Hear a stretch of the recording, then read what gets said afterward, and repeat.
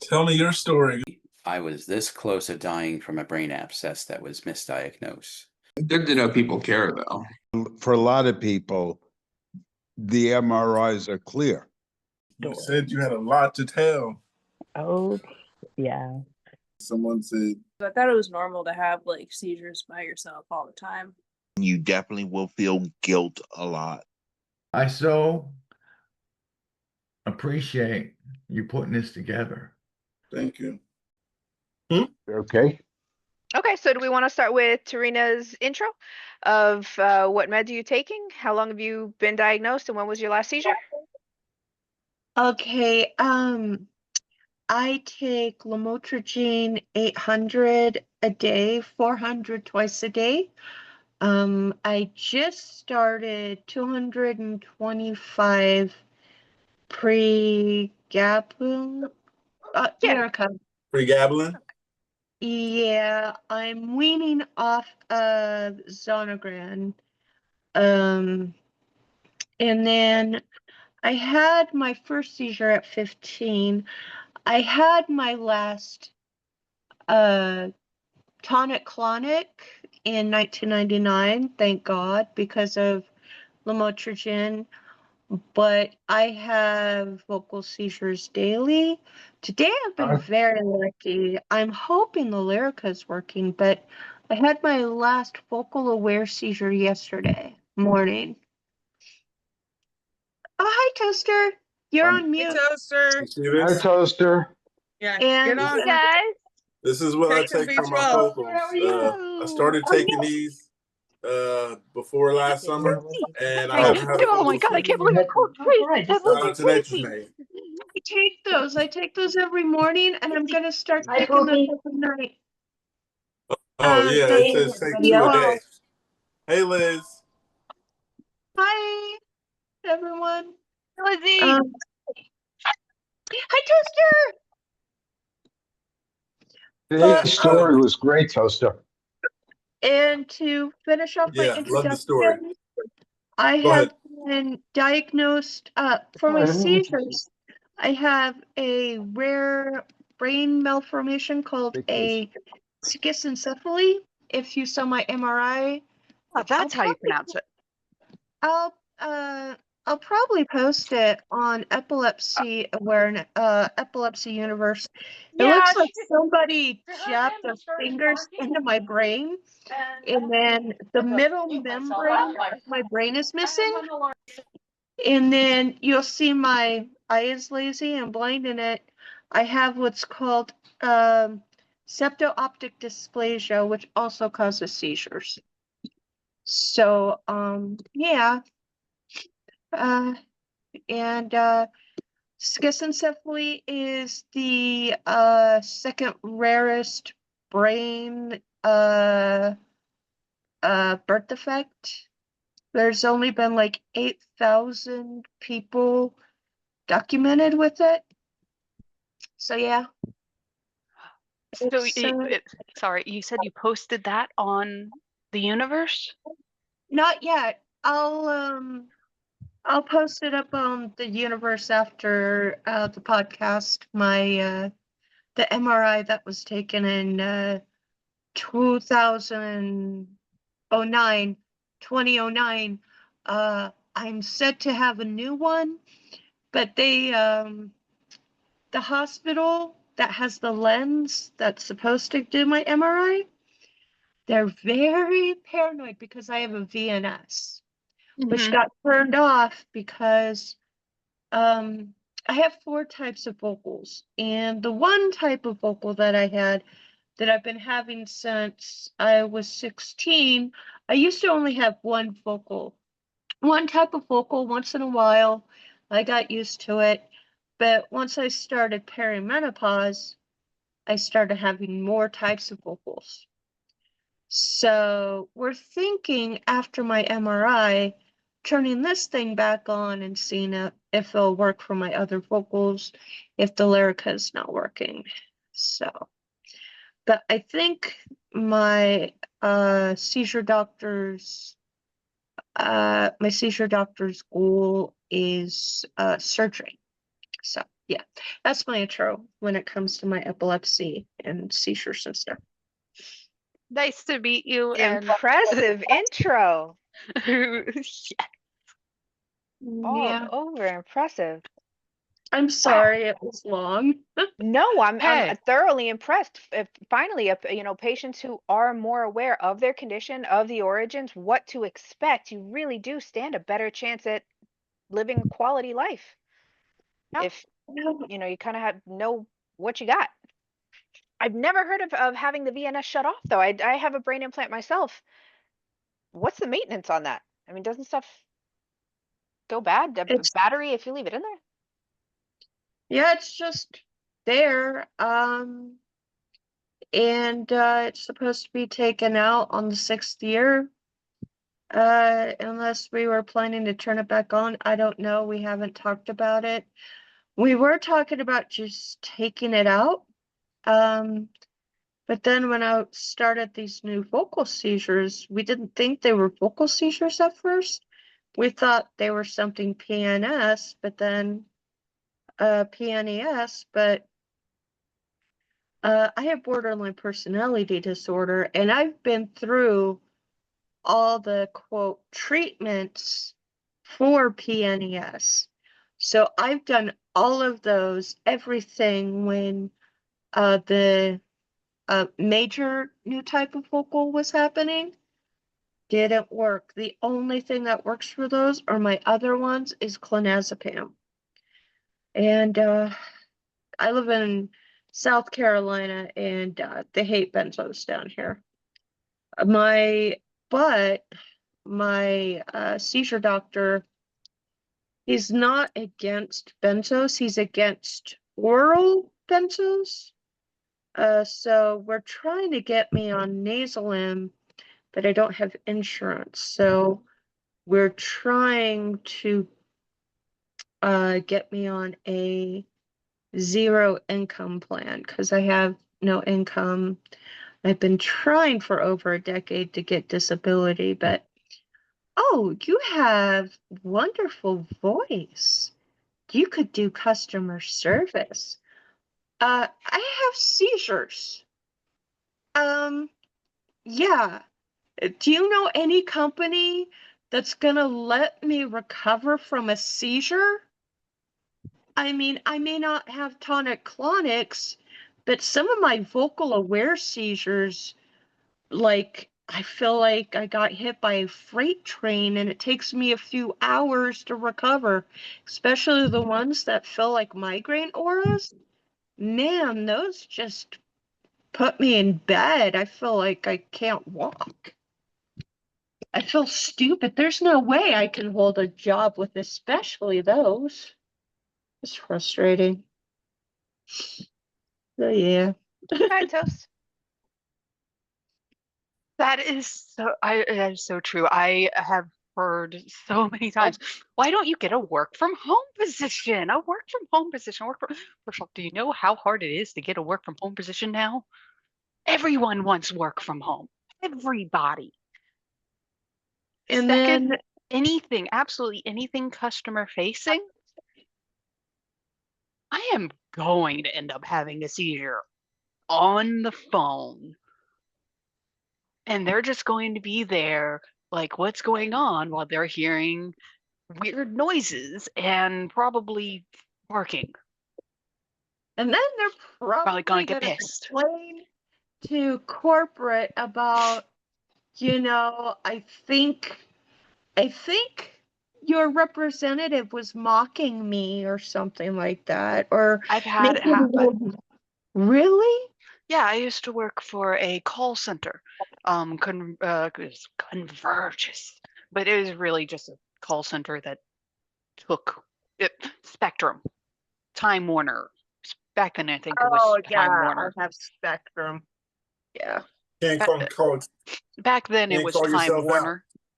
You can do anything. Can't Oh say yeah, it's you the can best do thing you can anything. do. Definitely.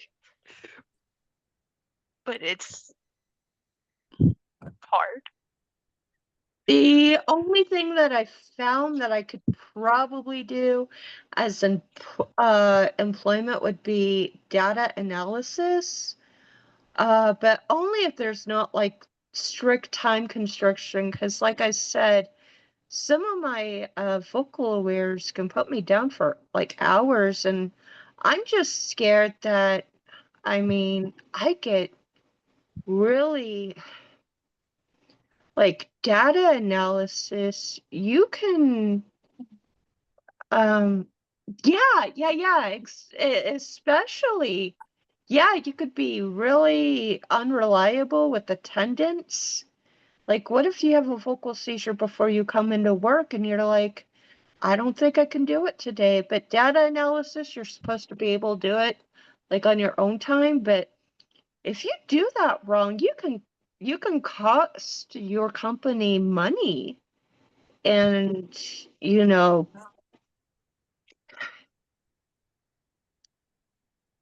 people way, you're just gonna don't need a get it. company that's willing to work with you Yeah, and I mean, and allow there's you to make companies. mistakes to a certain extent. There are people that I find that are more willing to work with people with tonic-clonics than with vocal seizures. Because I guess that makes sense. So Frequency does make a difference. Well, no, it's not frequency. It's intensity. They see folk awares and they're like, "That's not anything. that's Take not it Lack of off. anything. Go back to awareness. work." Oh Lack my of gosh. awareness. People Yeah. don't understand them. Yeah, they're like, you don't look like you're having a seizure. Like, I'll be here in bed and, my husband will ask me, can you go get me some cereal?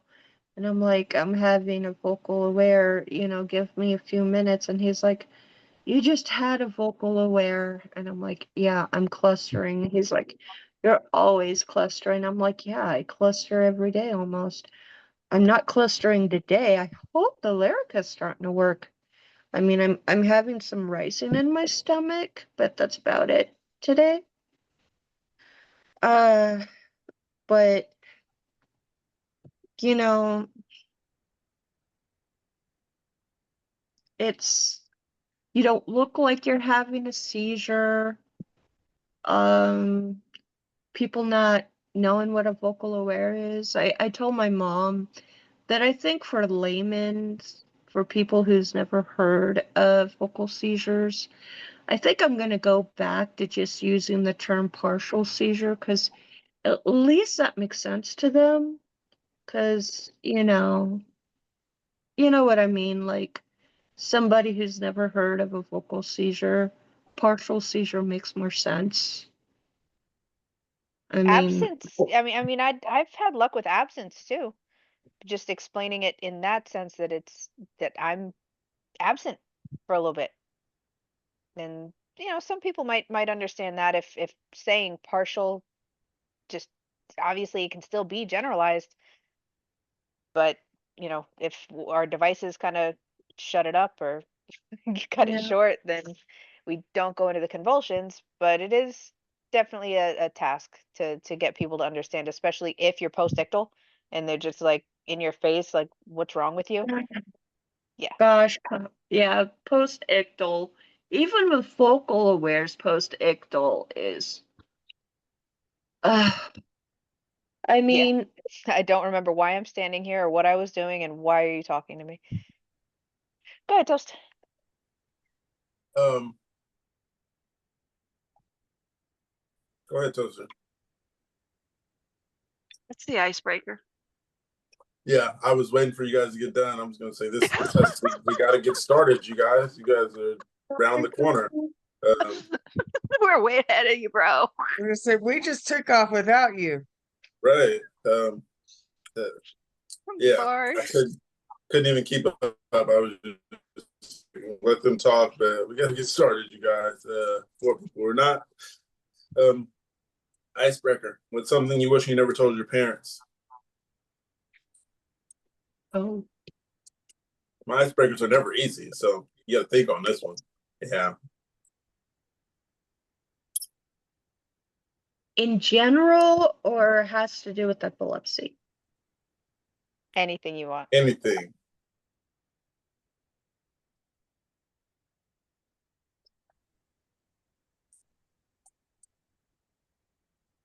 I'm probably gonna regret saying this too, but I guess any admission that you're right. I didn't want to say that shortly after it was uttered, and yeah, I did. I admitted being wrong, and that was always a poor choice in hindsight. What about you guys? Honestly, I can't think of one. The icebreaker I was can. you guys. I'm trying to. It wouldn't be with my mom. It would definitely be with my dad, but I'm trying to think. But What like do I I said, regret telling my parents? I I'm just got going to smoke. America.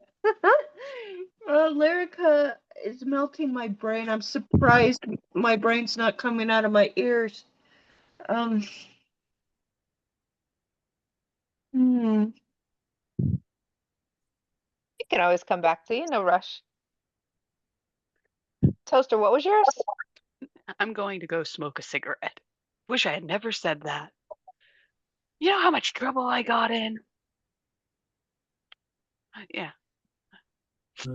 I mean, it's weird when you have cool parents that let you smoke weed. You say, okay, I'm gonna go smoke a cigarette. It's be fine. And nope. So Bad weed's idea. cool, but cigarettes weren't? My parents are hippies. So are mine. One thing I'm kind of. They're fine with vaping. I wish I never They told don't my like dad. I only care about my kids and my mom. they don't like cigarettes. They say there's too many It- things in them. It's like, okay, mom.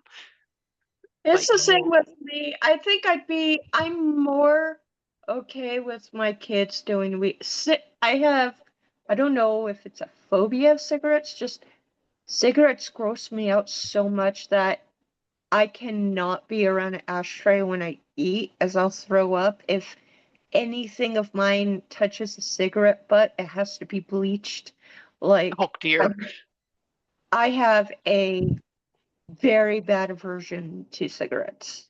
And like, my mom rolls her own cigarettes and it's just paper. She would ask me, like, her tubes would spill.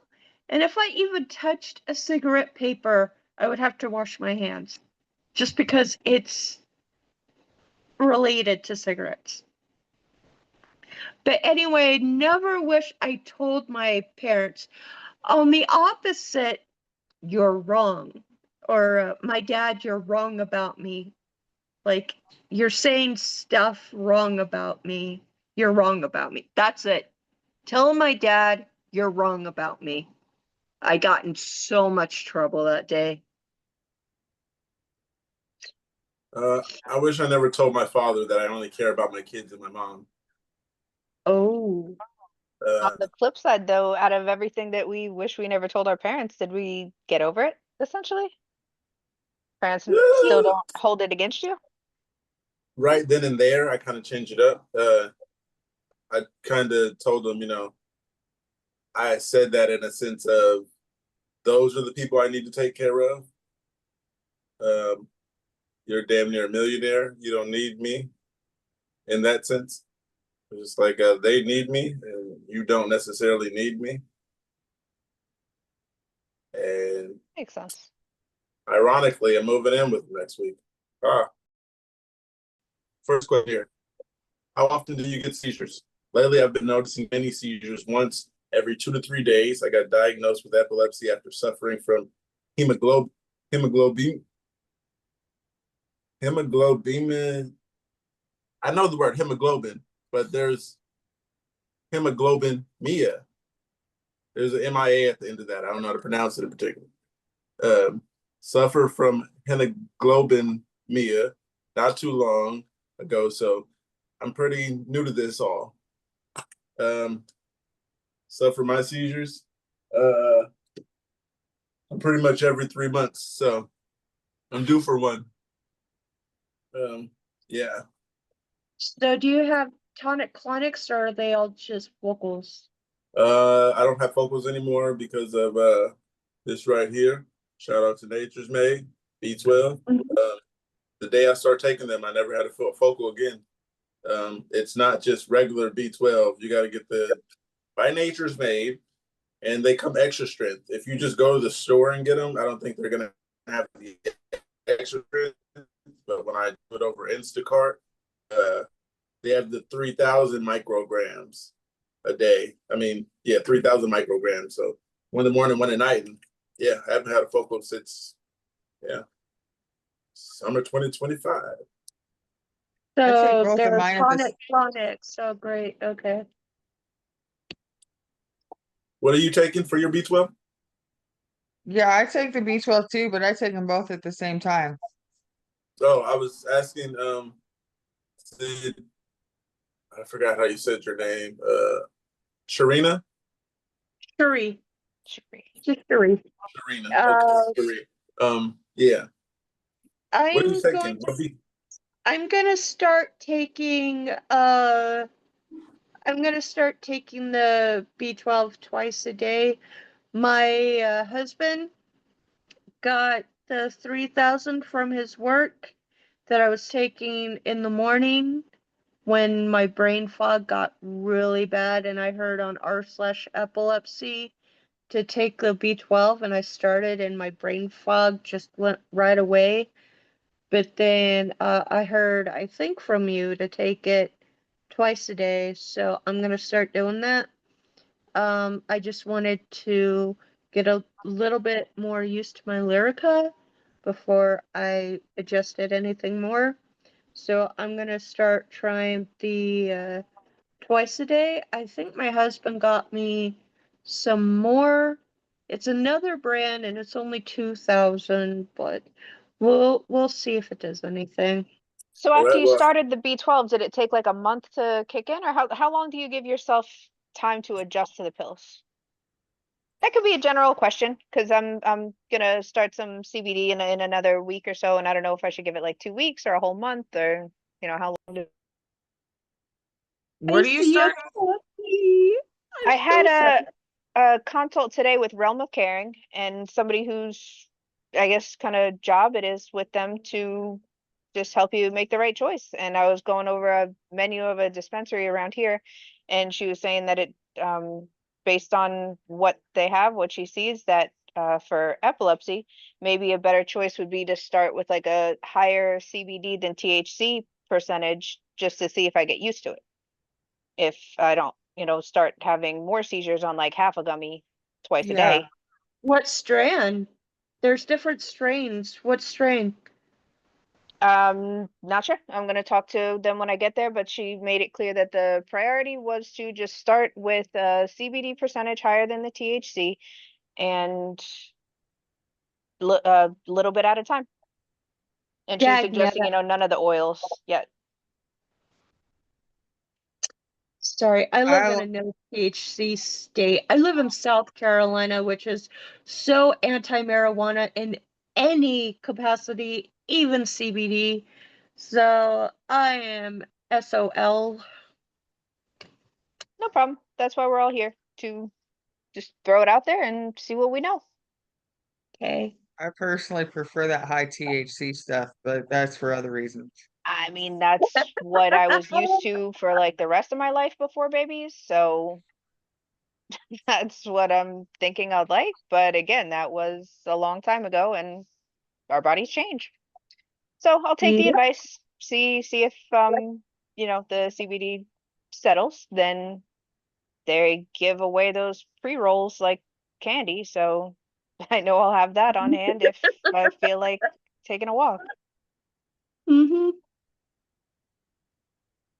or opening a window. I don't know, we'll see. Yeah. the question was how often do you guys get seizures, and nobody really answered. I answered Oh, I think Serena, 4 a month. every 4 months. focals or tonic clonics or what? Any Two seizure. Yeah, 2 tonics and like one focal a week and maybe 1 or 2 tonics. That's only if I'm making changes. The tonics I can find an excuse for. So I don't want to say it's my fault, but I know why. If I skip a dose or I don't know. You probably aggravated something that could have caused something. Exactly. Exactly. If I do anything out of place on like the wrong time of the month, then looking back, I can say that's why. And take notes, and I'm supposed to change those habits, and sometimes I do, sometimes I don't. But that's why it's sometimes one, sometimes two. Either way, the little 30-second focals are getting shorter. But those are still like once a week. Overall, they don't get in the way though. I was having, go ahead. Tonic clonics are not a problem with me anymore unless I am off my lamotrigine, which is my miracle drug. Vocals, the last few days have been like only one or two. I haven't had any today yet, but I usually have them every day. They usually cluster. They usually start at about 1 o'clock. It's 3 o'clock, so I'm hoping that the Lyrica's working. But I usually cluster every 40 minutes from 1 p.m. till 8 p.m. So I have about 8 vocal awares a day since July. Once a month, well, twice a month. From the beginning of the month, for some reason, beginning of the month, I have 4 days where I have non-stop every 20 to 40 minutes clusters of 2 types of vocals. I have either the ones that feel like migraine auras or the classic ones where you have the rising in your stomach, then the feeling of doom, and then when you're breathing, it feels like you're drowning, and the feeling of unwellness, and those last about 3 minutes. And then I just go through those nonstop for about 4 days. And then catamenial. I have my catamenials, which before July, between September of 2023, which is when they started, and July of this year, once a month, right before my period would start, I would have these vocals that would happen every 10 minutes, but I would take my clonazepam, which would end them. But I'll probably put on Catamenial Universe the details of that, so I'm not taking up people's times here. And I would take my benzos for that, but stuff happened and I agreed to a benzo break. So now I suffer through every 10 minutes for 4 days during my period, just vocals every 10 minutes, and they get pretty bad. And that's what they're Sometimes, suggesting the Nasalam interventions for. and for those, and which I don't know how much I'm going to be able to take of those, because I'm up to 2.5 for clonazepam for my rescues. So what's the equivalent for Nasalam? Like, is 2 squirts of Nasalam gonna do it for me if I'm on 2.5 of clonazepam? That's the Like, is thing, that gonna be they enough? don't really give you an equivalent. I mean, there's no chart essentially to kind of not translate, but you know what I mean, to balance it out. And essentially the Nasalam, from what I remember understanding when it was prescribed to me, is that Nasalam is supposed to be the intervention, the cutoff to stop the cluster, to like a total reset. And it does feel that way. I mean, sometimes if I was clustering, if it was a long tonic-clonic, that was the only time I would take the Nasalam. And regardless, I've expected to be drowsy and like and have that kind of want to pass out feeling after. But now I think that might actually have something to do with the nasal. You know, it is nasally administered and definitely takes effect quickly. And that might be just as effective. I mean, when you took your benzos, do you remember when they kicked in, you would be tired? You know, did they I kind would of bring be, you down? yeah, I'd be tired and calmer. I've been taking clonazepam for like 8 years. What happened was I used to take them as needed, you know, I took them as needed. Before I started perimenopause, I only had the one type of vocal that would happen like, I don't know, they never bothered me. They happened when I would get startled. And then when I would take them was either when I would have more than two a day, if I were going to go to an event where having a partial was probably not favorable, going swimming, because they were the only thing that would just prevent my partial. So if I went, like if I went to a concert, went to the fair, you know, and it was once in a while, like once a month or whatever. And same with when my perimenopause came, because schizencephaly are really sensitive to hormones. Um, when I talk to postmenopausal women with schizencephaly, they say that they got new seizures perimenopause, but once their menopause kicked in, the seizures went away and they went back to how it was before perimenopause. So I just gotta make it. I just gotta make it through perimenopause. But yeah, so I'm used to taking it only like once a month and stuff, but because they got me onto the dissolvables, instead of an hour, they would kick in 40 minutes. And it was supposed to be, you know, quicker than that. So what I'm hoping is, even though the dissolvables go to your bloodstream, there's still quite a bit that goes down and goes into your digestive system.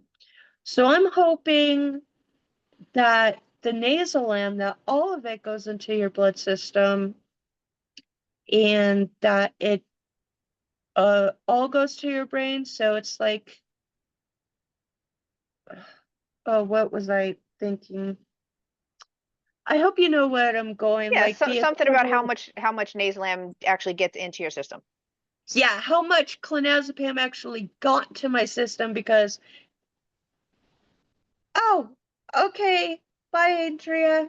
Thank you. Sorry. Oh, Hey, you don't yeah, have to. hopefully the clonazepam got like, you know, enough in my system, but some of it was out of it, so the nasal would be the equivalent. Great to meet you too. I hope you come back. So yeah, so hopefully I don't have any vocals today, and if I do, you know, but good news is this last September, I didn't have the catamenial 4-day thing that usually happens around my period, which is really odd. And that makes me very happy. So hopefully it's a pattern and hopefully the Lyrica is working. I can only hope. This one says toxic level, half-life of medication. I'm taking the motrigine for epilepsy. However, I'm also on another anti-epileptic medication. I had my TRO level measured, and we suspect even before getting the results that I might be too high. I'm experiencing coordination problems, dizziness, and word finding difficulties. Has anyone else experienced this? Personally, no. Wait. Actually, I am on lamotrigine, so let me read that again in my head. I'm only going through insomnia. That's it. My hair is not falling out like other people. Everyone has other problems with it. I have the insomnia from the lamotrigine, the worst. Other than that, I'm good. Yeah, this person's also on another anti-epileptic medication too, so I'm not. But there's a comment here. One says, "What is the other medication? If it's cleared by the same pathway as lamotrigine, liver, glucuronidation, it could lead to toxic levels. Valproic, Depakote, valproic acid is the prime offender. The person responsible. Yes. The other medication is valproic. Yes, with lamotrigine. Oh, goodness me, yes. Those are culprits. Yes. They boost lamotrigine levels. Kay, you ever took any of those? Oh, Not yeah. lamotrigine. Is valproic acid for some reason it sounds like a liquid when I say acid. What's that like? The brand name on that one, it's an AED. It's Depakote. That's what it is. Oh yeah. And no, actually, I don't think Kevin I've been takes on Depakote. Depakote. It's another one of those GABA. Yeah, Kevin takes Depakote and Angel takes Depakote. Yeah, it's Another supposed to comment be here, like Kay. another calming the nerve activity in the brain. Oh. Another one says, when my wife was on Cinnabarbamate at 200 milligrams, she was walking around like Jack Sparrow. She couldn't get her words out all the time. This is very common when tablets don't agree with you. Right. One more. It says, I'm on lamotrigine and Keppra. My medication seems to increase every 6 months. My neurologist suggested a diet change. Then we laughed because we know the meds have stopped me from eating regularly. Take some B12 by Nature's Made. Brought everything back from me. Yeah, so Kate, lamotrigine, you say you didn't take it? No, I've never taken lamotrigine or valproic acid, but those are in the same families as the AEDs. You know, all those Keppra type ones that are just supposed to get in there and calm all the brain activity. And they're usually used in combination. I think that was another thing of the meds that I've been on. They after I realized that, like Fycompa, for example, and Carbitrol maybe was one of them, but the ones that they go to as like a second medication or a third, like whatever word they use for like the ones that add on, those are the ones that I didn't want to take because the goal for me was always to not take so many medication, and it seemed pointless to accept the Carbitrol if I knew they were going to want the other one on top of it. And that's how they make a lot of them nowadays, with the assumption that it's going to be an adjunct, I think is the word. What were you going to say, Serena? I have taken lamotrigine since it first came out into public circulation. So long time. Since the 90s. So yeah, I know a lot about it, and that does sound like it could happen, especially with those add-on medications, which boost it. Those are usually used when you first take lamotrigine to boost the levels. And so they can cause worsening or new side effects along with it. And that's why once you get on a higher dose of lamotrigine, you're usually weaned off of them. So yeah. So your medical care team has never mentioned drug resistant for you. Being on an antidepressant for so many years, you didn't develop like a resistance or tolerance? For lamotrigine? I mean, for any medication in general, because that's one of the things that I've always struggled with. It's after I take a medication for, say 6 months, I feel like it's working. Then they want to double the dose, just saying that I'm drug resistant and it's going to wear off. lamotrigine has never been drug resistant to me. I mean, I've hired the dose. I mean, I'm on 800, but it's usually been for other reasons. Like we raised it to 800 because I'm on perimenopause, but we actually raised it the first time because I was getting married, and my neurologist was hoping that that would help my vocal seizures so I wouldn't have one during my wedding because that would be embarrassing because it's a motor vocal seizure, which requires me sitting and grabbing stuff and counting. That would be very embarrassing. Thank God I had no vocal seizures during my wedding. The second time was raised when I had a close call during my pregnancy. So yeah, I haven't had any resistance to lamotrigine, and actually resistance with lamotrigine is very, very, very, very rare. So you should try it if you're having like drug resistant problems. I'm very surprised you haven't tried it. It's one of the first ones they try. That being said, maybe I did. Like I said, I've been through like 13 medications, and I just have the list to give to the new neurologist, get on the same page and take it from there. I haven't looked at that list in a long time. Well, the brand name is Lamictal. Right, right. That might come up. Yeah, they get All right, generic. Pookie, what was the next one? Oh, before we move forward, I was gonna ask, I forgot your name again, but I was gonna ask you, oh, were you born with it? Because you said in the 90s. I'm not sure how exactly. I'm born in the 80s, so were I you was born born in with epilepsy? I was born with the schizencephaly. But I didn't start my seizures till I was 15.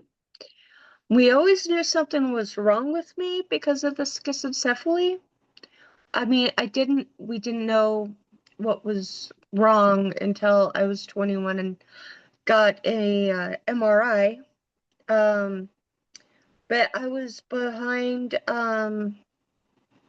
developmentally, speech-wise. I was blind in my eye. We suspected something, but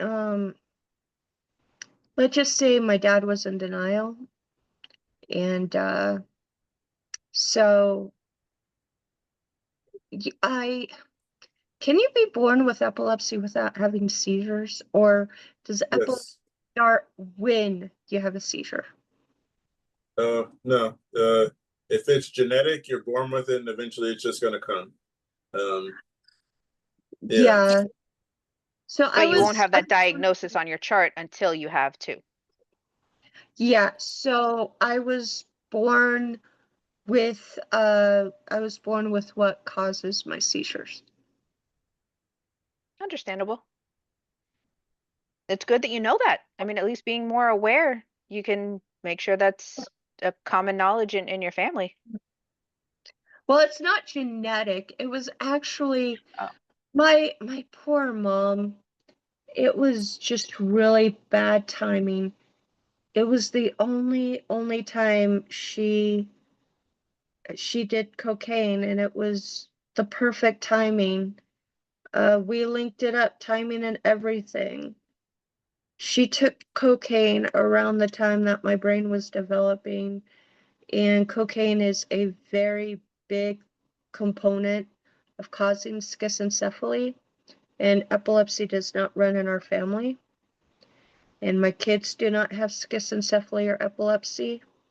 So it was caused by drug use. Did And the doctors told you that? they said that was probably if we don't have a family history, they were going through things that could cause it.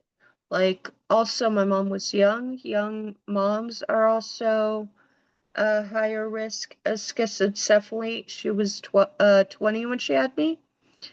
And she was like, and they were like, did you do any heavy drugs around so and so time? And my mom was like, when she was due to be early, when I was early pregnant with her, when I didn't even know I was pregnant with her yet, I did cocaine with her dad. And we put 2 and 2 together and we're like, okay. Those were the only things that we could figure out caused it. So yeah. That was another thing I didn't understand. When you said motor seizures, what is that? I never heard that one.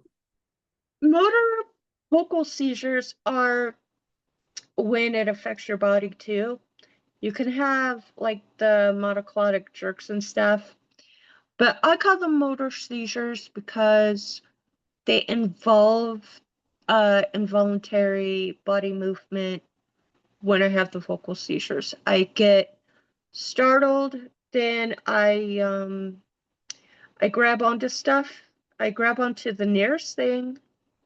I pull it towards me, and it feels like I'm gonna go into a tonic-clonic. I never do. It has that feeling. It's like an aura that I'm gonna have a tonic-clonic, but I count myself through it. Usually, it's when I count to 20, and once I count to 20, it ends, and then I'm like out of breath. It's weird. It clears my sinuses. Always clears my sinuses. I'm sore and I'm tired. And it's like, whatever. And those are the ones that I'm used to having. And I've had them on the bus. I've had them at school. They're embarrassing, but, So they would you say used you're to fly. aware the whole time those are Yeah. happening? Oh, Mhm. okay. Yeah. And the thing is my tonic-clonics are apparently rare. I'm aware for the first like 40 seconds of them, and they are the most painful thing you can imagine. Like the only thing I can imagine being more painful than my tonic-clonics is a full body burn. Like nothing, I cannot picture anything more. And then post-ictal lasts all day, and it is the worst thing ever. Like, I rather all my bones be broken and have scorching water poured over me than have one tonic-clonic. It is the worst thing in the world. We all know how that feels. Are your guys' tonics painful? Oh yeah. Uh, That's some hours of recovery, and then the next day, a different branch of the recovery. Tonic-clonics are and convulsions are definitely painful I for a mean, long like time. during them. During them, like the actual them themselves. I'm never aware, so afterwards, when I become aware, if family just feels like asking that question, then I'll just tell them, if I hit anything extra hard, or if I was in like the half bath or that small space, a closet, something is more likely to be obviously injured. But yeah, my memory is usually pretty wiped out for a couple hours before and after. So the next day I'll feel it, but not really be able to recall what it felt like during. And anybody who's Oh, around knows better than to focus on that. yeah. What are you saying, Pook? you said, do you feel it while you're in it? You have you're conscious while you have your tonics? For about the first 40 seconds, like, let me describe one of my tonics. Let's hope I don't have a panic attack because I don't have any benzos. No need to induce it. Let's move on. Oh, okay. Let's just say that's scary. Oh, yeah, because once upon a time I was having tonics and I was conscious, and those are the only ones you can feel. Like when you say, "Can you feel it?" Those ones, it was like I have a tonic and I'm just not in control of my body, and I can see whichever way my head is looking, and I can feel whatever my body might be hitting up against. That might be the only thing that hurt is hitting it up against. Like every 4 or 5 seconds, you might feel like you got tased So a it little wasn't, bit. oh, sorry. So it wasn't Uh, like painful, like it didn't feel like scorching water and that your bones were twisting there and you weren't like like twisting about and stuff, like you didn't have the most painful pain you've ever felt in your life No, during this? mine was more just like I'm not in control of my body, and I was doing the average convulsions, straightening out my legs and sometimes curling up and stiffening. The average movements. I just was not in control of anything, and that was it. It was like every few seconds, I felt like like I got tasered a few times every few seconds. So that was the Ooh. part that I would like stretch out and move, but it was like 20 to 30 seconds, and yeah, I can feel myself gritting my teeth. I can feel all that. But pain in particular, it's just like whatever you're hitting up against. Like there's not really painful. The taser part where you feel like you're getting shocked a little bit, it's like every few seconds and it's real fast and it doesn't leave a lingering pain. And then you get the average postictal headache, which is usually going to happen, but pain during it, there actually was one time I had pain during it, but I was hitting my head on something as it was happening. So that was where the pain was coming from because I was having the seizure and I was hitting my head against the side of the inside of the car.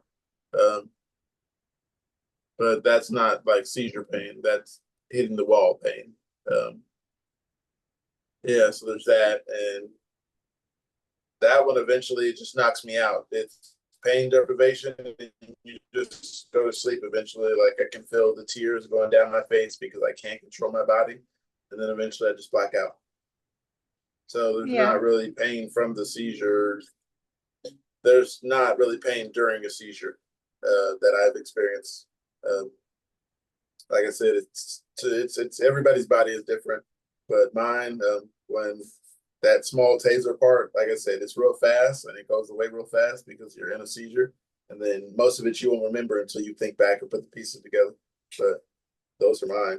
I have not talked to my neurologist yet to figure out what those ones are called, but everyone tells me different things like partial complex. I've been told a few times, but then I heard other people say partial complex and other things were happening. But Sounds like vocal aware monoclonic jerks, maybe? nah. You can't debate tonic-clonic convulsions, actually. Yeah, that was a tonic, full blown. Oh. Yeah, Okay. they were people around me were like, "You're having a seizure." They didn't know that I could see, and I was like, they were like, "It looks like the average seizure." And I was like, "Oh, okay. Well, this time I could see you guys and listen to you guys talking and stuff." Yeah, so they family said it was a tonic, and got to go with that because they were there. They just didn't know I was aware this time, and they didn't know that was actually a thing. But yeah, depends on what you're having. Like I said, I'm there, but I'm not there. I'm half there. I guess I'm just in the body, and I'm not in control of it. Yeah. I hate that feeling. It's like sleep paralysis. Angel, how are you? Yo, what's There up, it bro? goes. How you doing, man? What's Yeah. up? The Happy to have My you. icebreaker brother today.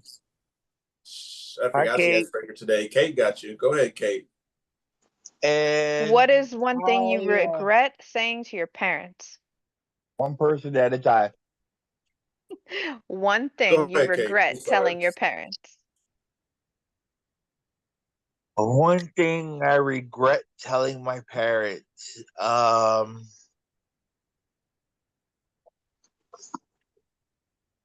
think the one thing I really regret telling my mom was like a few years ago not to come around. You know, missing time with her granddaughter and everything. Yeah, that sounds regrettable. But it was trying to make the marriage work out, and look what happened anyway. Hey, we have priorities. You do what's best. I would never second guess your motivation or intentions behind anything you said, because We all do it. Yeah. And what matters now is that everything's straight. You're the best dad no matter what. She just asked me, "Can you feel your seizures? Do your seizures hurt?" That was a question that we came to, and from the experiences I've had, the aware ones, not at all. Do I feel my seizures? Yes. Very much. Your Wait, tonic-clonic seizures. Do you feel your tonic-clonics if you have them? when I'm aware, the last time I was aware of them was a long time ago, but yeah, they were hurt. It was like being electrified. Mine was similar, except mine was short electrocutions. It was like a buzz, and then it went off for a few Yeah. seconds. It Back. was like, and I remember the first one that it went to was in 2022. That was the 6-hour one. Oh The my cluster. goodness. That's the one that the doctor says it was a cluster. Yeah.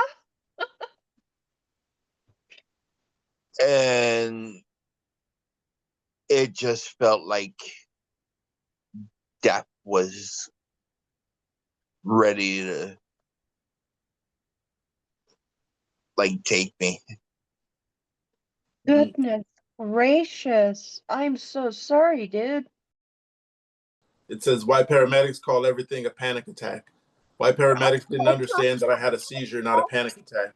Around midnight, I was on the street next to my boyfriend's workplace when I started seizing and dropped. One of my BF's colleagues ran over to me, and luckily, a neurologist walked there. What was the chance for this to happen? The neurologist knew from the start that it was a seizure, and my boyfriend told them when he got there that I'm an epileptic. When I was cleared up, I also told them that. I guess that they don't believe me because I quickly cleared it up, almost no postictal phase. That hit me later on, and there was no liquid that came out of my mouth.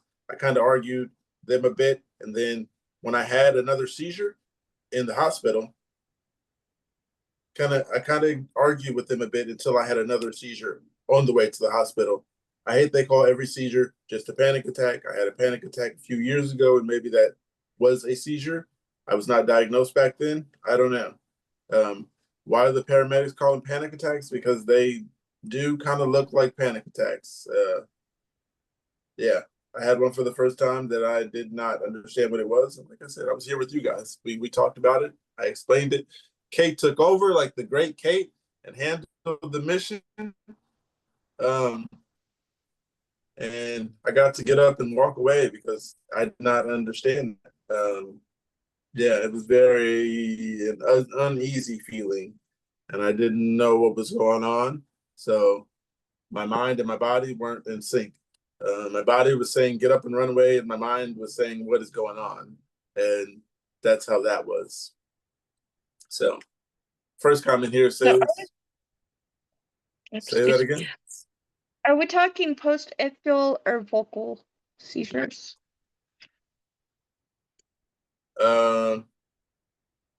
The question was why paramedics call everything a panic attack. Oh, everything. Okay, yeah. No, I get it, yeah. The first, there's a post here, a comment. It says, in my case, the paramedics were pretty insistent that I had likely experienced a seizure because I went from not recognizing my partner and wanting to go back to sleep to suddenly realizing there were paramedics in my bedroom. It was a doctor who tried to send me home with, in quote, night terrors until I took a nap waiting for my discharge papers, and then I had another seizure when I woke up. Another one here says, they were originally telling me it was just anxiety every time, and I went to the ER after a good maul, and I'm a male, and they wouldn't believe me that I was having seizures. Eventually, I found a good neurologist who found my brain tumor, diagnosed me with epilepsy. Sorry to hear that. That sucks. Dude, that sounds like a nightmare. James, you there? How you doing, man? Yeah, I'm here. Just I haven't been got you, feeling bro. too well. Haven't been I feeling got too you. well. What's up? It's all right. Yeah, But thanks the for last making Yeah, just time question for we wanted had, to us. wanted to stop in, say what's up. Haven't seen you guys in like a week or so. So yeah, I know. I do have the question we were on. It said, "Why did the paramedics call everything a panic attack?" Um, another comment here says, "Seizures equal loss of license. They could just be chill like that." Not really. I think I have an answer to this. Because my mother-in-law's a paramedic. And I was having vocal aware clusters when she took us to Cracker Barrel. And she kept looking at me with this weird look on her face. She's like, "What's happening to you?" I'm like, "I'm having vocal seizures." She goes, "What are those?" Now, I think this was after she retired. She thought I should have used the term partial seizure, but I just don't think paramedics know what focal seizures are or partial seizures, but they may be explaining that. I mean, I don't know. I mean, atonic clonic, I mean, those are kind of hard to say those are, you know, not seizures. But I remember my first seizure, I woke up with paramedics around me. The ER doctor diagnosed me with vagal nerve attack. I don't know how, I don't know why. But I just think paramedics are undereducated. They do not know about awareness seizures, and aware focal seizures come with panic and doom. Most of us have focal seizures and they have the doom and panic with them, and you do feel that. And I also have severe panic attacks, and they feel different. They have a different feeling to them, but you can tell. AJ, the great AJ. Awesome, AJ. Also, Sharina, you said, I forgot what you said. Oh, I was gonna ask you, where are you? Because you said the paramedics don't know what things are. Every time the paramedics come here, they pretty much asking me, was it a focal or was it a grand mal? Yes. The My mother-in-law, see, I'm living in South Carolina. My mother-in-law is in South Carolina, and she doesn't know about focal seizures. Now, I think when she was a paramedic, they were called partial seizures. See, that's the thing. The terminology has changed. I should have said partial seizures, um, but yeah, she's like, "I never heard of those." And she goes, "You don't look like you're having a seizure," until I had to brace myself on the table as I was gonna fall. Uh, because those were the migraine feelings, partial seizures.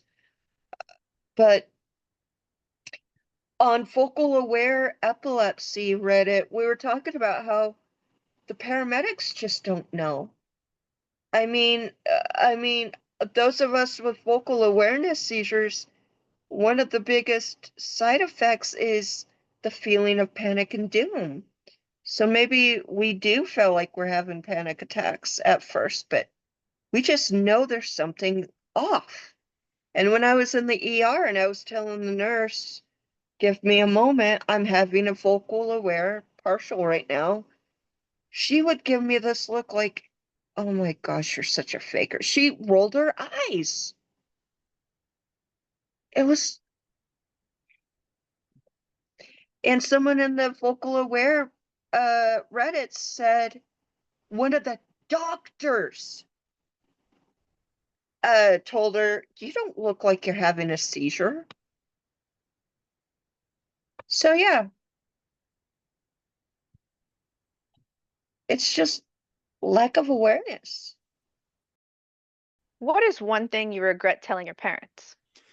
So yeah, there's nothing that I guess I would regret that I told them. Obviously, as a teenager, college years younger, there's things I regret them finding out that I had done. Obviously, we all have that, I think, right? At some point.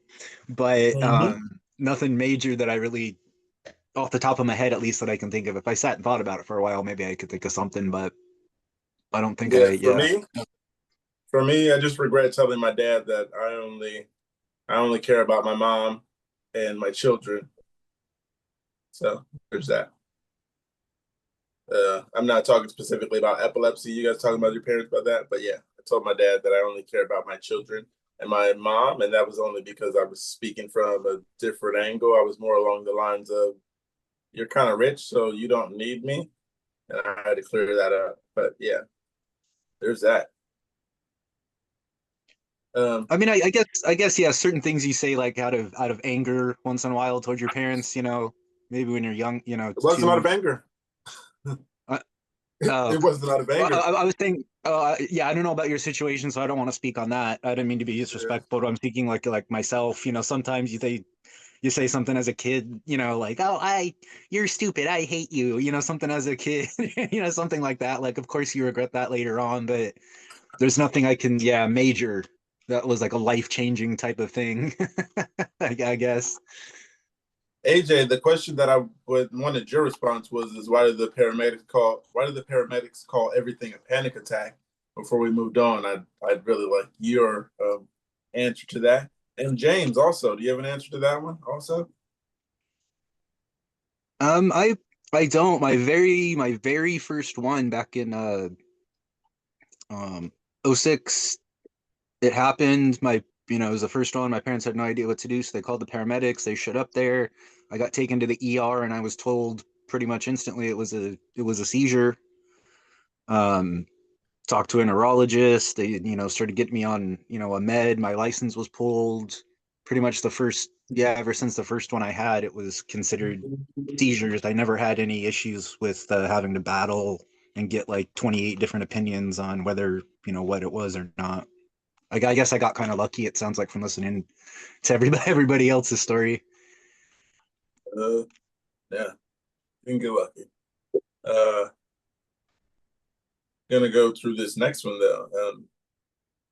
Did we get AJ's answer? Okay, we'll move forward. This one says, "Is it too much? I started taking 10 milligrams of clobazam twice a day since Monday to 3 times 1,000 milligrams 3 times a day of Keppra and 400 milligrams. It's 100 milligrams in the morning, 100 milligrams in the afternoon, and 200 milligrams at night of glucose, and 150 milligrams twice a day of lamella. I feel it's too much for my body. No, huh? Oh shit, my bad. Sorry, I thought I was on mute. It's good, James. It says, "I feel too much for my body. No really side effects. I'm sleepy as fuck, but nothing more. But as a 23-year-old, I hate to take this too much. I hate to take this too much meds to function. And I fear the possibility addiction to clobazam and suicidal thoughts. I just feel overwhelmed that many meds. Is it too much? I don't know because I've never been on a cocktail, and I hear a lot of people talk about their cocktails, and I'm glad that I don't have one. I've been on 3 meds, and does 3 meds, Kate? Does 3 meds mean drug resistant? I forgot how many we got from that answer last time. Because there was a certain amount. The thing is, when they have you on 3 medications, sometimes the goal is to wean you off of one, like while you're taking that other one, that third one. So if the plan is to keep you on 3 medications, a lot of times we hear drug resistant, but they say when 2 medications fail is the consensus that I'm aware of. Okay, yeah, that's exactly what I'm just reading. But I haven't had, I switched medications and they weren't failing. They just, I don't know.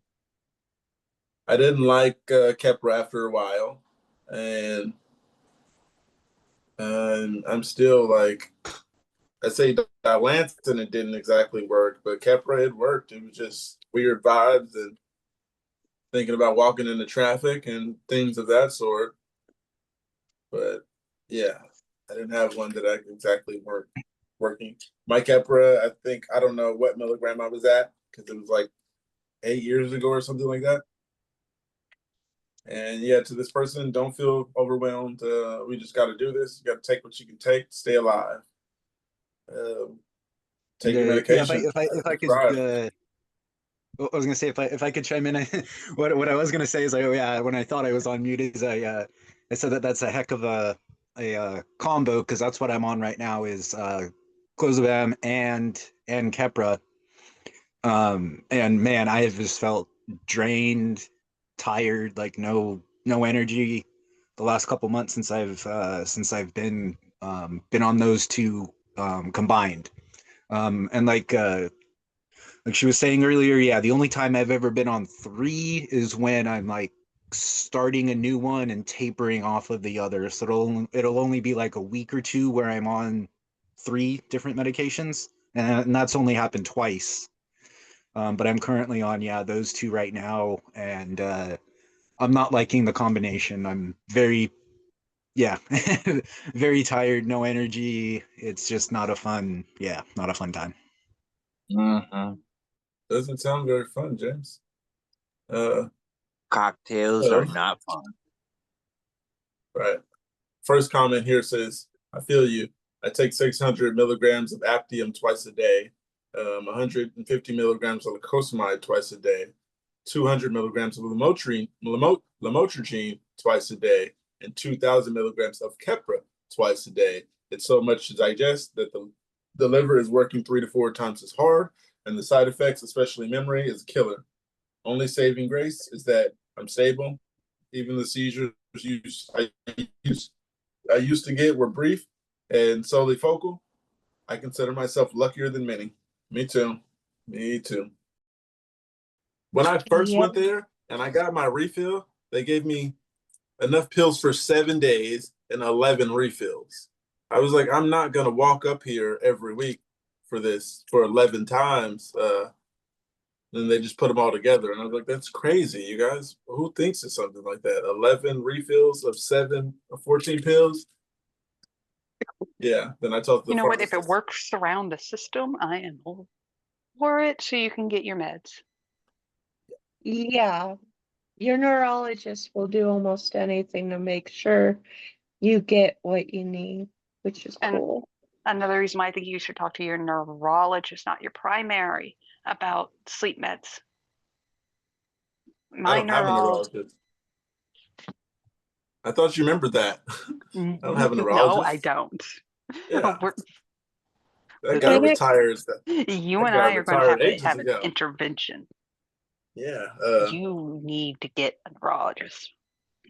I got an appointment with the new guy next month on the 16th. Okay, good. Yeah. So I got an appointment with the new guy next month on the 16th. Other than that, I'm just gonna ask him, we can up this lamotrigine, but I'm not changing medications. Period. If it works for you. Yeah. Lamotrigine has got me down to, like I said, 3 to 5 seizures a year. And right now I'm only at 3. I'm at 4 if we count the aura in August. Other than that, yeah, I can just move up a dose. My focals are gone. The myoclonics are, and yeah, so there's that. I'm not drug resistant. Yeah, that was the thing, because we were thinking drug resistant because I took 3 meds, but we'll move forward. What was the question? Oh, person asking is it too much medications? Kate, Toaster, what's considered too much medications? Ooh, that's a good question. I'm gonna run it I back am to you. guessing it's different for everybody. Look at this though. It says 10 milligrams of clobazam twice a day, 1,000 milligrams of Keppra 3 times a day, Wow. or 100 milligrams of lacosamide a day. It's 100 milligrams in the morning, 100 milligrams in the afternoon, and 200 at night. And then 150 milligrams of 2 times a day. Are you beating that one? Oh no. Oh. As I said, that was kind of stacked because I just got my medication. So Yeah. I take Ambien, Excopri, Depakote, and sometimes Seroquel at night. Yeah, I might get some Ambien. And in the morning, I take another dose of Depakote and my Prozac. All right. And then I also keep Jeffrey's medications in that treasure box too, because, well, I'm his mom and he shouldn't have his medications yet. He's 9. Right. Oh, jeez. Or Oh, wait until he's older before he starts being responsible for his own medicines. Good plan of James, action. did you think that was a lot of dosages? That's a lot. Yeah, it was a lot. I thought so. It messed with your liver as well. I think that's what I heard, that so many pills mess with your liver. The benzos, hands down, are not supposed to be long-term medications, but they are. Yeah, and Depakote is hard on the liver too. I've been on it for a long time, but it's one of the ones that works and doesn't give me many side effects other than, killing my Yeah. unborn child. But other than that, that's fine. The only reason I did couldn't not get just on say that. Depakote again was because of my liver. But I was looking forward to it. But yeah. Yeah, there's a couple that I can't take because of my pancreatic issues. I can't remember the names of them now because it's been so long since they, it started, and basically they just said, yeah, you shouldn't be taking these because of your other issues. And then, so I just forgot the names of them after, 20 years now. But, yeah, there's a couple that I can't take because they could bring up the issues. Okay. oh, wow. I think Kevin was saying that he had what's it called, liver issues because of the medications. But go ahead, Toaster. Sorry, stupid mute button. So does anyone have a funny story of why they can't take a medication? Like a Oh, particular medication? Funny story for me, I can't take Kepper because I thought about walking in traffic when I was taking it. I also looked over the balcony like, hey, this is 7 stories up. And then there was another time I was like, we're on the 2nd floor. Could I make it? And that was during a seizure because I don't remember that. I remember waking up in they used to call it the crazy house, but that's a hard word to use these days. People get canceled for that. They call it the psych ward these days. And I've never seen something such like that. And it seemed so odd. I was in a room full of people and everyone there was cuffed to chairs, both hands, including me. Left and right. There was space in between all of us, maybe like 20 to 30 people all through a big room. There's one guy on the other side of the glass doing nothing. He could have been on TikTok or anything. You never know.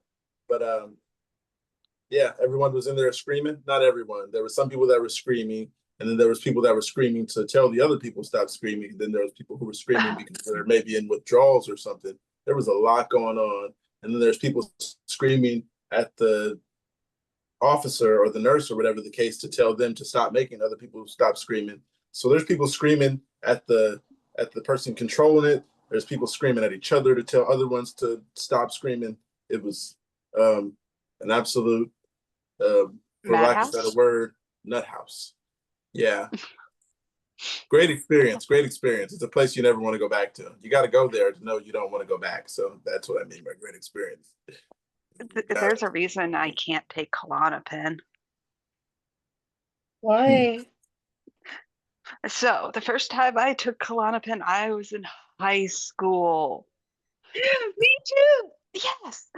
I had a seizure, but then it was called a panic attack, but they gave me Klonopin. I was in the hospital. Next day, I was still taking the Klonopin because they told me to continue taking it. And I was at school and the desk bit me. There were bats. Oh my goodness, that clock is spinning. nurse called my dad, and my dad calls me singing, "I love you, Abba. You're my favorite." The second time I took Klonopin, I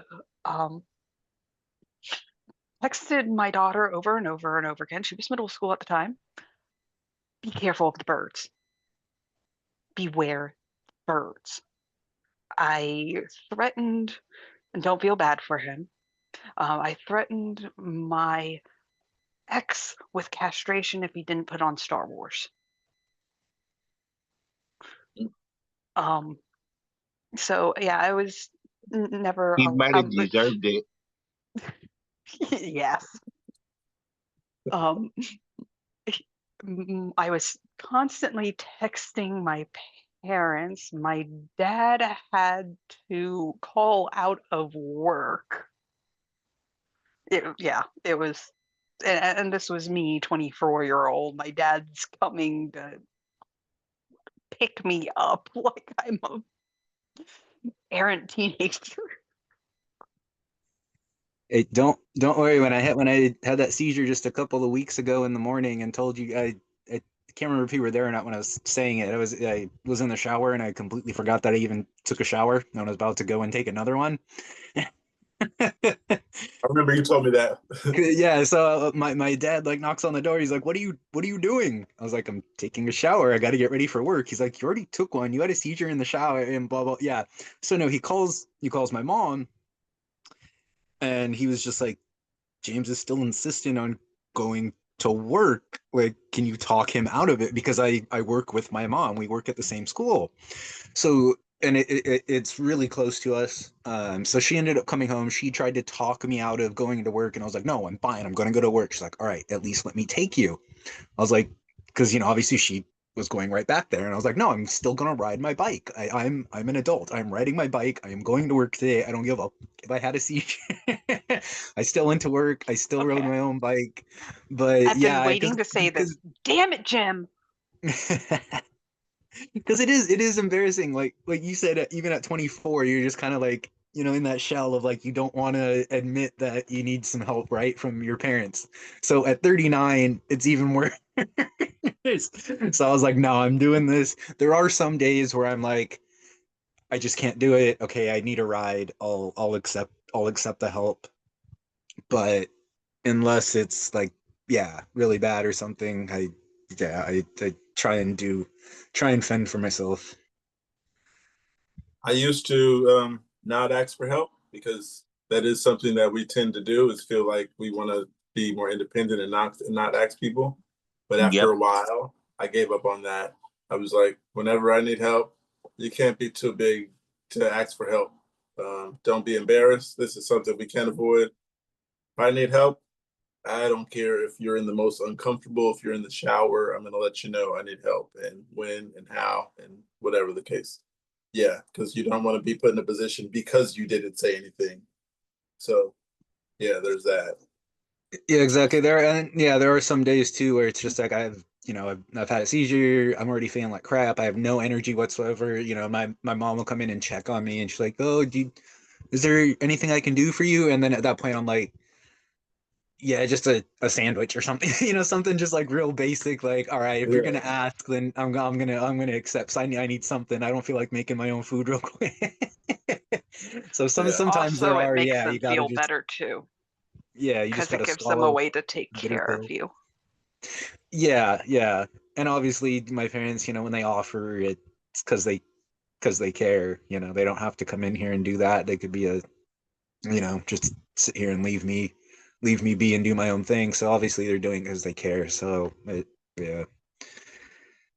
It sucks when, you lash out, right? I'm sure all of us have had at some point where we've lashed out at like the ones closest to us because of, postictal or meds or some reason related to the epilepsy, right? So then it Or makes it, Capra. yeah. So it makes me feel even worse too, that like I'm saying like, okay, sure, I'll accept some help after, just yesterday I yelled at you about some random bullshit that I barely even remember because of my meds. And now I'm gonna accept help from you. Like, yeah, it just makes it feel even more like, I don't know what the right word is, but you guys probably know what I'm talking about. Like, you know, you want to kind of hide inside yourself, you know? Yeah. I call it turtling. That would be a good, yeah, term for it. Like the stories you've written, Toaster, like with the turtle, the alien one. I really liked that one. The other turtle ones too, because that AJ is. needs to post AJ. They got to get you in the story, James. He is. He's Mustache Man. She did Oh. it. She did a Mustache Man one. Yeah. Oh, okay. I didn't see it. I'm sorry. Yeah, I'm Mustache behind Man on has. It's okay. Mustache Mustache Man. You should see the Mustache Man picture. has turned up. Turned up a couple times. Yeah, I really like that. I really appreciate it. It puts a huge smile on my face, to be honest. Yeah. It's just love funny because I'm writing. picturing myself at school, helping these kids out and everything. So yeah. Mustache Man. I got to use that. Actually, that's kind of a goatee or a beard. James, we got to hang out before I move in a few weeks. Also, don't forget that. Oh, you're moving? We're not going To to be around the where? How corner from far? each other anymore. Antioch. How far away? Antioch. Oh, damn. Yeah, that is pretty far. Did you hear me? Yeah, you said Antioch, Yeah. right? Yeah, yeah. Yeah, I know. Yeah. I've been so So- lazy this year, but yeah, I haven't done it very much, but the mustache does go pretty long. So the kids Yeah, at school I'd be ashamed. call me So Mr. The kids at school call me Mr. Mustache Man, so that's where that nickname came from. I have a name badge even. Let me see if I can grab it real quick, but yeah, that has that on there. Hey, as a kid in high school who a security guard, officer, whatever you want to call them, hall monitors, it's all the same people. People who watch over the kids while they're going in between classes. Um, um, we nicknamed him RoboCop. And those nicknames will stick forever. There you go, Mr. Mustache. Yes. I don't know if you guys can, whoa, if you guys can read that in the James. camera, but yeah. Yeah. So obviously, I still have to have one that has my real name on it, but I have a second one with that on, and each year I keep getting a new one that has that nickname on it. And I still have kids now that, you know, they're in like 4th, 5th grade and they've been there since kindergarten and they're still calling me that after, you know, 4 or 5 years. I do have another post here. It says, does anybody else lose the ability to sleep in? Prior to my first nocturnal tonic-clonic and subsequent diagnosis, I was someone who loved to sleep. At the weekend, I typically sleep until 9 a.m. If I had no plans, which was great. It was harder once my daughter, but my husband and I watched each get up. With her one weekend morning at 5 a.m., she was an early riser and let the other do what they wanted until 9 a.m. My choice was always to sleep in. Since my diagnosis, I literally can't sleep. I can't sleep in past 7:30 a.m. anymore without feeling, end quote, off.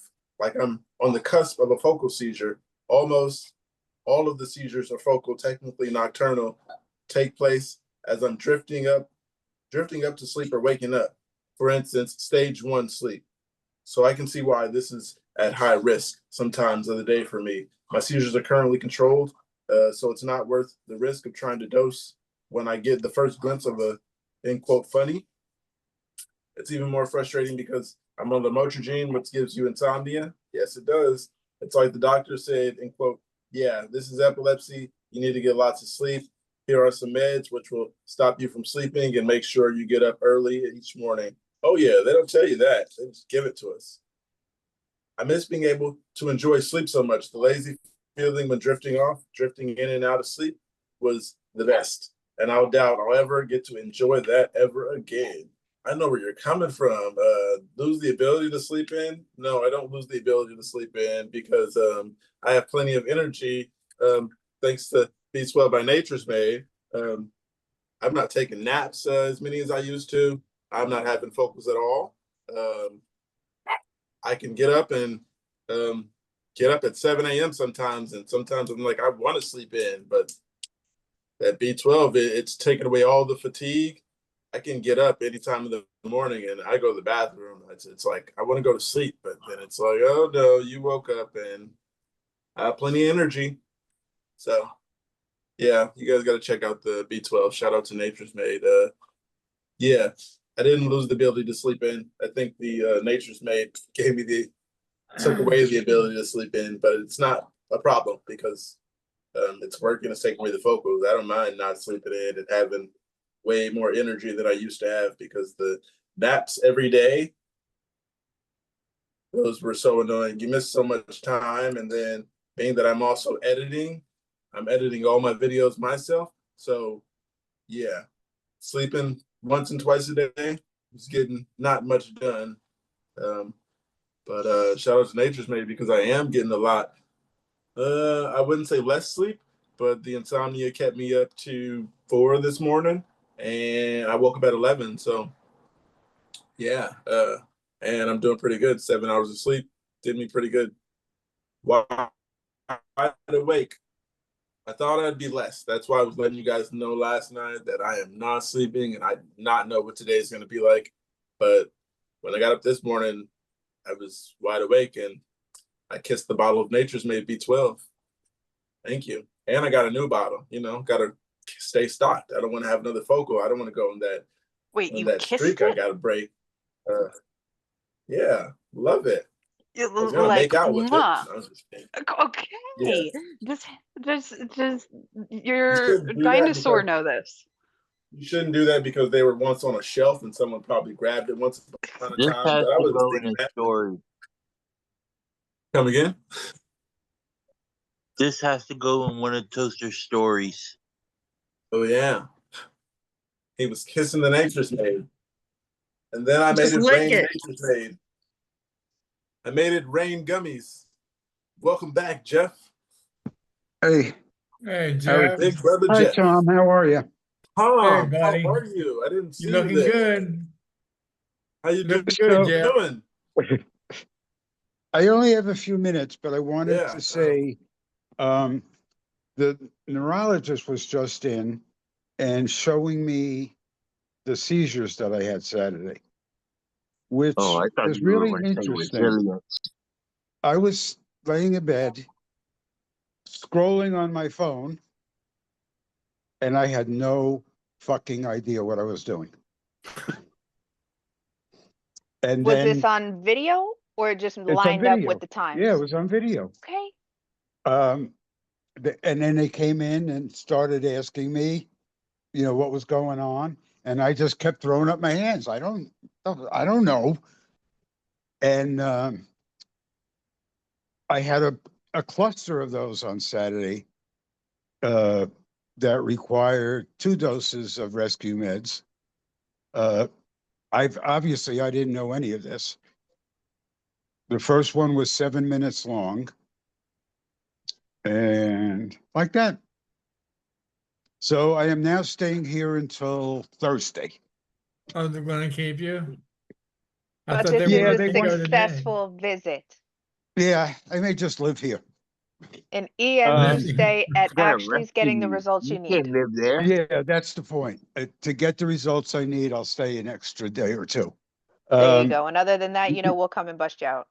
Yeah, You know what the- you need, Jeff. yeah. And the interesting thing is when this began in 22, all the seizures were on the right side. Now they're all starting on the left side, and they're totally different. Your focal points are moving. Yeah. Angel, what does that mean? Liz wants to know. Anne's not Basically, here. You can let her know that the point of origin where the seizures start is called a Yeah. focal. Hi. Okay. Hi. Yeah. Great Liz. question. We all have questions about what focal points are, why they're important, and they change. And sometimes you Yeah. have too many focal points, and that's why they can't do surgeries and things like that. So focal points are important to decide where your Yeah. treatment's going to go. They Huh. took you off of the B12? No, they didn't take me off of it. I'm still on the B12. There she is. And I think what the B12 may be doing is lessening the symptoms, the Yeah. after effect, because I haven't felt. I had all these on Saturday. I felt fine all day. I mean, not fine, but my normal. Yeah. And I didn't have any problem on Sunday. I So think they definitely lessen the severity of the vocals. Yes. Excuse me. For me at least. I'm sorry, my daughter just made me tuna casserole. It was good. Yeah. So yeah, like you said, Jeff, it does lessen the severity. yeah, Because you remember I was telling you about my last one. It was just in the living room with my sister, and it wasn't that bad. Like they said, it was like 7 seconds. And when I got to the hospital, I was just ready to go. I was like, "You guys, I'm not feeling it. Let's go." This was going to be one of those times that I unplugged and walk out, but there was security there, so that wasn't quite an option this time. But you know me, yeah. alternatives. Well, I didn't know I was having any. I thought the B12 took care of them completely. I didn't have any effects from any of them, which was Yeah. weird Yeah. because I kept saying I wasn't having seizures, and obviously I was. Well, good thing the doctor made it in to go over this with you. Yeah, for sure. Yeah. Anyway, I just wanted to get on and say that, and I'll be back later. All Thank you right. so Thanks much. We'll for be here. stopping in, Jeff. All right. We'll be Bye, here. everybody. All right, buddy. I'll be talking to you. Okay. Awesome story. And nice to meet you, Lids. The icebreaker is, what's one thing you regret telling your parents? Oh no, I can't say that out loud. I can't say that on here. All right, Tom. Gotcha. Understood. Enough said. No, my parents were good. I have nothing bad to say about them. What's the worst thing I said to my parents? Just something you regret That's a telling them. long time ago, man. I can't think that far. That doesn't have to be the Gotcha. worst. Just something you regret, maybe. Something I regret. Regret That was- telling them. 9,000 years ago, Tom. Close. Somewhere around there. More or less. Ain't that long ago, but Oh, I don't know. bad. Could I Regret. just say how quick that was? Who do what? That was very, very sharp and quick-witted of you. I thought it was hilarious. It was like 10 million years ago, and you automatically answered no, 12. Well, I didn't have the seizure. I had the seizure a couple days ago, so I'm all better again. Good, good. I was making, Yes, we were Tracy, making sure you Tracy were was- okay. And thank you guys. I appreciate that as well as Tracy. Tracy appreciates that as well. You guys Yeah. are awesome.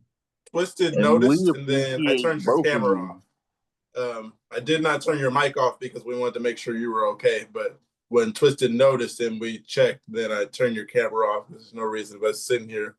You get it. I had a really stressful day that day. It was the end of the day and nobody was doing we had no supervisor. So we had a lot of Indians wanting to take care of everything, and I knew what I needed to do, but at the same time I needed to help other people. So anyway, after I got home, I was out of breath and I didn't even have an oar, which I usually do. So Now, I have heard, I do have a very important question. I've heard that auras are the same as focals. Is that true? Yeah, an aura is a seizure. It's a small seizure. yes. Sometimes. Not what the neurologist said. Well, Yeah, it all sometimes depends on as which doctor you talk to. yes. Right. Shout out to I Nathan's meant mate. like every time I feel doom, it isn't necessarily a aura. It's just Well, I oh have a crap. lot of those auras. But when I feel the impending doom, I don't know. It's an I intensity never thing. felt that. I hear Again, that to a narrow it lot. down, what I understand is that you have to experience an aura while on an EEG being recorded to determine what it is for you. Because some people's auras, like Toaster said, starts off as that more of a panic, nothing with it, it's just like emotional or cognitive changes, and that's not always electrical misfirings. That could be maybe even a PNES or an anxiety attack beginning. But once you're on an EEG and you feel what an aura is for you, if it's like the sensory changes, maybe when you start to smell or taste something and that's when the misfirings happen, or if, it's just that deja vu feeling and something's going wrong, then you'll know what an aura is for you. Hmm. Because there's a very broad spectrum of what Right. type of partial is an aura and if, what the feeling is for everybody. So again, Yeah, I gray never area, had touchy auras. subject. I hear never had about auras. I impending got doom and startled stuff. and I've never had that. I've never felt as though the world's going to end or I'm having a bad day or whatever, I'm just, it sounds like I'm in a box or something. But yeah. Yeah. So Tom, I had one of those for the first time. The impending doom. And it was not fun at all. You'll see Just it when I step out in post front it. of a car and just end it. I was just sitting The here doom on is camera. gone. I kept getting up and walking away, and I called the whole team, and I was like, "You guys, I need you." Everybody popped up, same second. I was like, "I cannot Okay. sit here right now." So Good. yeah, sitting here 10 hours that day, I was like, I can't do 10 hours today. But I did it eventually. I had to go get some. I went and got a vape pen, and that pretty much helped. Just weed stopped the nausea because I was getting nauseous as well. And I was sitting here pacing back and forth. I would get up and then leave and then come back in 2 minutes and then get up again and say I was okay and then go back. It was really odd feeling. It's just like you don't know what the hell is going on. And it's like I said, when you don't know what's going on, it's really weird. And being that I was asking everybody, I was like, is this the impending doom? And everybody's like, I don't know. But yeah, it was quite scary. This is the only place you're going to hear a lot of men say they were scared. And that was a scary one right there because it was the first time. And luckily, I knew what was going on because we talk about it so much. So, but there was no not being scared of that one because, yeah, it's still knowing what it was didn't help. Knowing what it was told me to stop sitting there and get up. But yeah, Tom, you're now part of the club. There's 5 of us who have had seizures on camera, and 4 of us are here. AJ, Kate, me, and Tom. There was another girl named Melissa way back. She had one. She hasn't been back yet, but we'll see her one day. I'll message her. But welcome to the club, Tom. Oh boy. Well, I'm not going to be on long, but Who's on Kepler right now? oh, I am. I am as well. All right. Well, this one's for you guys then. Kepler folk, how much vitamin 6 are you taking? None. How much B6 are you taking? None. I'm just starting to switch from lamotrigine to Keppra, and I read a lot about vitamin B6 supplements helping I'm on with the lamotrigine dreaded and Keppra rage. Can anyone recommend any supplements or let me know how much you take? Bonus points if you're available in the UK. None of us are available in the UK, but is anybody on some B6? I'm on D. epileptics weren't supposed to take B6. I heard about it. I've never heard that. Yeah, I heard once I heard Brandon say, the B12 helps with brain function. I took it and haven't had a focal since then. But once Brandon said B12, there was no reason to try B6. it's working pretty fine for me. So there's no reason for me to try B6. Yeah, I've B6 is started often taking recommended to counteract the side effects, behavioral side effects. Oh, okay. Yeah, I've started taking the B12 for the last couple weeks after Pookie's recommendation. I haven't noticed any significant difference or anything really, but I also, like I said, I haven't been feeling very well, and that's mostly been my other issues, not my seizure issues. So I don't know what's really balancing out and what's playing in with all of it. So maybe in a couple months I might have a bit better review, but that's the only supplement I take. Being on Keppra, I was at 3,000 milligrams a day on Keppra a couple of months ago, and now that's been stepped down to 2,000 milligrams only at night, and that goes along with my clozapam and then my other medications for my pancreatic issues. I'll be right back. I take vitamin D. How's that going? What's it for? I have a vitamin D deficiency, I guess. Oh, okay. Yeah, the medication I take makes you B12 deficient. So being that I started taking the B12, it's pretty much helped me. I don't know what everyone's taking, but it worked for Jeff and Rick. They said it worked, and someone else, but I can't remember. Me, Oh, okay, yes. We got I some good started reviews. I started taking the B12 back at the very beginning of September, and I've only had I had a focal the day I first started it, and then I had one focal since then, but I think I forgot to take it. So I blame that focal on I forgot to take my meds that day.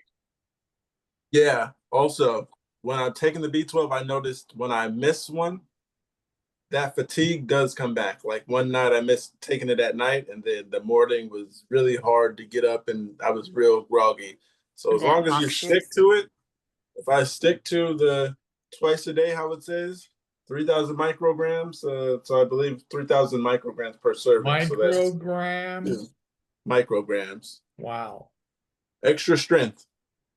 I haven't been able to find them in stores. I've always found the 1,000 milligrams when I find them in stores, and those aren't doing me good. But they go to Instacart and you go to Safeway, they have buy one get one, and it's worked for me.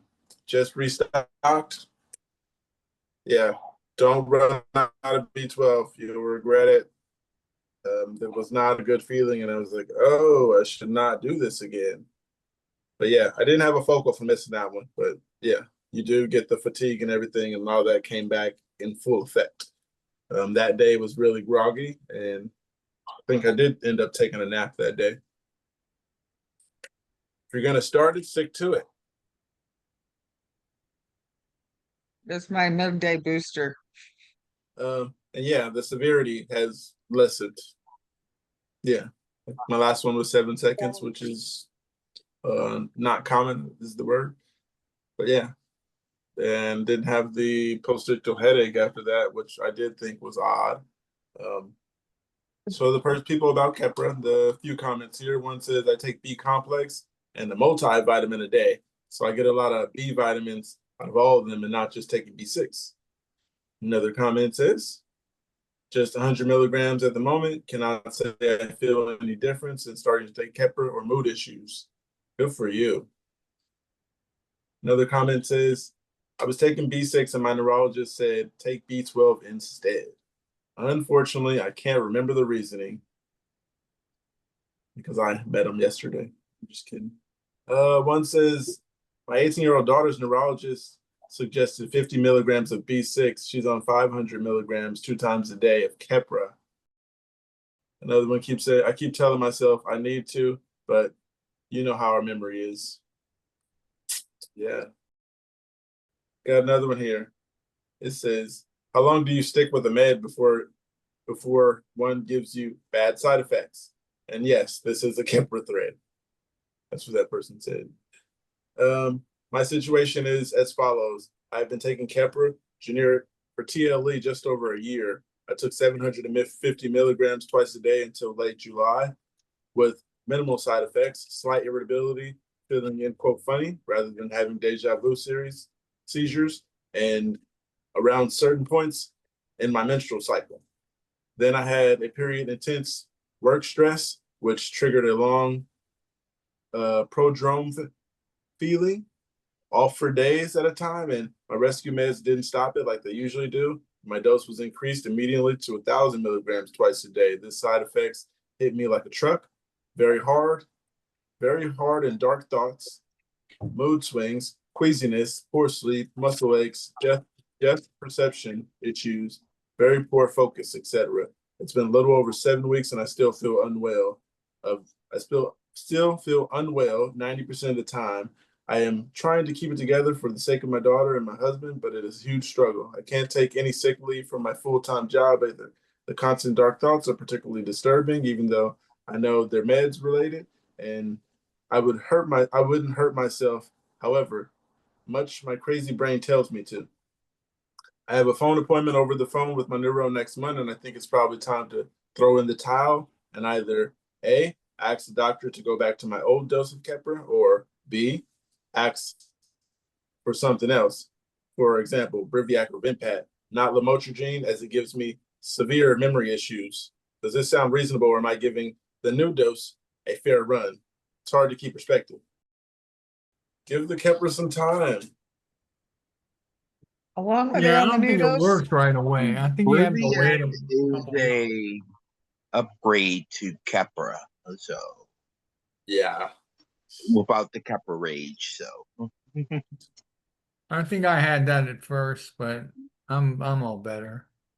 7 weeks. 7 weeks. 7 weeks in, and they are wanting to give it up. I would say the bad thoughts, like I said, the Keppra just did give me bad thoughts. It made me think bad things, like I should do bad things. The word to use wasn't exactly like hurt myself, but I had bad thoughts like, let me walk in traffic. I hear about other people's thoughts, and they're like, let me see what's off the cliff of this bridge at the bottom. But mine were more like just things to do. How about we see what this balcony looks like from 7 floors up, or how about the middle of that intersection? Stuff like that. Just bad thoughts. But otherwise, yeah, those are gone now, luckily. And I haven't been wandering lately. But also, when I look at this calendar, if everything's going to be going as planned, there should be another seizure coming soon because it's every 3 months. Hopefully not, but I'm prepared for one. And shout out to Nature's Made, because last time that B12, it helped because the severity wasn't as bad, like I keep saying. My sister told me it wasn't that bad this time, which I like. I agree. And yeah, you guys got to stick to that B12. If you stop taking it, it could be, yeah, really fatigue feeling come back like Mack truck, run you over a few times. Feels really bad. But once I learned that, I had to keep taking it. That's not a good feeling. It's the whole reason I started taking it. So yeah. How long would you stick with a med which gives you bad side effects? If the side effects 2 are weeks. something I could live with, then 2 weeks to see if it actually has the miracle of stopping the seizures. But if I have any indication that I'm still having the seizures and I don't like the side effects, we're off it. Toast? I give it a couple weeks to a month. I usually give it a month or two because, well, interactions with my other medications. Normally, I'm going to have to go up a dose at least 2 or 3 times to get yeah, where they want me. So I usually give it a couple months unless something major or adverse happens, like me going crazy or me going crazy. I'm kind of the same way, In the but same way, if it's as long as the side effects aren't like Zonegran I'm weaning off of because I cannot stand the side effects. which is unfortunate because I actually think it's helping my focal seizures a little bit, but I cannot handle the side effects, like no matter what. I give it about 1 or 2 months. And so yeah, 1 or 2 months. It really depends on what the side effect is. Because I mean, if Yeah. it's affecting you psychologically and it's, dangerous, putting you in a dangerous state of mind, then obviously you need to get off of that Yeah. immediately. But Yeah, if it's anything if it's allergic. right, but if it's more just, discomfort and things that may sometimes after a while, a couple months, your body kinds of adjusts and they go away Right. and things That's settle right. too. So I've had Yeah, that happen. like the Lyrica, after the first few days was causing like my body to kind of shake and like some uncontrollable jerks here and there. And I texted the doctor and I'm like, as long as these aren't like sign of seizures or anything, I'm willing to go through them. He's like, no, like they're uncommon side effects, but you'll be okay. My sister, who's a nurse, is like, yeah, you'll be okay. So I'm sticking to the Lyrica. It seems to be helping. We'll see once I'm weaning off the Zonogran. I hope it works out for you. Oh my goodness, me too. There's another post here. Somebody saying, I've hit a new low. Just recovered from a partial, only to discover I've been eating my cat's dry food out of the bag. I've done all kinds of silly shit, but this is a new level even for me. So here's another one of those posts about the funniest, autopilot moments. When And you're hungry, you're hungry. At least you weren't running naked through the town, through town. it could have been worse. They need a Right. bag of Snickers. Definitely could have been Some worse. some cat food is expensive though. Oh yeah. It depends on Some cats was definitely it eat better than people. tasty? What was it made out of? Was it Nutrish? Well, it Right. was cat's dry food, so chances are. It wasn't that really nice stuff you keep in the fridge.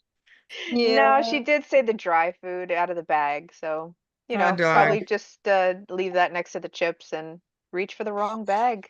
Yeah, like I hope it was Purina's. like the turkey or chicken or something. Who knows? It My might have been sister and I salmon used flavored. my sister and I used to eat the dry cat food, and my mom used to say that there was little birdie feet in the cat food to keep us from eating it. Some of the other comments here are saying, well, it's not that kind of low. I do constantly weird stuff around the house. For example, I wanted to put something in the recycling. With it in my hand, I went to the room not knowing what I was doing, then look down at what I'm holding and think, oops. So yeah, that happens when you already have something in your hand or you're on your phone and, you know, run around chicken head cut off looking for your phone. Yeah. I do that daily. Yeah, Yeah. that's not even I'm credited looking to for my phone post-exos. while it's Yeah. in my Not hand. Hey, no, I had no a friend who did post-exos. that yesterday. He was looking for his phone. He was sitting there and he's right in his hand. I did that Like you're yesterday. talking to me right now. Or Hey, we're all on the same page. I'm telling you, that's why I bring up when I have these little ones. Like yesterday, I couldn't I'm interested in hearing when you guys have seizures on the same, like within a day or two, because I'm starting to think like lunar cycle might have something to do with it. It's I happened want all him to too put. often. I you want him to know put that me the in a full car when they. moon, Maybe our seizure cycles are starting to like get closer together. Hey, as long as the ladies don't all get on the same cycle, I can deal with it. There Are is our been seizures studies. are our There ha- seizures syncing up like women's menstrual cycles do? yes. Yeah, that was what I was gonna bring up is there's that's been actually been studied. studies that the full moon actually ups the chances of seizures. There's actually been studies about it because of what the gravitational pull does with the water in your body. I want to see that. I need to act That sounds like smart. a fun read. You know what? does sound I'll interesting. find it and then I'll put it on Epilepsy Universe. I'll try to find it. Thank you. Yeah, I can't wait for Mark to see that one. That's awesome. I mean, Right. it's not a full moon for another week though, so the one yesterday and for the last couple days, me and Toaster, we probably can't blame it on that yet. Yet. So we'll see. All right. Hey, I just She's so pretty.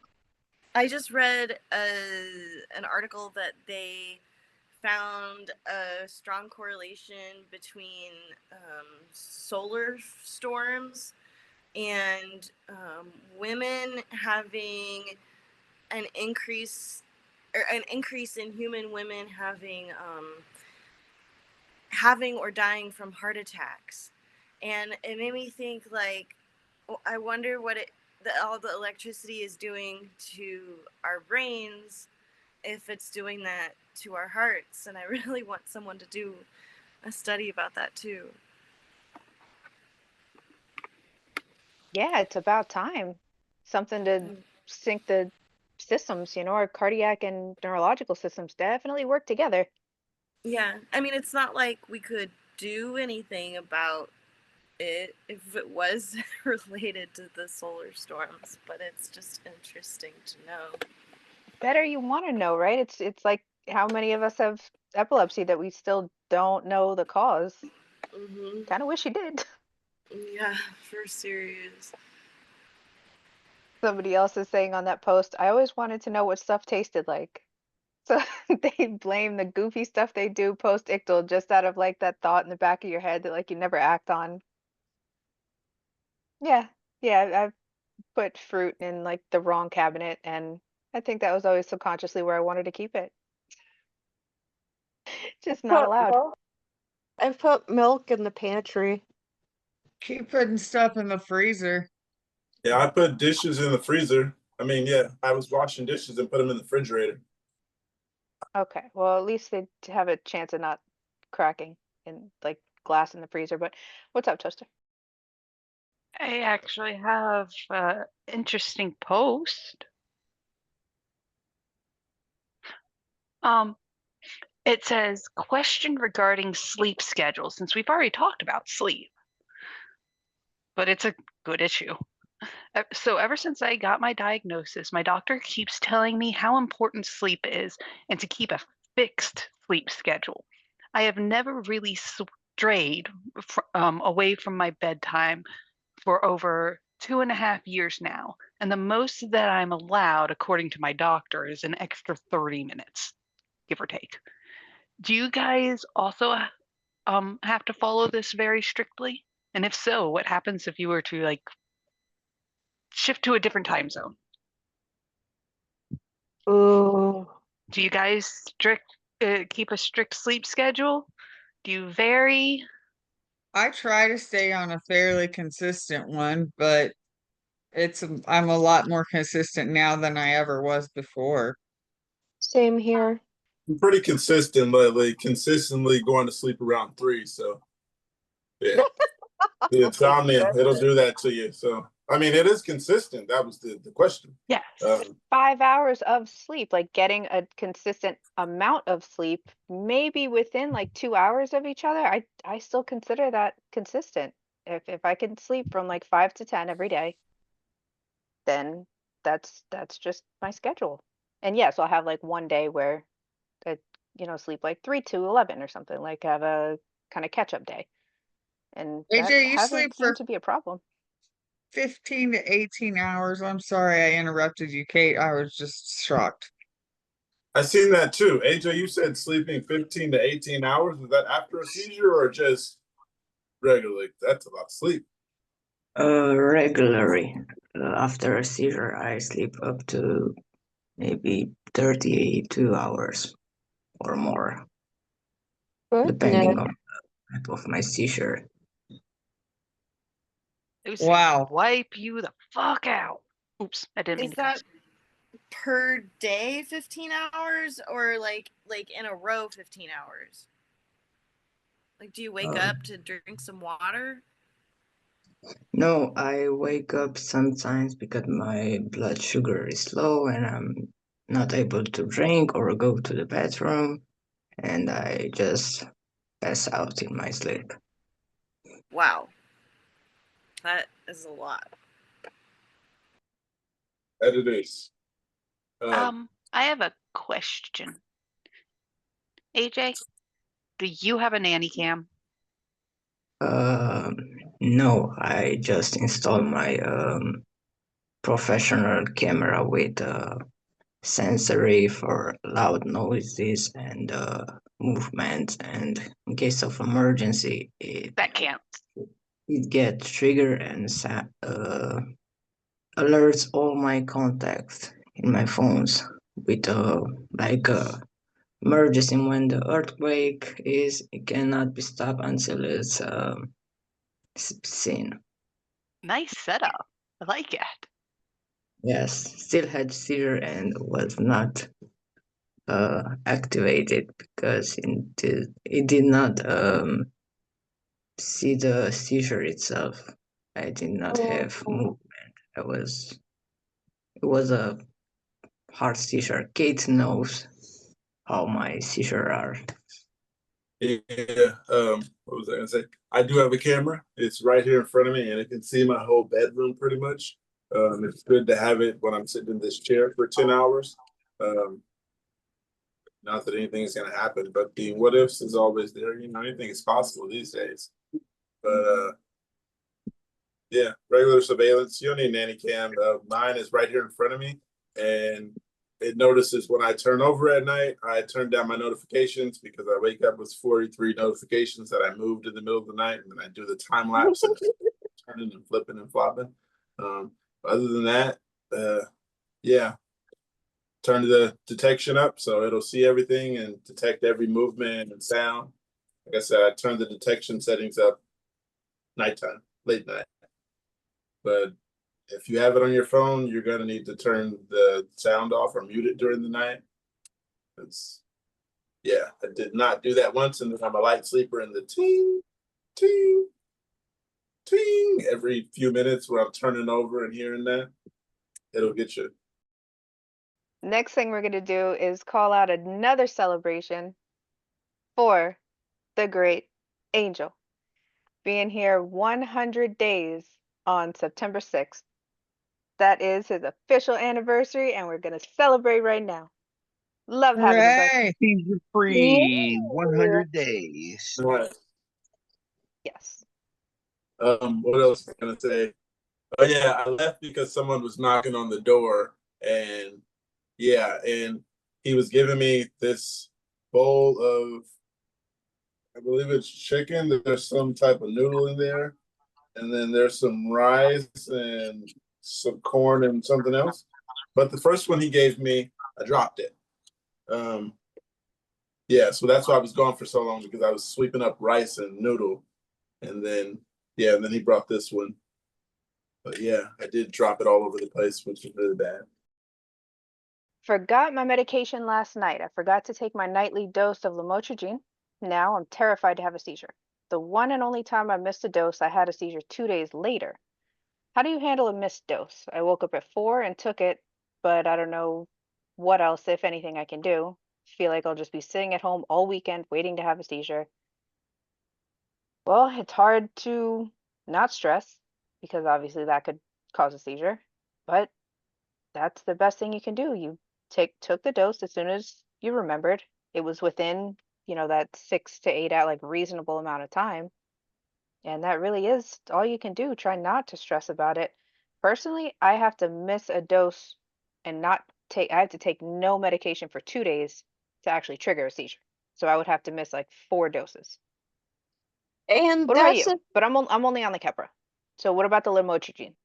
lamotrigine, you have to not take any of it for 3 days for the serum to even drop from normal, for the half-life to drop.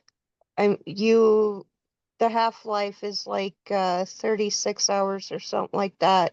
It's really hard actually to have a seizure if you miss lamotrigine if lamotrigine is your primary seizure medication.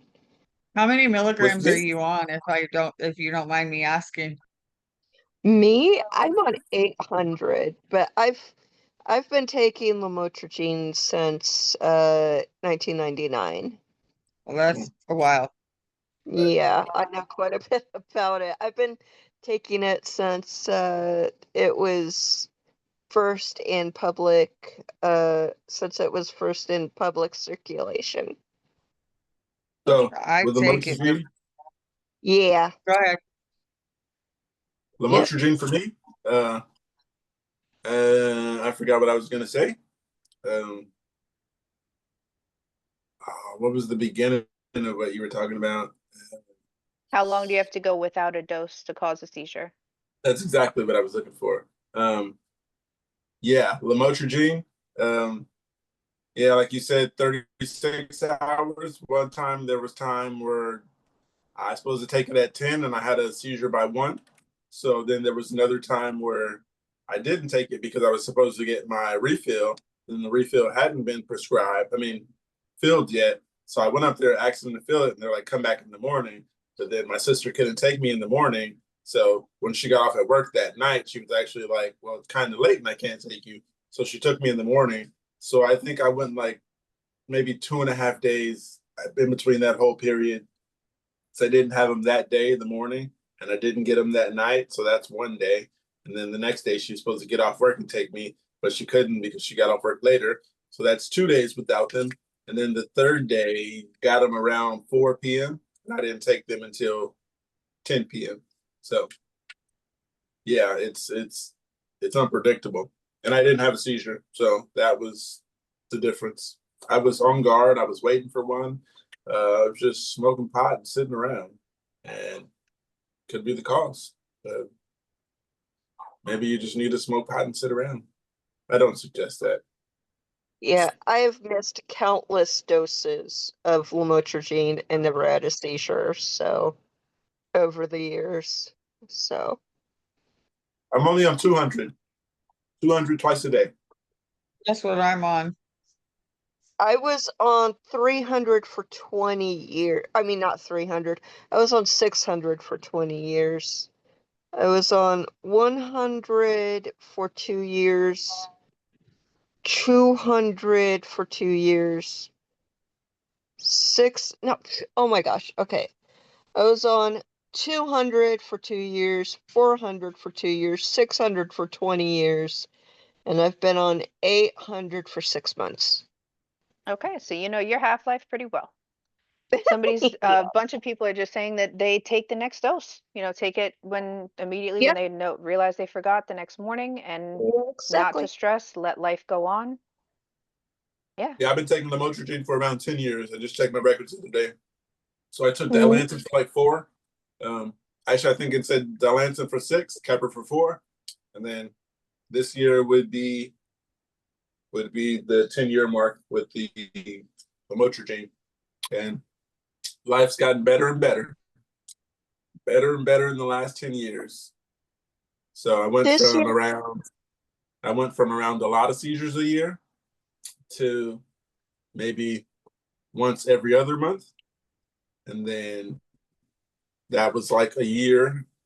And then they went from once every other month, every other.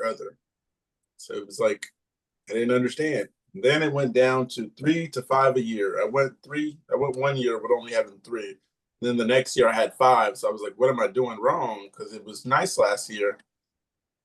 And this year I've only had 3. So congratulations. That's awesome. Yeah. That's why when I go back to the doctor, I know since I have a new neurologist starting, and it's going to be telehealth, and I already have my mind set. I know that since it's a new neurologist, he's most likely going to ask me a bunch of questions and then try to give me something what he thinks I should take, and we're not switching. So that's the plan. It says that. Don't back down. You don't back down from these doctors. There you go. They'll take advantage of you. They'll tell you whatever they want to hear and give you whatever they think works. Try to Know say your body. optometrist. they really work with you. Epileptologists, I find that neurologists, because they specialize in a lot of more stuff, like they're a little bit less knowledgeable. But if you get to an epileptologist, they really, really like zero in on the plans and they know what they're doing. That's what I've noticed over the years. I had my neurologist for 20 years, so when he expired, retired. Yeah, he might expire, so he's kind of old. But when he retired, I was like, wow. Yeah, his time expired at that hospital. I don't know what he's doing with his life these days, but he said he was retiring. So there's that. And yeah, he was pretty good. I understand you said epileptologist my focus, but that guy was fucking awesome.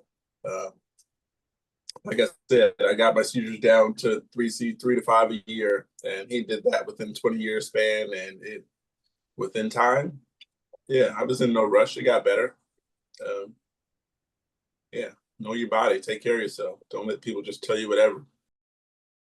We learned that from the great Anne. Yes. Go ahead, Toaster. Oh, well, first off, that waving was I was waving hi to Raven because she turned the camera back on. So sorry about that. That wasn't a hey, listen to me right now type of thing. But if I do have another post. Found a way to stop my crippling morning myoclonic plus depression wombo combo. For the past 2 months, all of my seizures have both increased in numbers and intensity. I have been effectively catatonically depressed for 3 hours every morning while sitting in a recliner to prevent a fall during the TC. But about 4 months ago, I started playing piano, and now I found that if I wait only an hour and then start practicing, it stops all the seizures and depression within minutes. I have more than 10 functional hours of the day again. Pills keep me asleep forever too. Has anyone else found something that like this that turns a shitty day around? I mean, anything we find to turn a day around, how does it really compare to that? What did they describe as like in that post? Oh, What they're turned their day around? describing their hobby as a pianist. Oh, okay.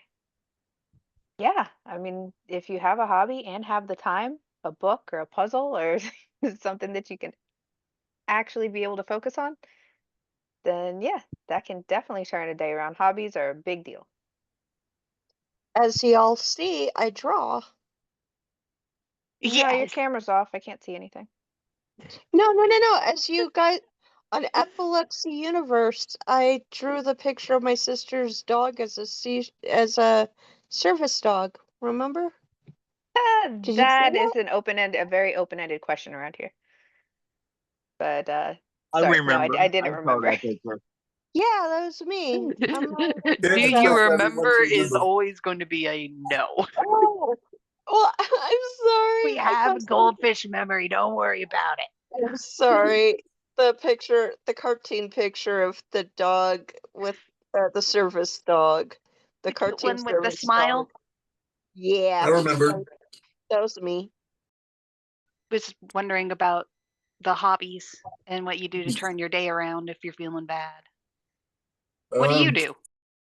I don't want to show you, but I pretty much edit videos. And if I have some weed, you know how that goes. Oh, good Yeah, grief. We'd editing always turn videos. things around. But I got something here. It says, "How do you cope after a focal aware seizure?" Meaning that I'm not having them much often. I don't know. I kind of just hang around people and hope I don't have a seizure. I used to think that was like a precursor. So that was my coping, just hoping nothing turns into a tonic. Really the only way to cope. I mean, and then when I started taking these, B12 and Nature's Made, shout out to Nature's Made, I have not had any focals and big applause to myself, you know? been feeling good about this, but I just was like, why not get him? He told me it'll work. I was like, why not try? The worst that could happen if I spent my money on something that didn't exactly work. It worked, and passed the advice on. And Jeff said it worked, and a few other people said it worked. I can't remember everyone. I think Andrea, Yep. Rick, someone else. But yeah, I gotta call Nature's Made soon. Oh yeah, AJ, I didn't see your answer. Sometimes when I'm talking to you guys, if you guys have not noticed, I'm never in the chat. I'm always Please read the chat out loud. You're gonna love it. me. Yeah, I Well, got some you read it background out noise. loud because we can't hear the background noise. Okay. Well, our lovely AJ says, "Get naked. Don't give a shit who's around." That's a lovely strategy to come back from those vocals. I have them so much Best that answer yet. I have them so much that I don't know. I just don't do anything. It's just, oh, all right, I had one, whatever. For the comments on this one, the coping part, the first one, you guys know the great Rick. It says it actually depends on how you feel afterwards. Some of them after it passes and I'm tired, but I usually just carry on as usual. A few of them left me totally exhausted for days and I'm not being able to just really focus. So I turn into an excuse to sleep a lot, listen to music a lot, and not do much thinking. Love that answer. Another one. The what is it called?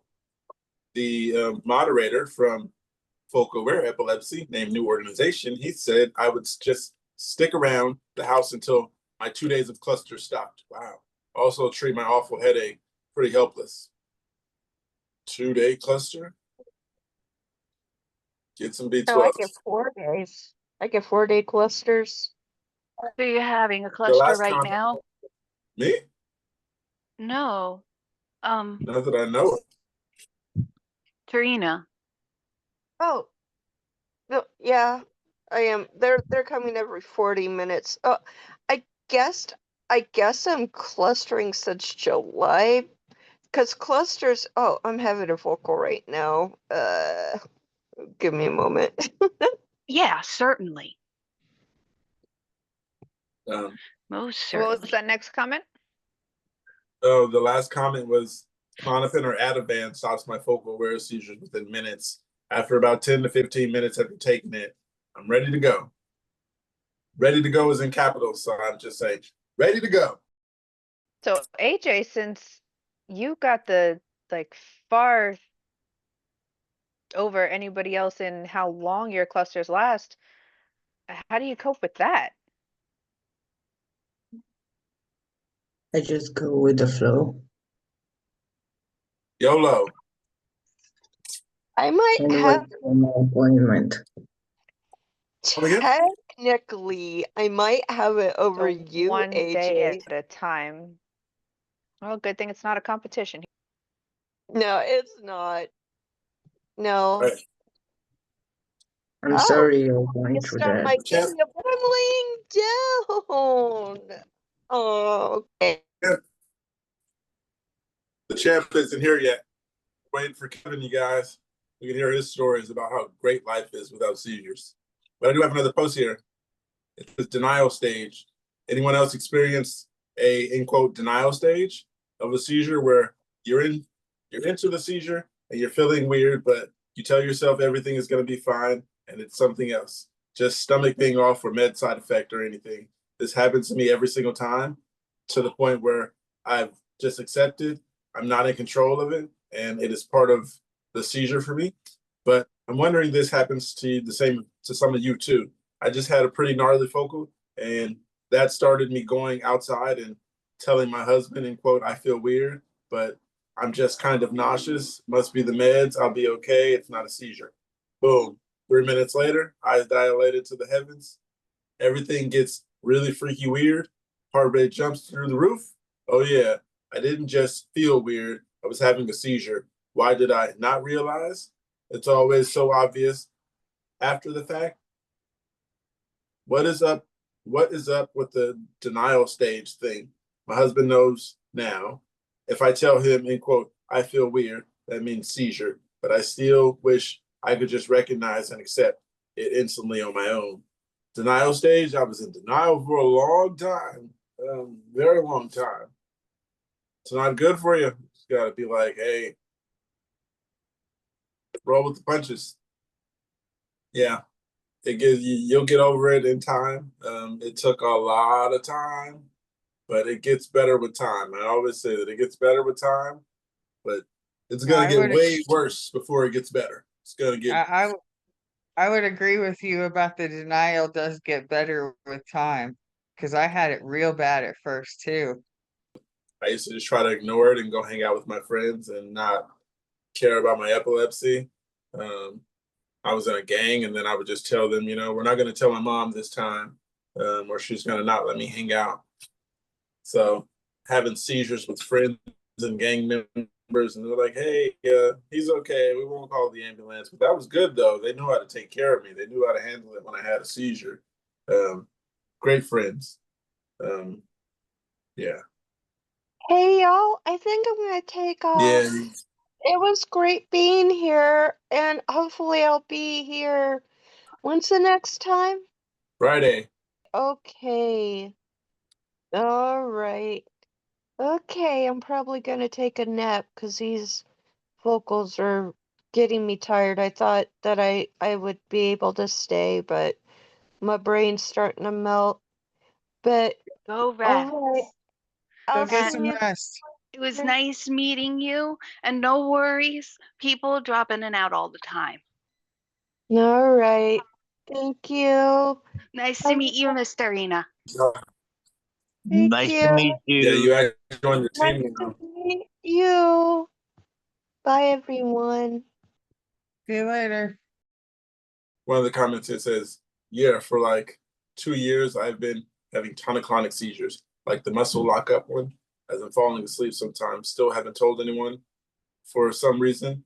I had an excuse every time, just assume I made it up.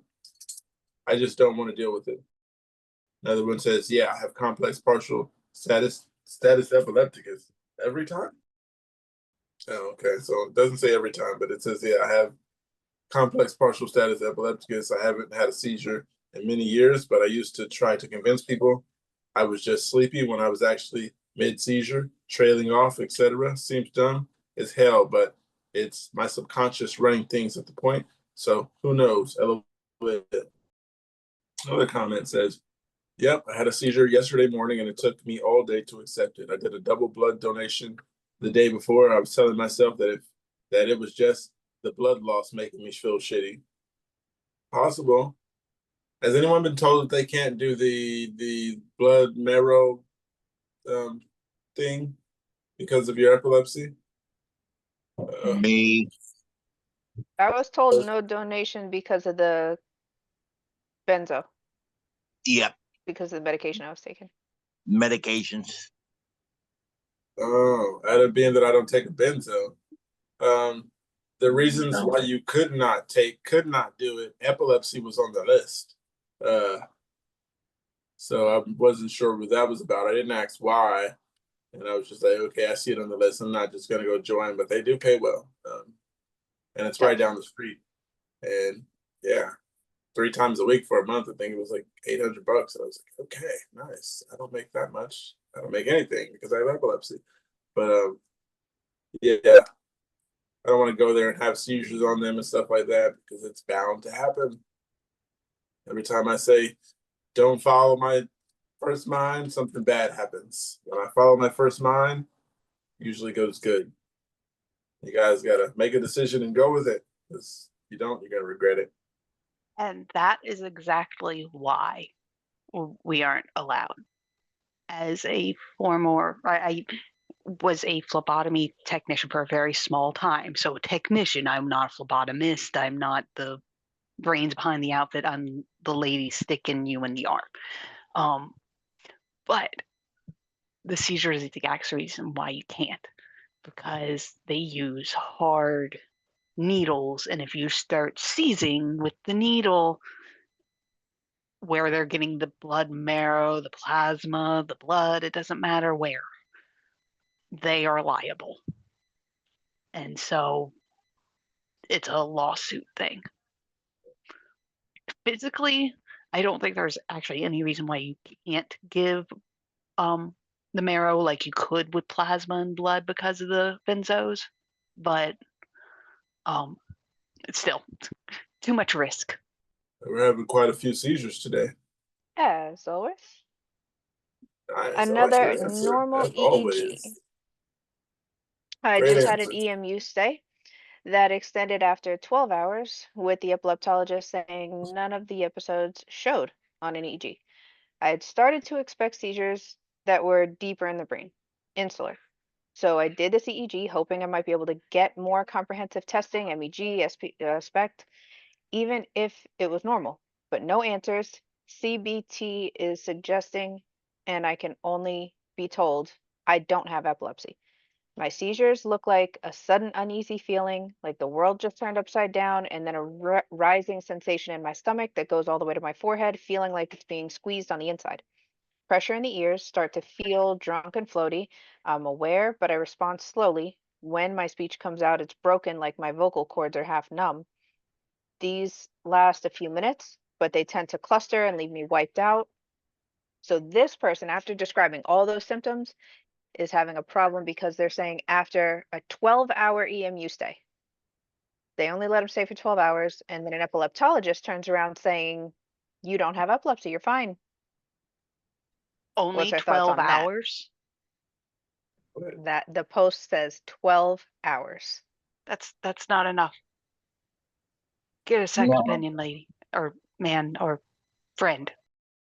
Even if they were on medicine, that's not enough. Exactly. So that's the consensus here, is that if you get a chance to watch this one, that is a very unreliable conclusion, because the EEG needs to last way longer than 12 hours. Even our ambulatories are longer than that. Yeah, all the comments are pretty consistent. Go to a different epilepsy center, visit another doctor, get another opinion. All of them saying the same thing. Don't take that as normal. Not at all. Second opinion. Wait, I think I'm lost. What was the question again? This visit, and it was a female. She The main question. only had a 12-hour EEG and got told she doesn't have epilepsy, because that one EEG was normal, but it was only 12 hours, and they just described a lot of symptoms that sound like a seizure. Yeah, like I always say, if you don't like the first opinion, get a second opinion, or even get a third. You're the best of three, or the best of five, or 7 or 9. Just got to do an uneven number. And any good doctor worth their salt won't mind you getting a second opinion. And if they don't want you to get a second opinion, well, that's a major red flag to get away from them anyway. Got some more denial over here. It says still in denial. I was diagnosed with epilepsy last October, beyond the fact that I have the obvious seizures, including tonic-clonics. A brain birth defect was found on the MRI. And my last 30-minute EEG turned into abnormal. I was having epilepsy. There's no getting around it. Yet it still feels unbelievable, and I have a hard time accepting it. How can this be real? Even when I have a focal seizure, I have a hard time accepting it, and I think I must be able to somehow control them through willpower. And in some way, sometimes my focal seizures feel like I could do something, but I just don't want to. My whole body is tingling and being very weird, but it feels like if I just think hard enough, I can make it go away. My brain is really struggling to understand this reality. Do any of you guys feel the same way? Not having focals, shout out to Nature's Made, B12, 3,000 micrograms a day. It's working for me. Summer 2025. Yeah, last summer 2025, I was able to take them and haven't had one since. That's doing pretty good. Yeah, I haven't had a focal. I have had a tonic, but that's also the medication. That's just a regular thing for me, the every 3-month thing. But How's that go for you guys? I'm not in denial anymore. Took some time, but I got over it. Can't cry when you have anyone to cry to. I mean, yeah. I usually cry. I used to cry for sympathy, but yeah. I mean, we can cry to each other, but You can't sympathize for yourself, crying looking at yourself. I guess you could. To each his own. we warriors. Some of us. And sometimes just crying with ourselves for a little bit gets it over with, so nobody else can give you their opinion on it. Okay, so actually I could go back on my word, what I just said, because I have like cried alone and I just did it so I can get some screams out, and I just screamed to the top of my lungs because I was alone. I just need to get that out, and it felt so much better. Crying can be therapeutic. I try that more often. But the still in denial part, no. First comment here says, don't worry, I was in denial for at least a decade. You're far from alone. It's a hard thing to acknowledge and accept. Great advice.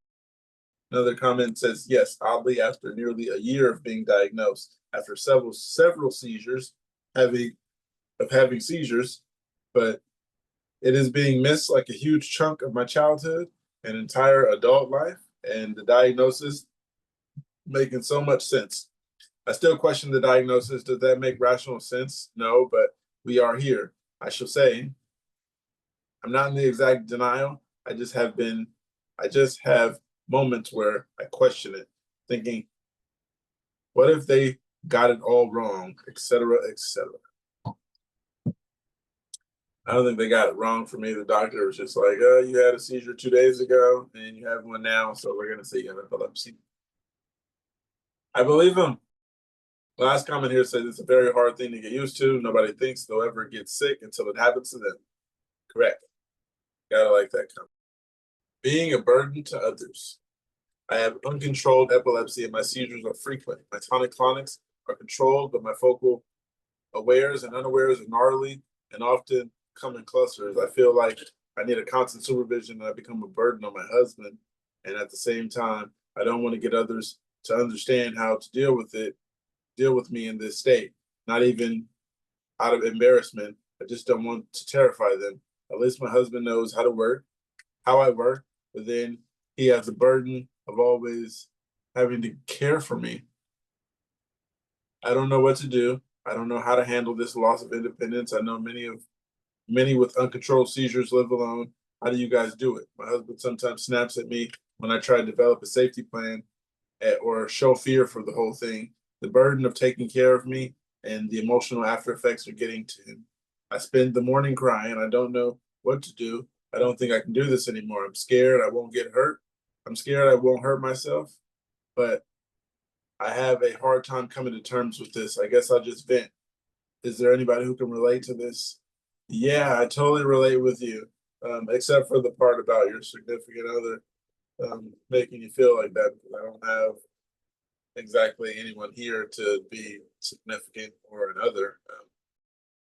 So yeah, the burden part, yeah, I know what you mean. Can't let someone make you feel bad for too long, because then it's not gonna end well.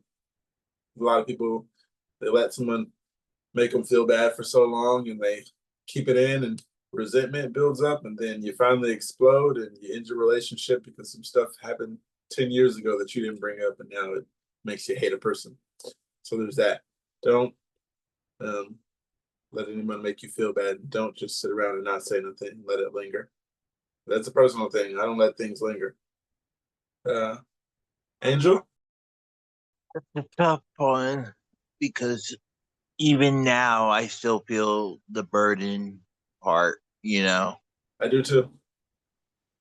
Yeah. Yep.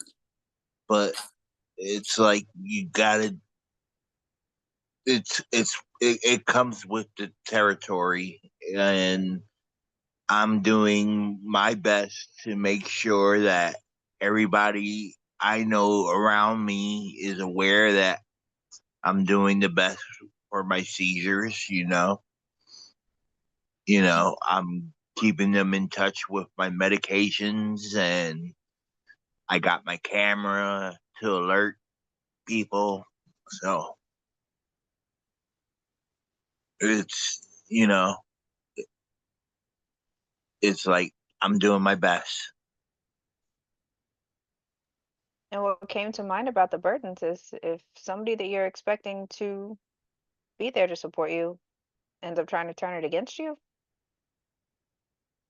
that's on them. That's definitely nothing that you can let bring you down because they couldn't handle it. That's what it comes down to. We hear that a lot about a spouse. Yeah, a lot of different spouses putting people through a lot of different stuff. But there is one right here. It says, I can relate. I'm in my 50s, 30 years of seizures. You're the one doing the suffering here. So let's get that straight. As for loved ones, they have the response to figure out. They have their response to figure out. I suppose it might be said that it's their end quote burden, but FFS perspective. Please, someone tell me what FFS means. For fuck's sake. Okay. My friends and my wife. I don't know, that's so funny. Sorry to say that, but yeah. Don't worry, it's mature. My friends and my wife, when I was married, all know my condition. I only get to see them a few times of the year because I can't drive. The times I do see them, some part of me is busted up from a recent brain quake. It's just a thing we have to live with, and it will take a little effort from the people to adjust to it. I had an occasion where I had an occasion to say, in quote, look, I know this creates stress for you and your concern is appreciated, but I'm not the only one who has their brain shut off itself and cause convulsions. It's hard enough recovering from a seizure, let alone having one in the first place. People who haven't had one can't know what it's like. Have your loved ones read this form for half an hour, and it's the closest thing to knowing the experience they can get. People need to understand how upsetting it is to live with this can be. Yes.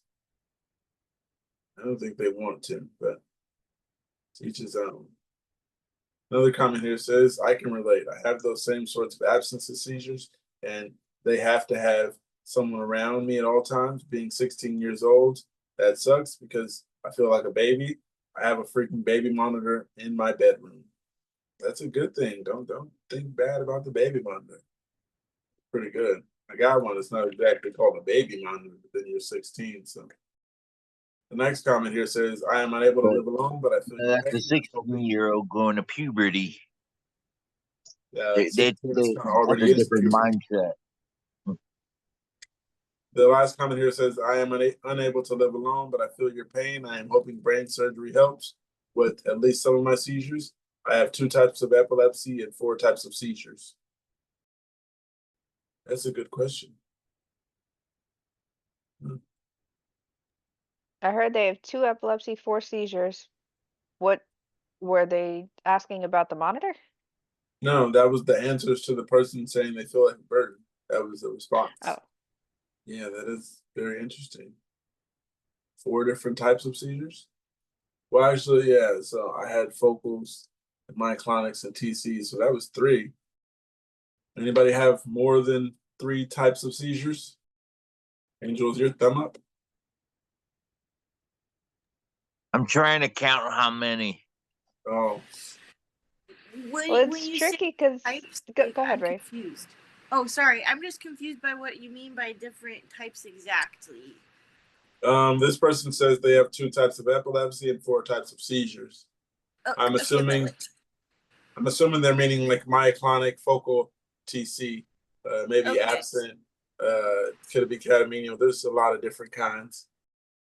That's the confusing part. I like just leaving it as partial or generalized, but it's complicated because when they say generalized seizures, you could have an absent seizure, but it's generalized because there's there's focal points all over your brain. So that's when you have like the blinking and the moving your fingers and doing a bunch of stuff, but it is still a focal because there's no tensing and convulsions. So there's a couple different kinds of absence and definitely like 3 different kinds of focals. Apparently, they can go by provoked and unknown onset. Seizures where the underlying cause is unknown, so technically that's like all of the ones that are breakthroughs. Anytime you're taking your medication and having a seizure that you weren't expecting, those are their own kind too. So yeah, I think if we all got down to counting, we would probably fall in the same category of having a bunch of different kinds. This one is asking about a dysfunctional family. They're saying they're just looking for advice. Lucky to have a strong support system around me, wife, kids, in-laws. I come very small family on the side, but ever since I got diagnosed 4.5 years ago, my parents and sisters have just added to stress by not caring and just constant fighting. It adds to my anxiety, but I try to let it go. I always give in to be the better person in the family and get everyone to agree and not fight. How does everyone deal with this difficult people in their family? You take over here. Basically, how do you deal with the difficult people in the family? I avoid people. If I have a problem with you and your family, I'm not going to argue with you. I'm just going to stay away from you. So I think the only family I have right now would be my children and my mother and my father. I'm not around anyone else. My sister's here. I have my siblings, but I don't call anyone else. Yeah, not a big deal. You don't want to come around. You don't want to come around. I'm not going to force anyone to be around me. So that doesn't feel good. I don't have really problematic family due to my epilepsy, but like I said, being an introvert, kind of stay in a little bit. I mean, I like going out, but then I love being in and doing the things I like in the house. Family can be stressful at times. If you know that about your family, that's a good sign to not necessarily stay away, but stay out of stressful situations by any means. Ew, this one's nice, you guys. It says traveling alone with frequent seizures. I have intractable epilepsy and frequent focal impaired awareness seizures, usually several times a week. I really need to travel by plane soon, and I'll have to do it alone. How do you guys manage this? Is it feasible? Preemptive rescue med? I'm worried because the rescue meds make me really, really tired, but I think I could just muscle through it and stay awake enough to deal with the process. Any advice for this? It's welcome. Traveling alone. I caught a plane from here to the East Coast, tri-state area from California alone, and I had a layover. I was hoping that I did not have a seizure on that layover and get left in Atlanta. So that was on my mind the whole time. It's like, what happens if I have a seizure and I miss this flight? Then I'm gonna have to pay for another flight. And at that time, I didn't have money for another flight. So I was like, I need to make sure I get on this plane. So I sat right in front of the entrance, you know. So if the person was to see me, they knew where I was going, and yeah, they would see me having a seizure, which would have been horrible either way. You guys ever had a seizure like out alone like that, traveling alone? I was gonna say, not traveling alone. Thankfully, I was with my family. Maybe I told the story before. I can't remember if I posted or talked about it. But anyway, Tell it again. I about two or oh shit, it's been 3 years now. I had a seizure while at Disneyland. It was inside the park. My sister was pregnant at the time, so we were making a few more bathroom stops than normal, right? So I went into one, and it was nighttime. It was cold because this was, I think, like January, February. I had a big coat on, and like I went from all of a sudden like, oh, okay, yeah, we're stopping here. I'm gonna go use the restroom. I came back out, and like my body was just like way, like I don't know what you want to call it, like just a really high temperature. Like I was sweating a little bit, even though it was cold outside. So I took my jacket off. I was just like, oh yeah, can you I asked my mom, I was like, "Oh, can you hold this real quick? I'm feeling really warm." And that's the last thing I remember. The next thing I remember is being pushed down Main Street of Disneyland in a wheelchair by the Disneyland paramedics. Apparently I had the seizure. It was all the way in the back of the park, like right by, the Star Wars, where Star Wars land, or whatever it's called is. So yeah, I had a seizure there, and then the next thing I remember is like 15-20 minutes later being pushed in a wheelchair down Main Street. Thankfully I had my family there, but that's the biggest one I've had in public. I did have one when I was working at a restaurant one time, but thankfully the owners of the restaurant knew my situation, were able to help me out. So the paramedics were called, and that was okay. But thankfully, most of mine have been either, yeah, at home, in bed, around somebody that knows my situation at least. Yeah, I had one on a job, and the only person that knew was my manager. Um, yeah, and I think he had just left, and I fell in the deep fryer. It's really hot. It's hot situation. It was at the Krispy Kreme, right? The story you told about that. Yeah, that's how I got this right here. I don't know if you can see that, but yeah, it was more just like as soon as I touched the bottom of it, I guess it was about elbow deep. That's when I felt the bottom of it was hot. But that was I had already had the seizure. But once my hand at the bottom, then that's what brought me back. And yeah, then I looked at my arm like, oh shit, what happened? And then I fell and had another seizure.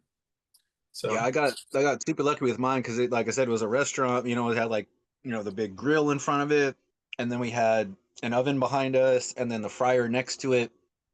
And the last thing I remember is I was cooking some stuff on the grill, and then all of a sudden I'm laying on the ground in the kitchen, and there's paramedics next to me. So yeah, I don't know which way I fell or whatever, but all it had, I probably fell backwards. All it had to be was me falling forwards, and I would have been on the grill or into the fryer too, just as well. Like with your situation. So I feel like I got lucky out of that one. Not trying to disrespect you, but oh I'm just no. saying that yeah, that's tough, man, because I was that close to having the same. Yeah. Yeah, that's a rough one. Um, I had pictures and stuff too. My fingers have like blisters and stuff, and I just Yeah, took you took a you sewing posted needle. Did I show yeah, you in the that video? not no, I don't think I saw the video, but you posted pictures in that the thread that we had with like showing like the worst injuries we had from our seizures and stuff. Yeah. So yeah, you had something that was like the fresh scar on your arm and all Yeah, of that. Yeah, I like saw that. blisters on my fingers, and they were so tight that they felt like they were just gonna burst at any moment. Um, and it was so tight that it hurt. So I took a thread needle, just went through it, went through the other one, went through the other one, and I was recording it at the time, so I was just dripping and dripping and dripping. It was hilarious to me, but yeah, I got a video also, like I said. So Yeah. one day I'll post it. Great video, man. I mean, the after effect. Tom, looks like you're eating something good. Tom Chicken 101. fingers. Life is good, huh? Big bag of chicken strips from Costco. Nice. Costco bag. Yeah, I need to go there. Use your Costco discount. Right. A Costco discount. You And didn't you're need on all the time. samples? Tom's one of the sample guys. I'm a sample guy, but I don't eat the samples. Man, that damn light. You ever try any of the samples? Of course I try them. But I mean, I mean, I could go around and eat all the samples I want, but I don't. If there's something there that uh, tickles my fancy, here you go. Here's a sample. Mm. It's a frog. How's it taste? All right, it's good. Okay, nice. And it's neat, not deep fried. Do you guys get like free pizza and the snacks? I mean, the food they have there? No, No, that we sucks. get nothing free. Well, actually, we do. Hmm. Every now and then, Costco will overbuy meat, ribs, or something, pies, and they'll just have a big blowout one day, the whole day, and we go by and get a double hamburger with cheese and mushrooms, and with potato chip. I mean, potato salad or coleslaw. Costco takes care of their own. If you ever looking for a job and you have an opportunity to work at Costco, I recommend it. So what's your advice for someone traveling alone with frequent seizures? They have to go somewhere and they have to get on a plane. Have to get on a plane? Yes. Travel on a plane soon is what it says. How do you manage this? Because they have frequent seizures. What I said was when I travel alone, I went to the tri-state area from California, and I was just hoping that I didn't have a seizure on a layover and be stuck in a different state. Well, I'll tell you what, if you have a seizure on the airline, don't sweat it. They'll take care of you. What about at the airport on a Well, layover? they're going to help you. They're going to take care of you too. Yeah, any Give me another federal flight? place will help you. They will take care of you. You, What you about might the miss flight? your flight. I'm gonna miss my flight, of course. Yeah, that'd be a drag, huh? Yeah. So what are they gonna do about that? They give me another ticket, or they just gonna No. No, I doubt they'll give you another ticket. Okay. But they'll get you to a hospital. Get you to a hospital. Yeah. See, my layovers were Because they don't want to deal with you. in Detroit and Atlanta. So that was between the tri-state area there and back, and those are not good places to get stuck when you're from California. Okay. I suggest you get a flight with AirTag. layovers. Oh yeah, get the straight flight or get an AirTag. For your Most family. places carry AEDs, like in emergency places, where they can break it open if someone has a seizure. What? So There's a federal places and airlines. They'll have like it would look like an emergency box where the emergency box will be, and it would say AED. Okay, how's that going to help me out? Yeah. So they can help you. Okay. Good to know. focal aware seizures with euphoria. Not exactly sure what that is. Euphoria? nice. That'd be nice, yeah. Right. I'd be all right with that. Okay, it says Pretty- focal pretty- aware seizures with Hey, a euphoria. pretty good aura, huh? Okay. Been having focal since May, and after I realized You wrote what they this? were, I think I've been having them longer. Basically, sometimes my deja vu type focal seizures come with a feeling of immense pleasure, not like orgasmic or anything, just an extreme relaxation and weird calmness, which always passes super quick, but it is incredibly euphoric for a few seconds. I also have the other freaky deja vu ones where I close my eyes and groan out loud because it sucks and freaks me out.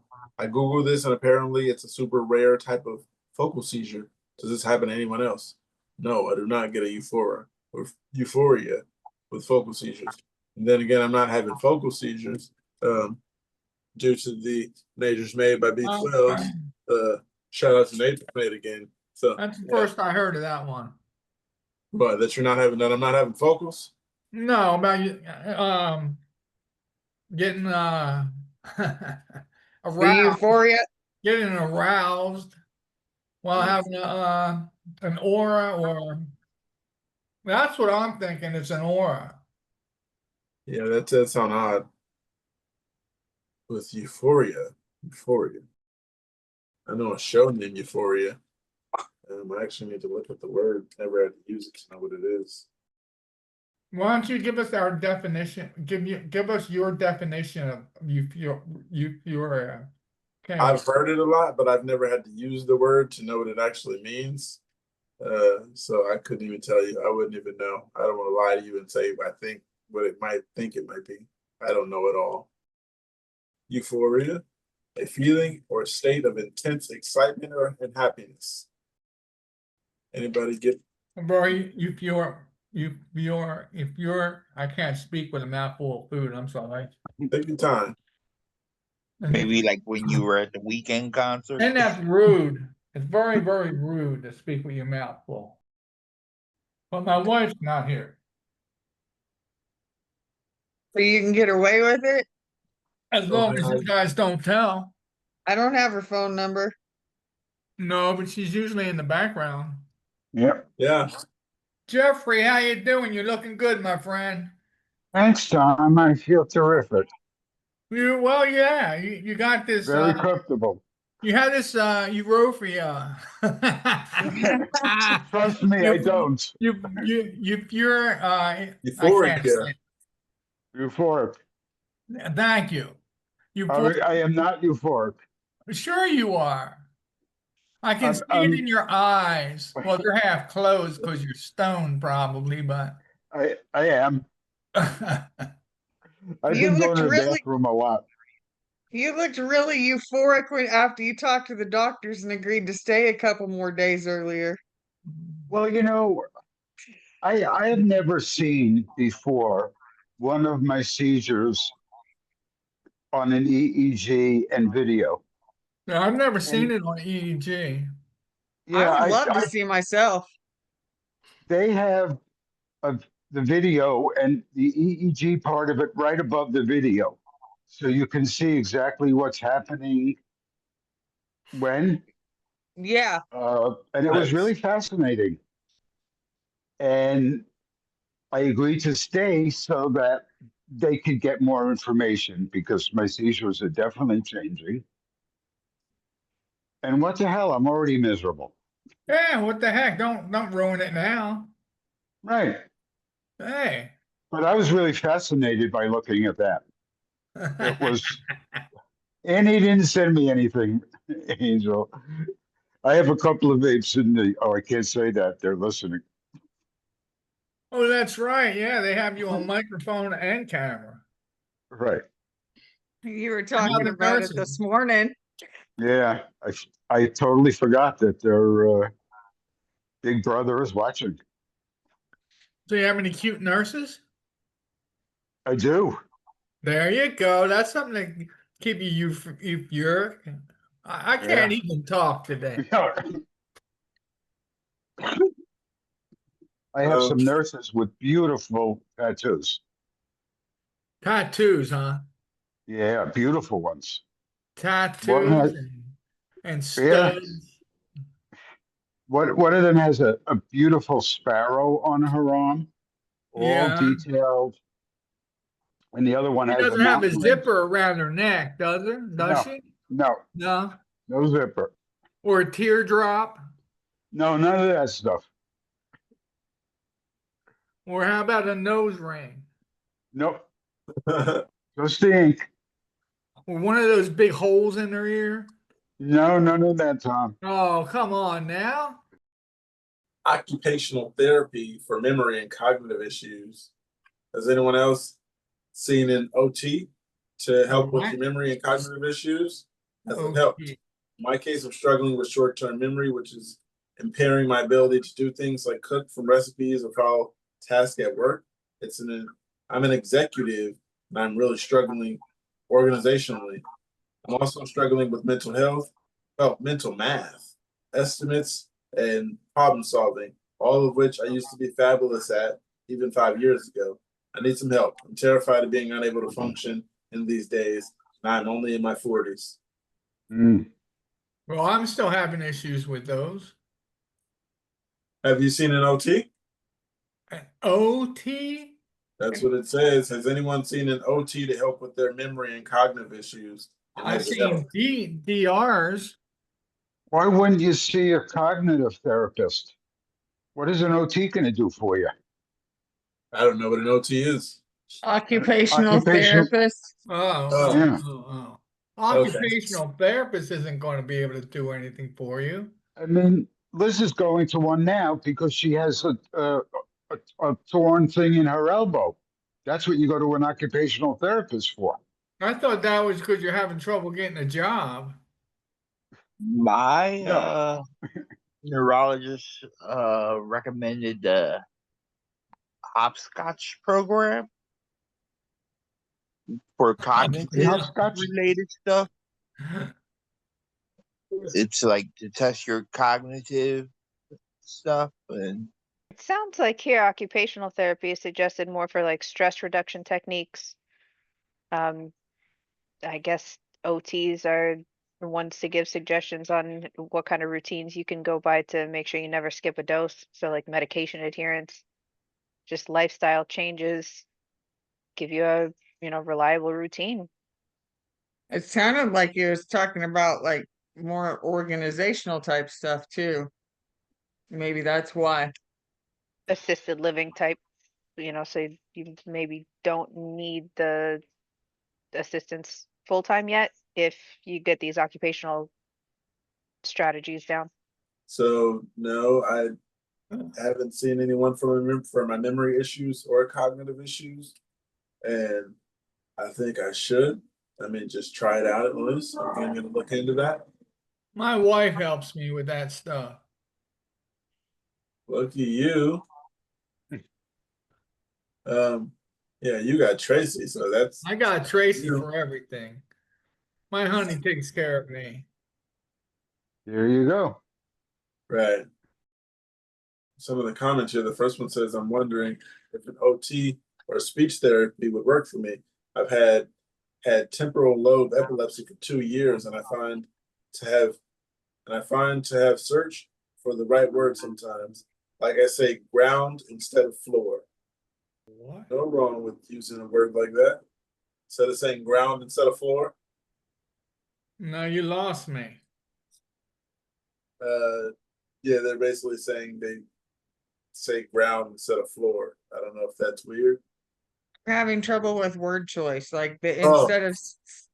they're not coming up with the right word. They're coming up with something close to that word. Nice, gotcha. I I took just you to happened to say come that. out. How long until you adjust to a new med? Well, that all depends on the person and the man. yeah, it depends on the person and the med. It says Keppra.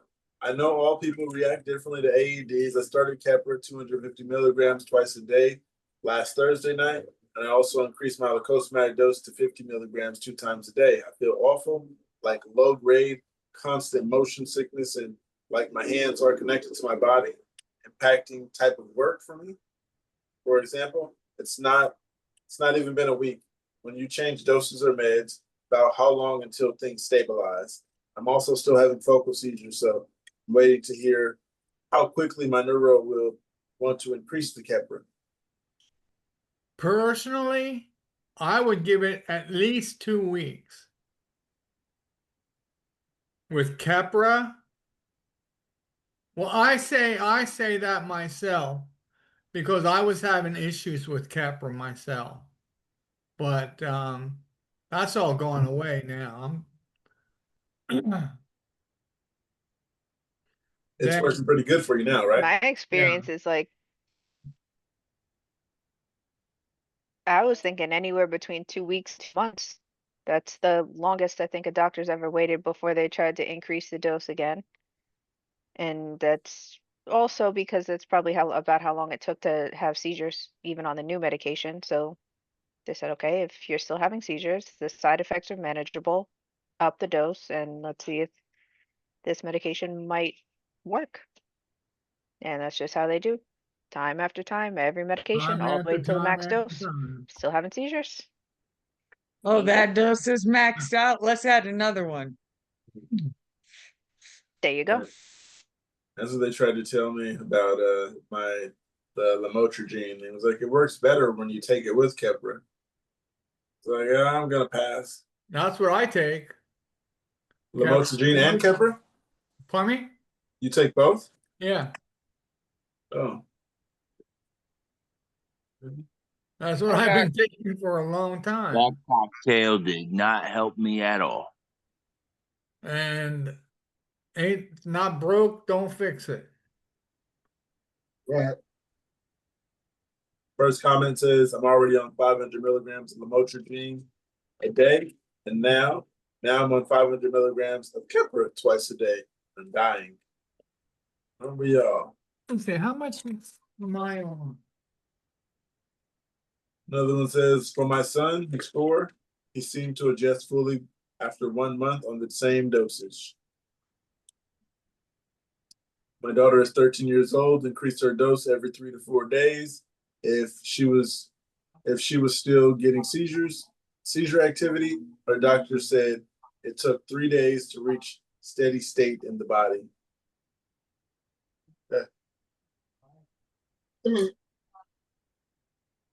It took me almost 2 weeks to stop feeling nauseous with Keppra. So my suggestion would be to see if you can push through until then. I also highly recommend B12. Keppra made me emotional, easily upset, but zero rage. But that went away with the B12. Shout out to Nature's Made. Shout out to Nature's Made.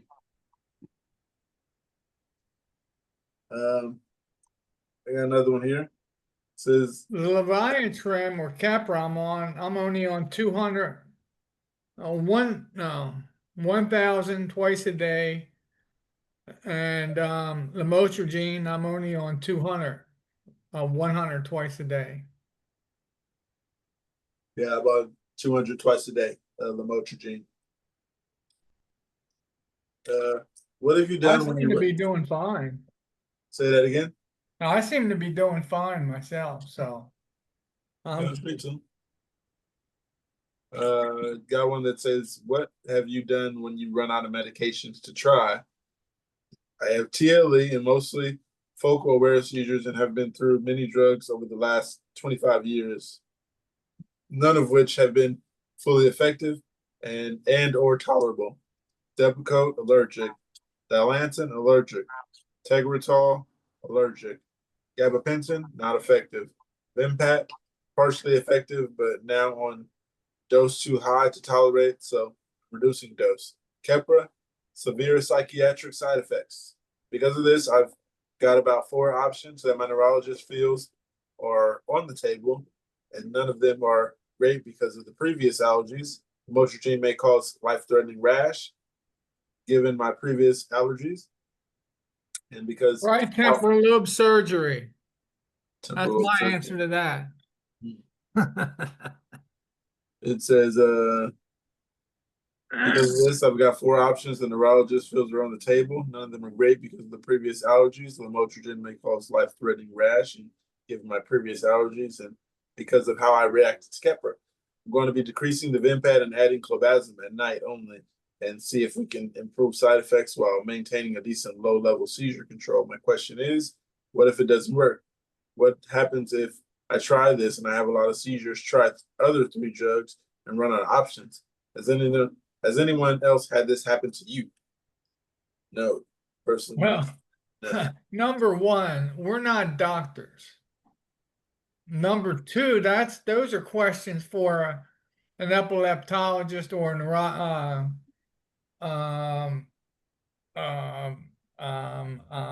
Specialist. a Let's just go with specialist. neurosurgeon, because personally, at that point, it's time for brain surgery. I mean, if you're out of options there. That's that. I mean, although I guess that's Tom 101, huh? But Right. no, I haven't got a clue. That's messed up. First comment says VNS implant if you're able to. Another one says, to quote the lead brain surgeon at the University of Michigan, end quote, if you tried 3 different medications for epilepsy and haven't seen any results from any of them, the likelihood of a fourth showing substantial results is usually about 0.8%. Assuming it's doable, the next medical opinion, the next medical option is brain surgery. Has your neurologist ever talked to you about the VNS? It's I do not suggest a VNS to anyone. Oh, well, you got it there, you guys. Time 101.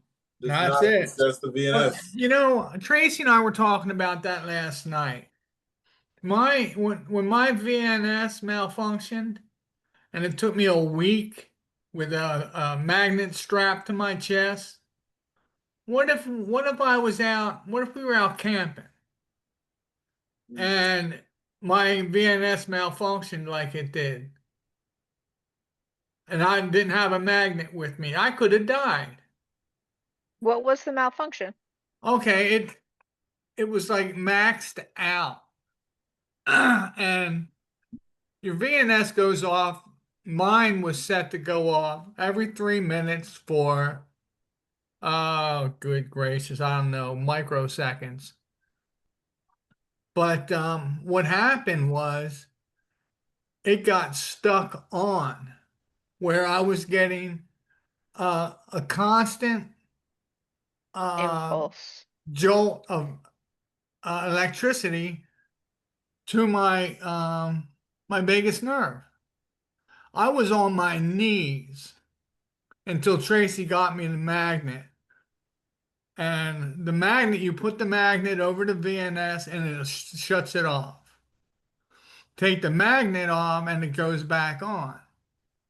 So what I had to do is tape the magnet onto my chest. Went to an emergency room. They don't have the ability to shut it off. So it took me a week to get a doctor's appointment to get in to have them shut it off. And at that, they said, well, we can, recalibrate it. I said, no, shut it off. Done. I mean, that's insane. There should be a way. I should be able to shut it off myself for a situation like that.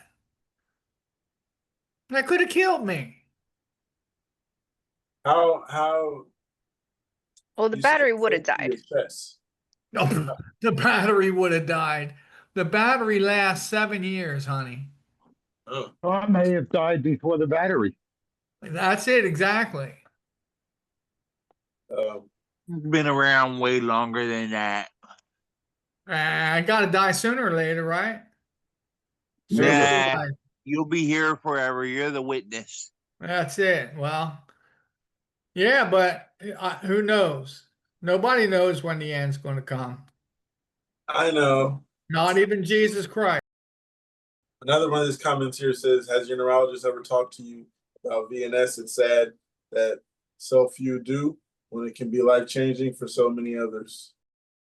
You might want to ask your neurologist about trying ketogenic diet approach. Another one says, damn, has your neurologist suggested or brought up the topic of luminal phenobarbital? Phenobarbital. From my understanding, that's usually used as the last scenario in terms of medication, especially if clobazam doesn't work. Brain surgery is also an option too. I had a right temporal lobectomy as well as a parietal occipital lesionectomy. It's a lot of. That's about a mouthful, huh? Right. It says parietal occipital lesionectomy. It's a whole lot of words. Another one said, is Briviac on your list? Another one says, I couldn't do Keppra, but I can do Briviac. Is that an option? Another one says Excapia and Briviac maybe. Clobazam works well as my emergency med. Compo, Trileptal, Zonisamide, and Topamax. Hey, Kevin. Hello. Champ is here. Hey, Kev. Kevin. How you doing? How's it going? Got an icebreaker for you today about what is something you regret telling your parents. I don't know. They were always very nice people, very understanding. I don't regret much telling them anything. They're always very cool people. Um, if I think of anything, I'll let you know. This one's a thinker. Well, let's hear the answer of what some of you other people came up with. Well, okay, what's one of the things you regret talking about, telling your parents? Me, I told my father, I only care about my mother and my children. Okay. I said I regret admitting that she was right. Admitting that I made an error. Jeff? But long moved on from that. Okay, how about you, Jeff? I don't believe I regret anything I've ever said to my parents, I'm with you there. including I wish I had a normal mother that loved her children. Angel? I regretted a decision I made of telling my mom that she couldn't come visit anymore 2 years ago because I was trying to work out on my marriage, and look at how that turned out. Okay. All right. Yeah, with Well, yeah. mine. Sorry. I was just gonna say with mine, it was just telling my dad that I could have used better words because there was I didn't mean to put it like that. I mean like I was like my kids and my mother are the only ones that need help. You're doing pretty good. Um, so I was like, yeah, they're the only ones I'm worried about. And I told them, yeah, I take that back and I would say it a different way. Yeah. My children and my mother need me more than he does. He doesn't need me at all. Is what I meant by that. But yeah, I did regret saying it because it did look a little odd, and the facial expression he gave looked a little like he was a little sad, maybe a little bit. It was like, okay, yeah, hold on 1 second. I said that too fast, and yeah. I'm sure there's things that I said, but I can't remember. I mean, because I was a stoner, I was drunk all the time. So there's no telling what I've said. Truth. Yeah, I agree, Tom, but I'm actually more mean when I'm sober. So, but I was always told I was a mean drunk. yeah. Oh, Sometimes you manage to put words together a little better when you're sober, though. So choosing the things to say that'll really cut That's deep, right. you manage to do with your head, with your head on straight. There you go. and I won't deny that I said, like Tom said, I probably said mean things. I know I have, but I can't think of anything off the top of my head. yeah, I'll just Yeah, I'll there write after that. now it being after it being a few hours now of that question, I do have an answer for that, but nothing that I'm going to Admit. admit and say in public. Yeah, just like Tom said earlier. To I know exactly what I regret telling my mom at one point, but it's nothing that I really want to admit or revisit Right. again. Or say out loud again. Exactly. It was, we'll just say it was a bad relationship decision, something I should have kept to myself, but in an honest moment. I mentioned it to my mom, and yeah, I regret it because I just feel it was a weird thing to say to a parent.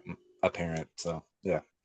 Well, one thing I did Fair enough. say is a few years after my father passed, I mean, I never shed a tear.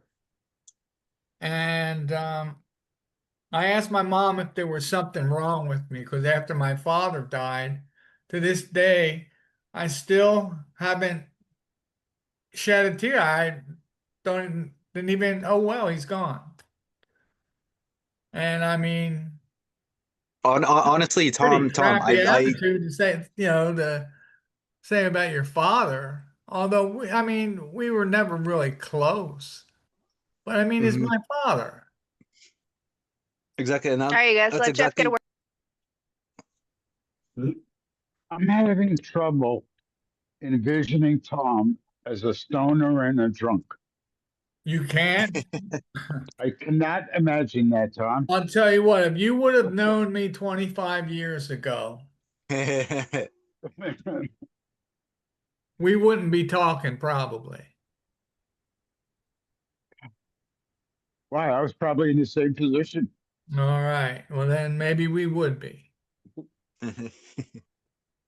So I forgot what I But was gonna say. Tom, I was gonna say a similar thing. I mean, I still, because of the situation, I still live with my parents and everything. I see my dad all the time, but he's just very, I don't know what the right word is. I don't want to say autistic because that's going, a little far, but he's just very blunt and non-emotional. So it's really hard to make like connections with him other than if it's like we both enjoy, the same sports, so we talk about that, but other than that, we really don't talk too much emotionally. It's more my mom that I'm closer with. Um, so yeah, Tom, don't feel bad about it because I feel kind of the same way. Like obviously I'm gonna be sad and miss him when he's gone, but I don't think it's gonna be a huge life-changing thing for me because it's not like he's exactly 100% there. Yeah, my father was the breadwinner. He would get up, he would go to work, he would come home, sit down in his easy chair, tell one of us to go turn on the TV and go get him a beer. He would eat dinner, fall asleep in the chair. Then after we all went to bed, he probably went up and went to bed, got up, and did the same thing all over again. That's what I know of my dad. I didn't really. I'm not gonna say I didn't know my dad, but he wasn't exactly there. Uh, it was like, yeah, he was in prison a lot, maybe like 13 to 16 years of my life, and it'd be like getting out for a few years. We do a bunch of get really close again for a few years, and then 2 to 3 years again. It's gonna do 5 again. 3 to 5, and then get out again, do maybe a year or two on the streets, back for another 4, and so I didn't know on. you were that old. Yeah, Yeah, for sure, for I have sure. the bad hiccups. Does anybody get the hiccups bad, or is it just me because I talk so much? You think it's that? I Get think the that's your body telling you got to drink something. I got 3 liters of water here. Now One start use your liter, sipping on it. nose and guzzle one. and then another liter, and then I got another liter over here. I've been almost done with 1 liter. All right. In the meantime, we've got somebody here asking, where's the help? 1 in 34 people are diagnosed with autism. So sad, but at least they can be treated by specialists. 1 in 31 people are diagnosed with epilepsy, including me, yet it takes months to see a specialist. After my appointment today with my third PA, I explained that all my doctors had left their local practices and I wanted to see a specialist. The PA changed my prescriptions, helped me get an appointment for the soonest day. The appointment is available in June of 26. Why isn't there an uproar about this? I have seizures every 4 or 5 weeks. That's completely incapacitate me. Where's the CDC on this? Okay, now I have a ravenous, Getting dog in the background that is in an uproar about this, and that is That's it. Get in exactly how we line. feel. Yeah, I mean this happens everywhere for multiple specialties. Yeah. Literally, when you have life-threatening conditions, you get put on a wait list at best and hope for a canceled appointment unless you know the right people. Yeah. That is how it works. You guys have anything a little more encouraging? Now that I said that, it sounds really depressing. Well, hey, that's my life too. I wish I could see a real epileptologist. I mean, I'll wait 6 months to see one. Yeah, that's the first comment. It suggested that you asked to be put on the wait list and pray for a cancellation. Yeah, there you go. I'm on the cancellation list as well. I have an appointment on March 12th. But that's also with an optometrist. That's for my eyes, because I have glaucoma in my right eye, and I wonder if that's from the seizures. I'm not sure. I've always wanted to ask, like, do we strain our eyes during seizures? Is that a thing? Well, your body's stress is stressed. Yeah. All your muscles are. And when your eyes roll back and they Yeah, separate, or if they move a lot, I can tell yeah, if the that could be. headaches are around my forehead, then I think I had, something to do with my eyes. Mm. Yeah, because my headaches are usually right here. It's like a line. But then again, the encephalomalacia on my brain is right here, which if you don't know what encephalomalacia is, it's soft brain tissue from my car accident. It's just right here, but I get like it feels like maybe like this thick. It just feels like all the way down there, like big wire. Um, Is it throbbing or is it one constant pain? it's one constant pain. You guys know what the postictal headache That's is what like. I got. I got that right there down the left side of my head, and that Yeah, muscle right there yeah, down into my shoulder. yeah. Mine too. It's like the postictal headache, except it just feels like it's in a tube from like here to here, and it gives you the feeling to like feel like you gotta stretch your neck a little bit, like it feels like Uh-huh. you might need to It stretch, hurts. and it never that doesn't help you. There's no way to stretch it. I'm always like this, trying to do that and stuff. It feels like you just gotta stretch it, but that doesn't work. So Well, far. back to that question about the seeing a doctor, a specialist. Now, if I get on, I can see my doctor virtually, um, probably within a week. I could probably do it sooner than that, which is what I do. I don't go into the doctor's office. All right, when I go see my when I see my doctor, it's virtually over the phone. Well, I somebody got a else is virtual. suggesting too that many people with autism have a laundry list of symptoms that can be treated by various specialists, the same way epileptics do. I don't know if I can agree with that. I mean, between my epilepsy symptoms, getting treated by anybody other than a neurologist, I wouldn't trust it, I unless wouldn't it's a trust it. unless it's a primary care, literally just writing a prescription that I can't get a hold of the neurologist for. Let me ask, how many of you actually need to go in to a neurologist office if you had the opportunity of talking to him or her on the phone visually, through your phone or on the computer, right? How many really need to go in and see the neurologist?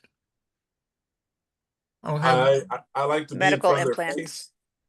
Yeah, I like to be in front of their face time, because sometimes they'll tell you whatever you want to hear over the phone. But I like to talk to you face to face. I can tell if you're more serious face to face. I can tell if you're just nonchalant telling me stuff that you're reading off of paperwork or whatever. Yeah, face to face I like, but I mean it doesn't have to be that. But I like face to face.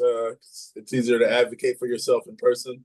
like I said, the new neurologist, I have a telehealth appointment with him, and I'm not going to allow this man to just make decisions the first time I meet him over a video chat. So I Well, have that's that. like that one time I went that for because of that Excapre. I went in to see him because I was telling him, no, it ain't happening.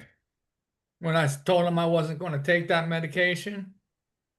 Any other time, I mean, because all it is, you go in and he just wants to talk and blah, blah, blah, blah, blah. Well, we can do this on the phone.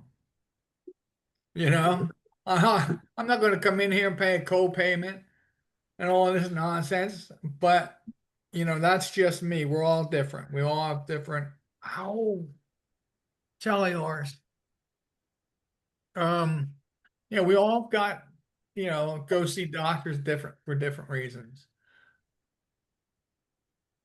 Even About to, I'm about to enter into the whole telehealth stuff where some of mine will be telehealth too, just because I'm going to be 3 hours away from my new neuro. But some of the stuff, since I'm just going into them, I have to go up there for because like they want their own MRI and I've got to do the EMU and some of the testing and stuff that they want, I'll have to go up there for. yeah, okay. Well, see, that's it. I'm done with all that stuff. Yeah. You know, Well, I'm just new patient, so yeah, right, right, exactly. Like I'm done with MRIs and uh PET scan, all of that nonsense. I'm done. I'm happy where I'm at. I'm epileptic. This is the way it is. This is the way it will be. I'm on medication. My medication works. I'm done. Life is good. Life is good. That's great. Life is good. I got another post here though, and I liked it because I'm going through it, and I just actually went to see a doctor. I mean, an optometrist about my eyes, and they told me that this eye is really, really bad. The glaucoma is really bad, and they weren't sure why. But then this eye, he said there's, um, I think he said there's fluid behind the eye or moisture behind the eye. I forgot which word he used, but that's just my memory. But then this post, I found it reading after I was told that. So I was like, let me lock that in and we'll read it. But it says lamotrigine and watery eyes. Eye discharge. Has anyone else experienced watery eyes and stingy eye discharge while taking Yeah. lamotrigine? I've been dealing with it for about a year and a half. Very watery eyes that run like tears as long as strings of clear white gunk, which float around my eyes, blurring my vision, and looking at the corners of my eyes. If I leave them, it's pretty much constant feeling of having something in my eye. I hadn't made a connection with my meds until I recently upped the dose and got much worse. That's when I realized that it started around the time that I had begun taking lamotrigine, and it's worsened. And as I've increased my dose, I'm going to ask my epilepsy nurse about it, and I have an appointment today. But she tends to dismiss any side effects I have. For instance, telling me that lamotrigine doesn't cause insomnia when it very clearly does. Yes, it does. Don't let them tell you anything. They will. They'll tell you what they learned in school instead of what you're going through. Now I have that same problem. I will say, my corners of my eyes. Yes. I'm constantly wiping them, and I feel like I've got a eyelash that turns inside out. Right. I get that all the time. It feels like I always got something in my eye, and I'm like that. Like, what's going on? Or always the corner of my eye, and I'm doing that. Yeah, and it's only my left eye, and I get the weird crying every now and then for no reason. I've said that a few times. Like, I think Anne might have asked me what's going on. I was like, my eyes are just watering. I was like, I don't know, my eyes just water. But I think I've had that too, but I don't think I maybe have it as bad as you, but I always had really dry eyes. So maybe I don't have it as bad as you because I needed the extra water. they gave me this Latanoprost, Afla, Af, Anybody know this word? OPHTHALIMIC.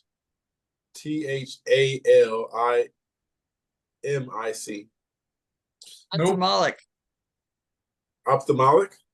Yeah, ophthalmic. Okay. Sounds Yeah. like a rock. Yeah. Lutanoprost is the other word. Yeah, so I put a drop in each eye at the end of the night. They said it works. Not sure for what, but I have noticed also that when I am reading some things, I go like this a little bit because I'm farsighted, not nearsighted. But yeah, the watery eye thing, like I said, now I know it's not just me. Like Tom said, it feels like an eyelash is in the eye. Feels like all kinds of stuff. Been there. So now I got to point that out to the doctor. But also, I really want to know if the glaucoma could be caused by the seizures, or like, because we do get the like shocking feeling. Like if you ever had one when you're conscious, you feel like you get tasered a little bit. Yeah, just don't know if that has anything to do with the eyes. But then again, they're optometrists, not neurologists. But I'll still ask my neurologist and everyone just to get an overall what the fuck is going on feeling. Because I'd really like to know what's going on. Because there's too many different doctors working on too many different things, and that's how you just get worse. One doctor working on this, and he's not talking to that guy, and that guy's not talking. Yeah. So that I'm working Good luck with that. on. Help me figure that out. Let me know. Okay. I do have some comments here. One says I'm having the opposite, always dry eyes, exacerbated. It's drying me out everywhere, but the worst right now is the dry mouth because it's making my mouth hunk. Another one says, OMG, this would explain so much. I recently, last year, started taking lamotrigine, and since then I've gotten crazy watery eye and excessive eye gunk. I just assumed that it was my allergies getting worse, but I could see them being related. And yeah, the same thing with the dry mouth thing. I don't get dry mouth. For some reason, like I said, I'm always like having the hiccups and stuff. And then my mouth is always just like over wet. Like yeah, like my mouth is just watery, always salivated. And sometimes I gotta take a second and go and swallow it because it just like fills up like I need to hurry up and spit or something. But yeah, I don't get the dry mouth like this person. Hypersalivation. Yes. That is a side effect of some drugs. Yeah, it's a side effect of some of my drugs. Yeah. So I get that too. Haven't gotten it recently, but I think I've adjusted to it. But I definitely had it in the past. Lamictal, lamotrigine it's a side effect of that. Hypersalivation? Yep. Oh, nice. So maybe I wasn't tripping. I thought it was just me. Some of this stuff I think like it's just me. Because my right eye watering sometimes. I'm like, I don't know. Maybe it just got hit by the wind at a different angle, or never know. There's a lot of times I'm like this looking for an eyelash in the mirror. Like, is there an eyelash in my eye? I tell my sister to blow it and stuff like that. Now I'm glad to know that it's not just me. Thought I was tripping. Yeah. Nope. The hypersalivation, that's really good to know because I've been, yeah, a lot of my family, they're like, why do you always spit when we're walking? And I'm like, I don't know. My mouth is just full with spit, so I got to spit it out. But yeah, now that's really good to know. Hypersalivation. Is that something you would tell your doctor about? If it's getting in the way. It's not really getting in the way. I mean, well, it's getting in the way of the podcast when I'm talking and my mouth is always watering. That's a little bit getting in the way, but the daily life getting in the way. Well, the easiest thing to do is to swallow. Yeah. So hypersalivation, I got to bring that up. Yeah, I'm getting Charlie horses. Yeah, I don't think that I should bring that up because they're probably just gonna try to give me something for it or send me to another doctor. They'll just give you a pill. Yeah, I don't need a pill for They hypersalivation. got pills for everything. Yeah, I know. I'd rather have a wet mouth than a dry mouth. That's true. It's Yeah. not so bad that like you need medication for it. I mean, it's just a little like drool every so often. Oh yeah, I drool time to time, and I catch myself like, oh, and I look around like, did anybody see that? But there's sometimes where I'm just sitting there with my mouth open, and I'm like, and just like hypersalivation, like she said, sometimes it'll just go out the side of my mouth. Sometimes nobody will notice because it's in my beard, so no one will notice. Yeah, that's a good thing too. Plus side of the beard, you just won't see the drool. I do that when I have a seizure. You drool? Yeah. Yeah, I wake up and my mouth is usually wet from all of my beard and stuff, so yeah, I do that a lot. But it's very good to know that that's something that lamotrigine causes. Another thing about eyes, they're talking about dilated pupils here. I was just diagnosed with focal seizures today. It's been happening for years, but I finally know what it is. Took my first dose of Keppra today, as well as my pupils are enormous. I look like I'm rolling. Anyway, I'm glad to join the group. Maybe now all my other problems will be fixed now that I can treat this epilepsy. And that was a joke. 36 male registered nurse in the US. Dilated pupils on Keppra? No, not from my experience. Not Definitely my not enough to cause experience. light sensitivity or anything like that. I don't have dilated pupils, I don't think. Yeah, I had dilated pupils, but they did that on purpose. My That's a last lot of pot you smoke. my last my last appointment when I just told you I went to see an optometrist. They Yeah, gave me the eye drops. yeah, they gave me the eye drops, but then they were like, we're gonna dilate your eyes so we can take a picture and get in there or whatever the case. And then they gave me those black glasses. I thought I posted a picture, but if not, I have a picture taken. And Then you can't drive home though. I could not see, and I was alone, and I was on my phone. And if you have Apple, then you know the little dots where you know people are, like your family and stuff, people who follow you. And I couldn't tell who was who, so I just pressed the dot, and it was my oldest sister. And I told her I can't see, and I need you to come get me. And she came and got me, because I did not know they were going to do that, and I couldn't see my phone. I couldn't see anything on the screen. I was like, is this what it's like for people who need glasses? Because it was ridiculously blurry. Like I've never imagined or seen anything like that before in my life.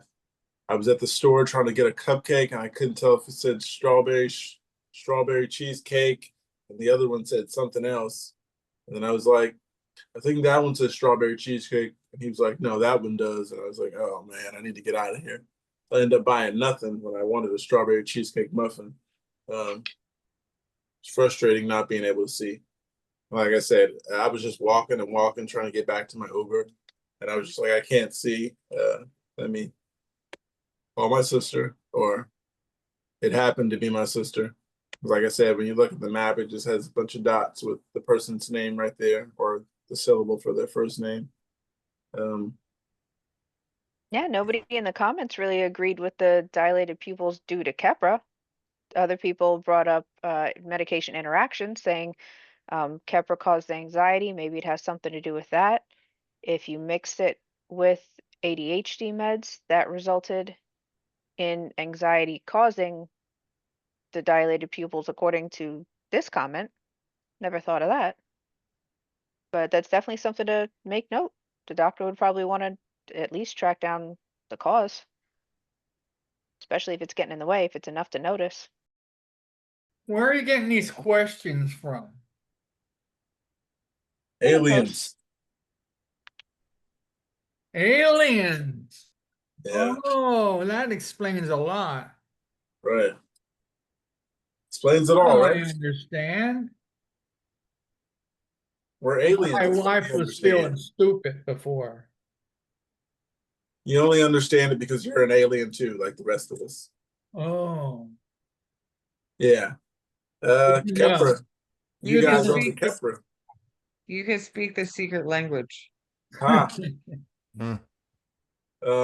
Now that you say that, I have a question I'll throw in there that has nothing to do with epilepsy right now. Okay, It made me just think of it. It says if humans had a mating call, what would it be? I boy, found that hilarious. humans had a mating call. What would it be? Where did Kate run off to? Yeehaw! That's hilarious. Shazam! Shazam. Oh man. Come and get it. Oh man.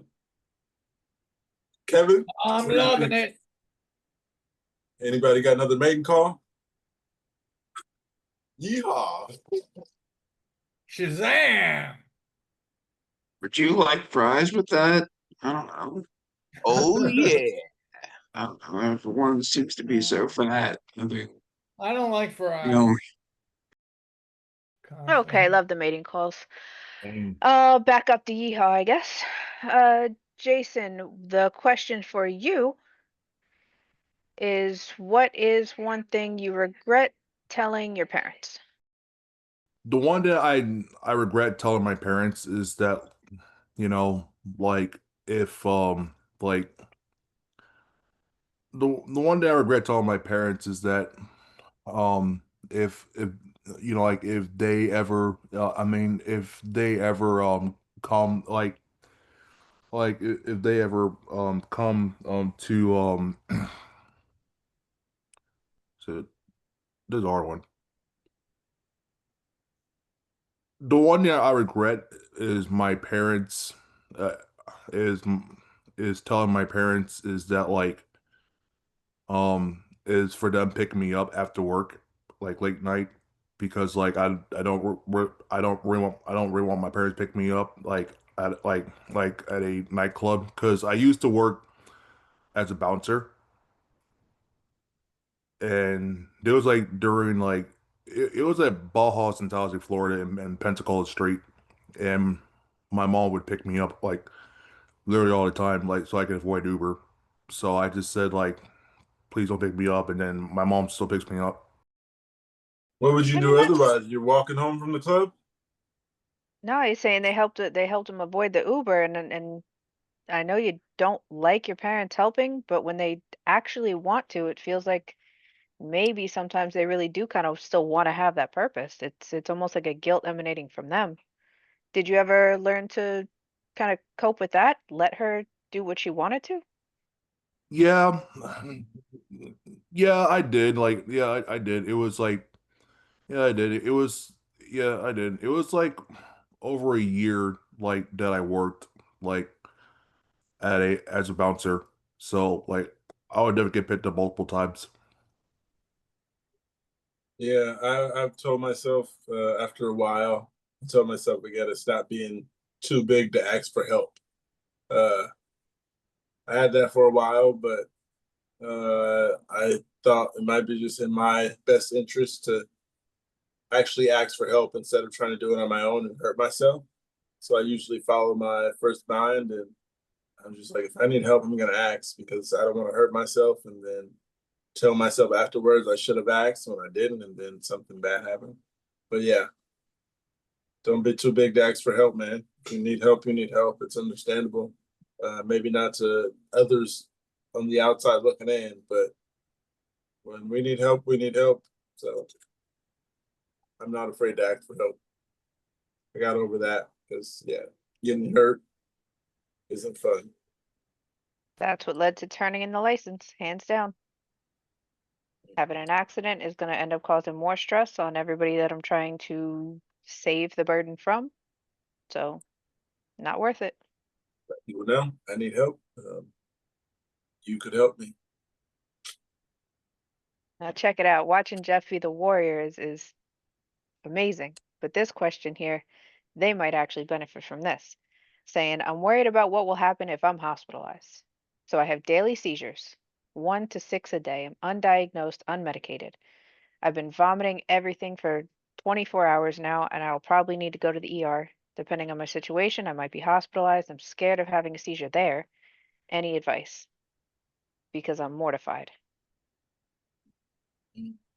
This is putting yourself in the worst situation when you know you need treatment, not being able to keep anything down, and 1 to 6 seizures a day. I mean, you might not be able to make sound decisions at that point. That's at least 365 seizures a year. That is a lot. Oh, they better not go a year. And if you're having at least one a day, that's at least 365 seizures a year, except for a leap year. Yeah. And if you're having 2 or 3 a day, you're in the thousands by 2 years. I mean, yeah, well, like 2 or 3 years, you're already in the thousands. Yeah, you gotta not be too big to ask for help. You gotta let people know, I need help. This is going up. I could use your help, and I'm stressing about needing help. I used to do that too, stress about needing help, but yeah. Well, if you're having 6 a day, that's 1,095, not including leap years. Nice. You did that on top of your head? Yeah, on top. Oh, nice. Yeah, but that's a lot to happen a year, and yeah. All out of fear of being inpatient, even overnight for observation. I mean, the number one comment is that it's better to seize under observation. Hospitals aren't fun, but they're going to be a lot more comfortable to have a medical episode. Jeff's got a doctor right there. He That's totally probably a inspired this nurse. question here. Mm. Andrea, you ever had to face this? Kind of coming to terms with needing to go to the ER when you just really didn't want to? Working on that one right now. I don't like asking for help at all. And I'm now in a situation where I'm having to ask help from people that I really don't like to ask help from. So, That's part of being epileptic and having to depend on people. yeah, but I had all gone as nearly almost no contact with this person, and now they're my main support. I mean, you Well, could rationalize it by doing a few favors for them. that's You it. still have skills, you still have many capabilities. It's no, it's not. It's a whole bunch of other things that Yeah, relationships are complicated. That's true. it's big things. James, have you ever had to kind of talk yourself into being hospitalized or taking that ER trip? Or Jason, Angel? This person is saying they're having 1 to 6 a day, undiagnosed, unmedicated. So this must be right at the beginning for them. Sometimes I gotta talk myself out of going to the emergency room. I mean, talk myself, yeah, basically tell myself I shouldn't go. And sometimes I feel like I don't need to go, but then sometimes, a lot of the times, it's like I don't want to be there all day. And when you go to a hospital out here for a seizure, you're gonna do a CAT scan, you're gonna do an MRI that day, you're gonna do EEG. You're gonna be sitting there all day because you're gonna do all of them to probably find nothing. And then they'll just make sure you didn't have what's it called? Hit your head. Concussion. But other than that, yeah, that's what I don't like about going to the hospital is I gotta sit in there and do all the tests. If I just be like I had a regular seizure sometimes, and I'd be like, just a breakthrough. I had to tell them that several times. That it's just a breakthrough, just regular seizure. It's no big problem, and then they don't do the test. But if I just have regular seizure and I wake up in the hospital, my family doesn't tell them that it was a breakthrough. They're just gonna assume, oh, we need to do everything we can to check his head today and be there 10 hours.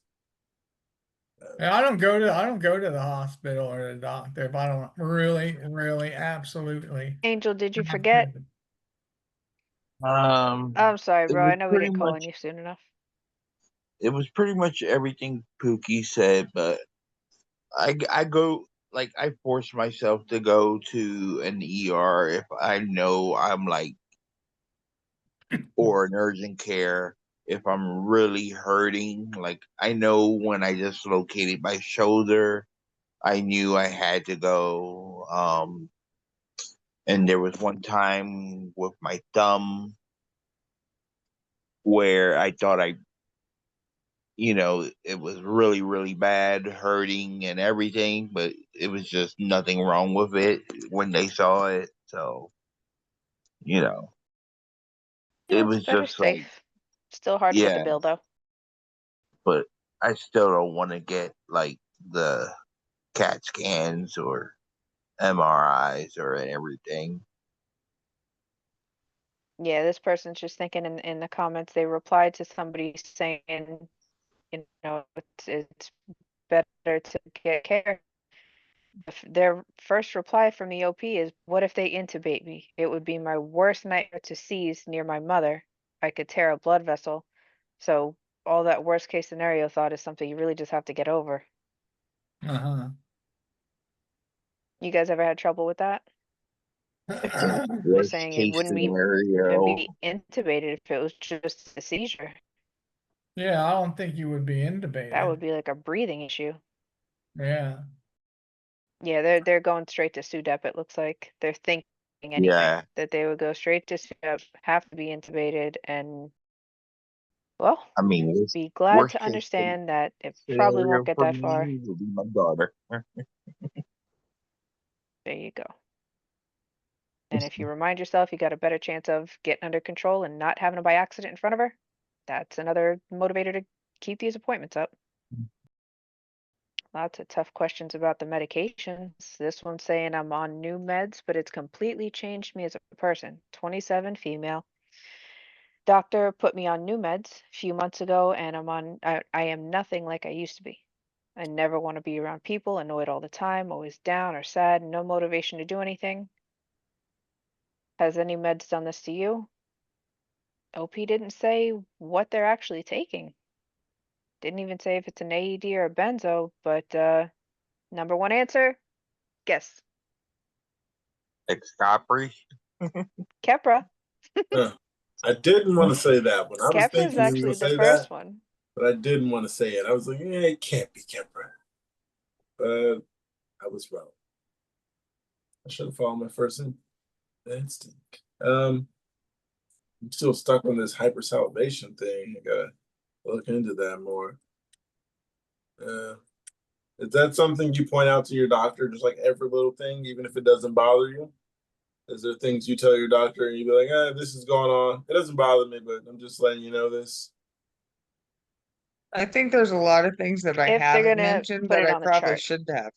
Well, this did add up earlier tonight with, forgive me, a couple other members that were describing some really vicious symptoms they were having. And when they all add up, equal something called DRESS syndrome.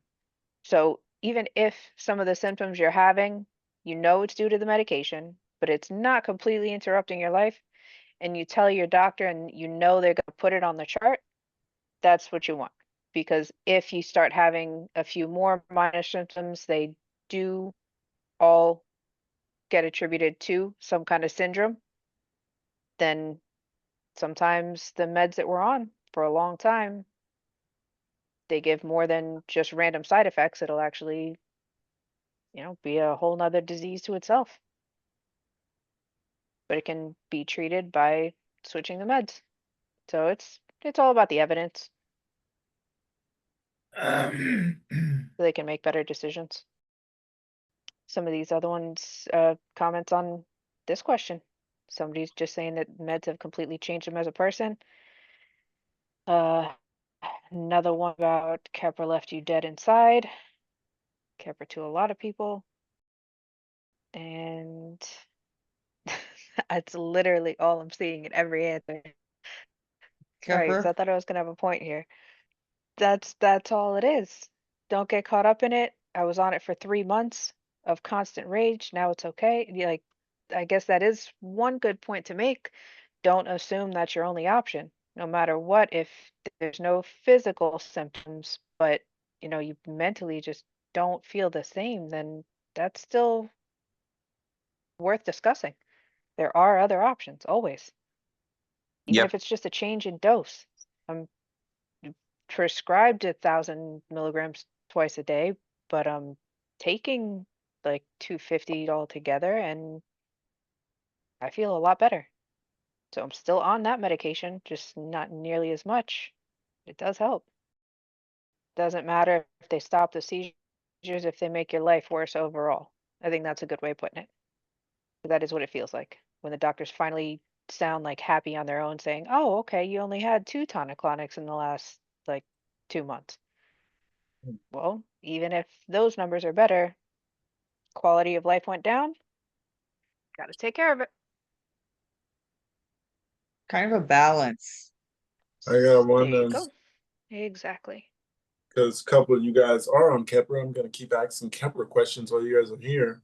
It says Kepra loss of appetite. Did your appetite come back? I recently switched meds from lamotrigine to Kepra, and I have noticed a slight loss of appetite. For those who have experienced this, did your appetite return eventually, or did it remain a bit lower? It isn't a concern for me, as I was a bit overweight to begin with, and I have been actively working on my health since May by trying to make better food choices and get 3 to 4 cardio sessions in each week. I've lost 20 pounds so far, and I feel a lot better for it. I'm mostly wondering if my appetite is going to return with a bang and make it harder to keep the weight off. I've been regularly upping my dose every fortnight since June, and only reached my full dose of 1,500 milligrams per day a couple weeks ago. So I haven't had the chance for things to fully settle yet. That's a sign. Just wait for things to fully settle. Don't get too caught up on it yet, but I know the appetite thing with lamotrigine was the same thing. I mean, with lamotrigine, it causes loss of appetite. I have absolutely zero eating cues. If I don't have food in front of me like I do now, then I probably won't eat because I'm not going to think to, let's go to the kitchen. That's it. If I don't have food in front of me, I won't eat.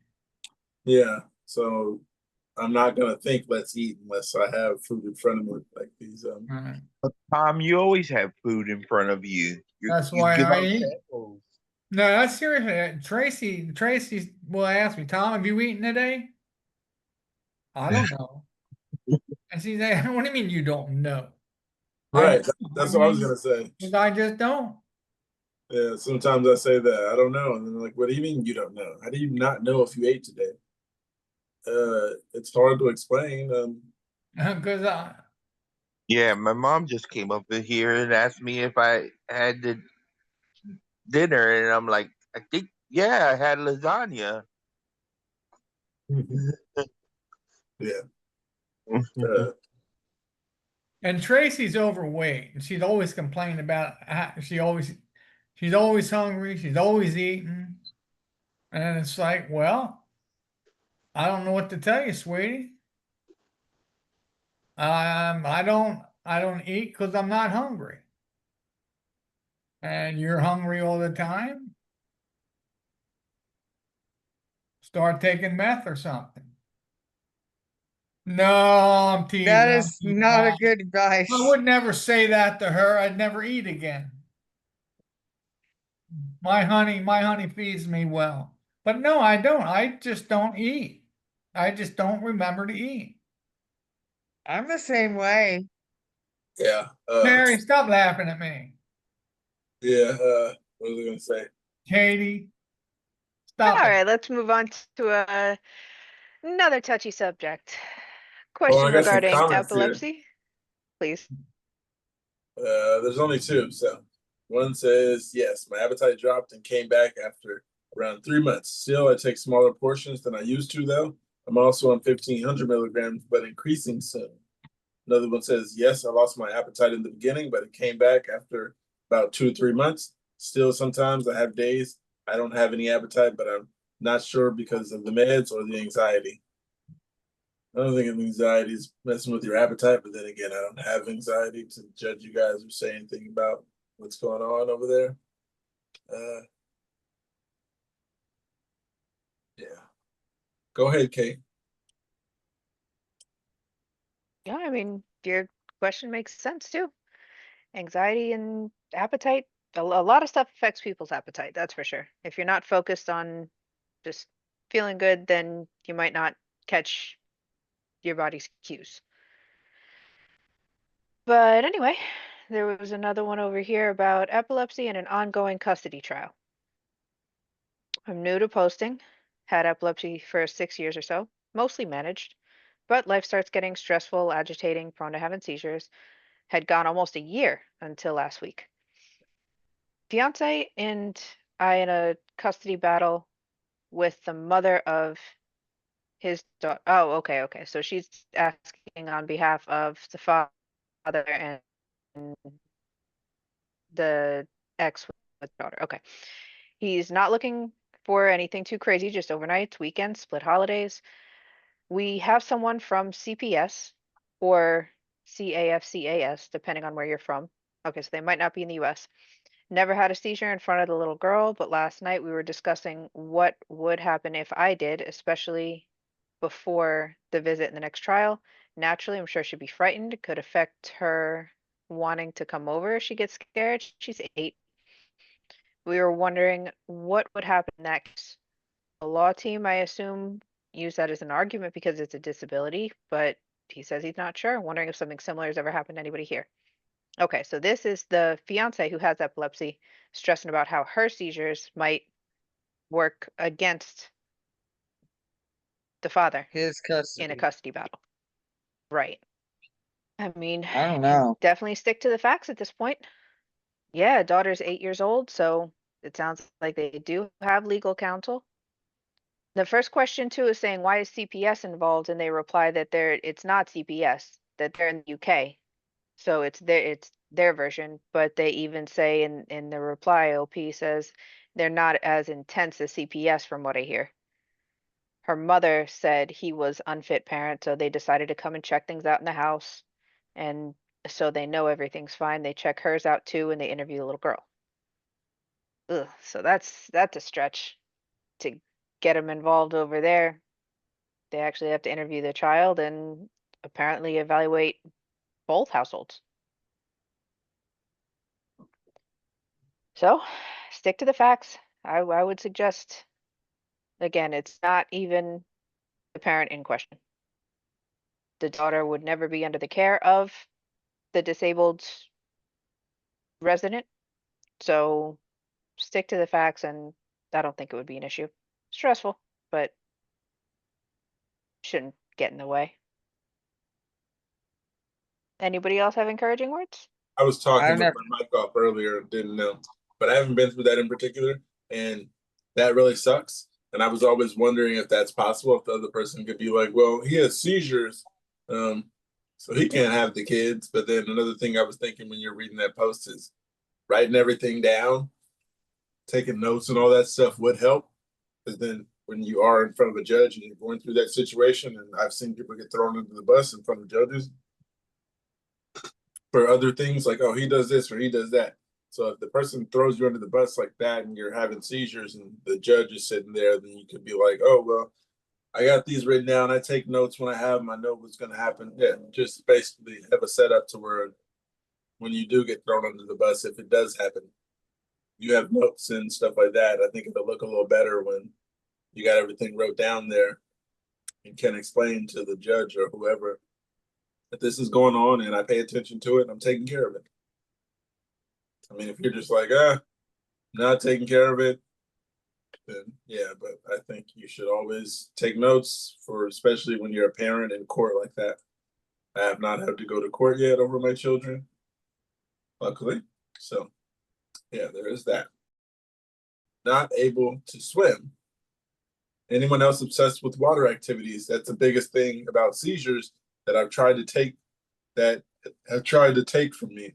Swimming, surfing, snorkeling, I love it all. Admittedly, I still swim even though I know it's really risky. My quality of life would be terrible if I had to stop. Do you swim? Me? No. Big pool out front? No swimming. I don't trust my health. I'm due for a seizure, so definitely not going to swim. Get some water wings. I couldn't imagine flopping around in that water because also like I don't know about you guys, but I'm the biggest person I know, so there's not many people who can save me. So I didn't put myself in that position. Not When you're everyone in is the six. water, you're weightless. Huh? When you're in the water, you're weightless. Not when you're 6'2" and someone's 5'5". All I He has a gotta do million is keep your pounds. head up. All they'd have to do is grab you by your dreadlocks and drag you out. Don't do that. Please don't do that. Yeah, Better than dying, man. yeah, it is better than dying. I'm 6 foot. Pookie, I can handle you in the water. Oh yeah, you're 6 foot. But like I said, I'm the biggest person I know. So I'll get you. I'm almost 5'11". I'm oh 5'11". nice. Definitely. You and Angel Yeah, would save me. I'm one of them tall girls. Tom, All how of our tall are you? tall people have the privilege of traveling from the East Coast to come see what's up. Tom, how tall are you? I can fight you. I'm 5, I think 5'11". Weigh Jason, you're 5'2"? 170 pounds. Jason, you said 5'2"? Nah, no, I'm 6'2". Oh, I was gonna say 5'2". Security here, bouncer at 5'2"? Someone's gonna bounce you. Oh, like I'm 6'2", I am 200. not scared of a little bouncer. He's 6'2", and he looked like a humongous beast. I say if he's working as a bouncer and he's 5'2", you don't want to mess with him. Oh yeah. The not being able to swim though. Anybody want to swim? I would love to, but I haven't been in a few years. I haven't swam in a while, but I was on a swim club when I was in a swim club when I was a kid. Okay, On if you guys diving were team. all here right now, would you guys go swimming with me? We'll put it like that. No. Yes. Yeah, I would. Check for a lifeguard. There's no lifeguard. Capra lifeguard? There's a sign that says no lifeguard on duty. Call 911. How deep is the pool? 5 feet. I worth think it. if we're all together, we can handle I it. think at 5 Yes. feet, we all Yes. should be okay. We could all watch each other's backs. We got it. That's it. Yes. There you go. Can We're you not all imagine? gonna have a seizure at the same time.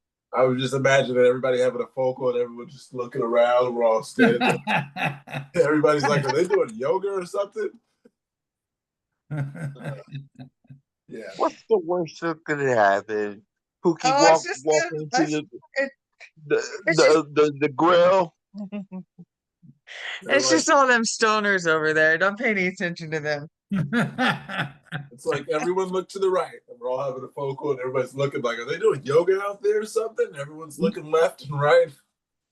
Everyone look up. Namaste. Then you got the ones that are bobbing. Yeah, I was saying that to Toaster. I was like, imagine like, because epileptics can actually go to the Special Olympics, and I didn't know that we can actually go to the Special Olympics. I'm gonna do that, but we were talking about that story. We were like, what if everybody was like doing the 100-yard dash, and we all were at the Special Olympics, and everyone stops at the finish line and just looks around. Interesting. You know, breakdancing is also in the Special Olympics. There you go. That break dancing that they did in the Olympics those poses was would not kill us. break dancing. Well, I know it's in the Olympics, but combine epileptics and breakdancing. I don't know. I didn't know I could be in the Olympics though. Would have tried that ages ago. Man, we would get gold automatic. If you could play a sport right Mm-hmm. now, what sport would you play? Certainly not the dancing. Why not, Kev?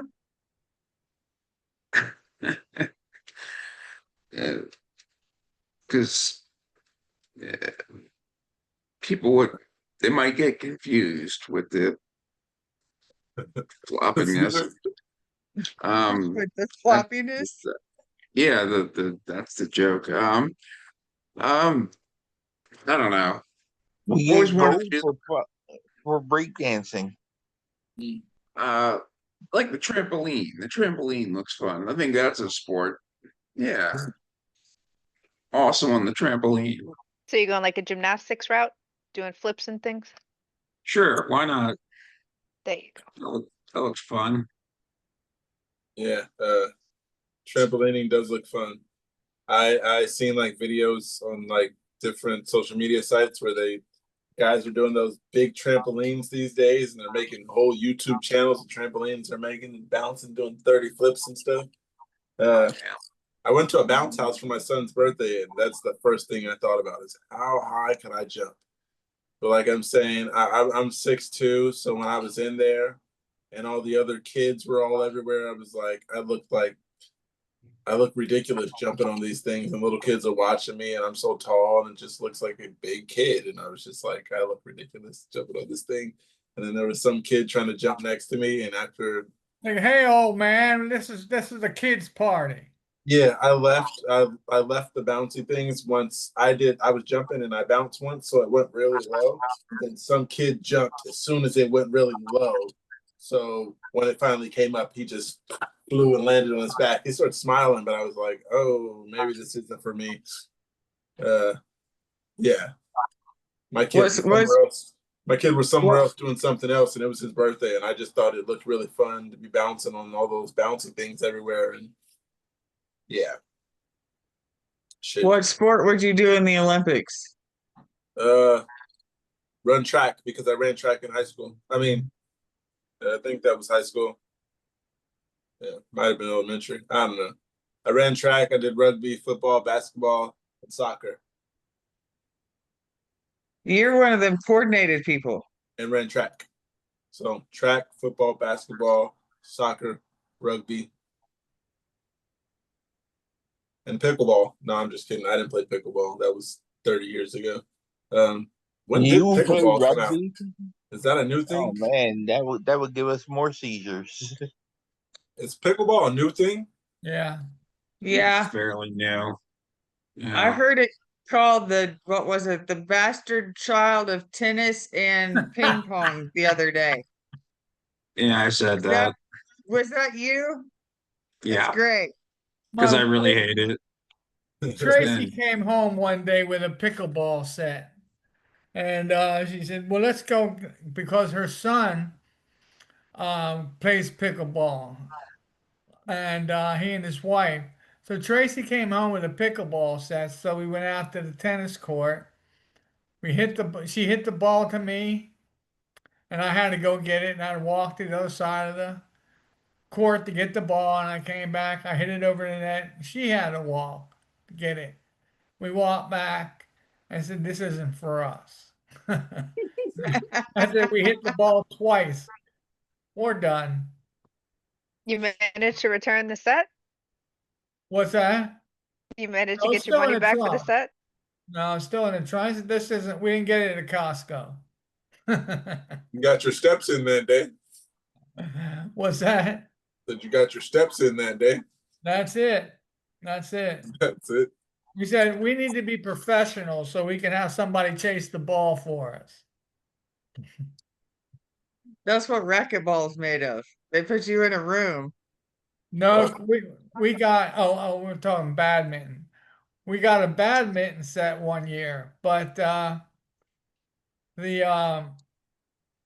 birdie kept going over the fence, and the only way to get the birdie was to go around the block to the person's house, and it's like, nah, this isn't going to work.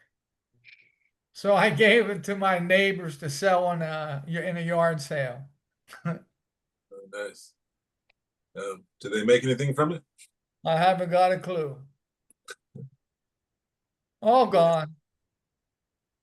Back to the swimming thing about liking to swim. Here's one of the comments. It says, I swim. I still go to the beach as well. I don't do those things alone typically, but to be honest, my seizures are controlled and I do whatever I want. I just say that because it's easy to be afraid to do things, but what's the point of dealing with all the meds and BS if you can't even have fun anymore? The point is you won't die. But Amen. but yeah, Okay. I'll be back in a bit. The thing they said about the beach, I went to the beach and I was always thinking I had a seizure and they buried me in the sand. Being that they said don't hold them down when they have seizures, do you think that'd be a bad thing? Because I didn't have one when I was buried. I was just like head sticking out, and I had a seizure on the ride home. But I was wondering, like, if I had a seizure in that sand, I can't move, what would that be like? I think that would be bad. Yeah, can't can't you can convulse, but you can't exactly do the shaking movements. Guess your head would just convulse, I guess. I don't know. Well, I think it would be hard on your neck. It would be difficult to breathe. I mean, there's just a whole lot of different reasons. I could just imagine breaking my neck now that you said that it'd be hard on your neck, because then you just be like this, and man, that you're we stiffen out. That would have been rough. What if I would have had a focal just in the ground looking around? They're like, "What is he looking for?" And I was the only person to get buried that day for some reason, shovels and all. The epileptic we chose. Don't know why. I suggested I'll do it. Because you were the biggest and you didn't want to dig the hole. I think it looked fun. I was real careless back then. I didn't care about my epilepsy. I was just, I'm gonna do everything I want to do. YOLO. Just live life. And that was the wrong way to go about things. I put myself in a lot of bad positions, getting hurt, a lot of bad injuries. Well, not bad injuries, they just looked bad, like my tooth, and then I skid on my face and I had a scab right here as long as this. Yeah. I haven't had any broken bones like some people say they have really bad injuries. Mine are just ones that tend to mess up your, I'd say, look. Superficial. Yeah, I guess something like that. Luckily, I haven't had one in the shower like everyone else. But everyone That's assumes I did. terrifying. Yeah, everyone. I've had one Oh, that's been stuck in between the toilet and the wall, but I haven't had a seizure in the shower yet. But every time I drop something, everybody comes running. Jeff, do you have the fall wrist bracelet on? Because they usually give that to me when I'm at the hospital. Yeah, they have to give it. Oh, okay. They know I'm not a fall risk, but anybody that's in the EMU has it. Okay. Yeah, because some people have drop seizures. Those are rough. I think they're called gelastic.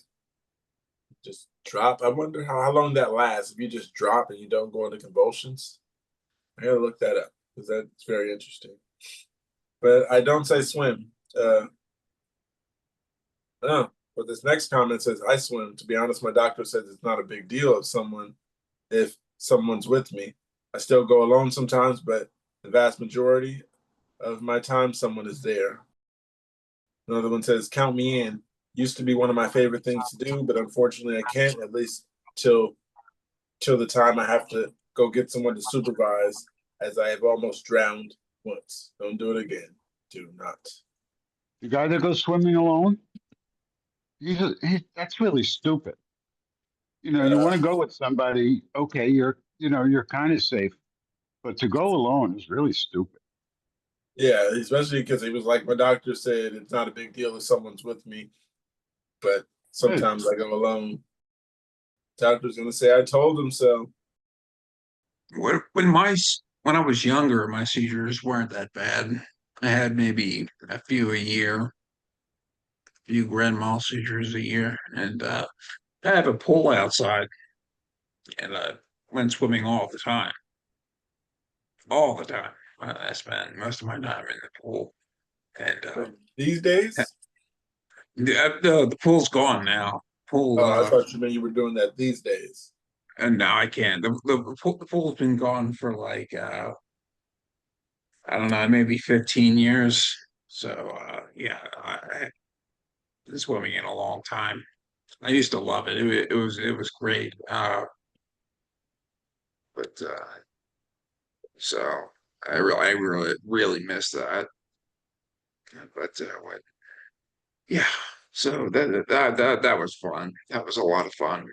When my seizures were controlled, I would swim all the time. Yeah, and now they're controlled again. Yeah, I miss that. Sorry. You guys don't know. No, we're gonna talk Kevin into doing something about that. Find your community pool, go to a family member's house. There's ways to swim again, I'm gonna push him in the pool. especially if it's something You're you gonna have to miss. swim, sink or swim. Mm-hmm.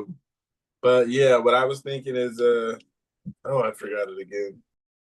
I'm not gonna swim with the dolphins, Angel. Only you can swim with dolphins. I don't risk my life like that. I stay far away from situations like that for several reasons, including dying, and the dolphins aren't going to save me. But I like that picture you have is great.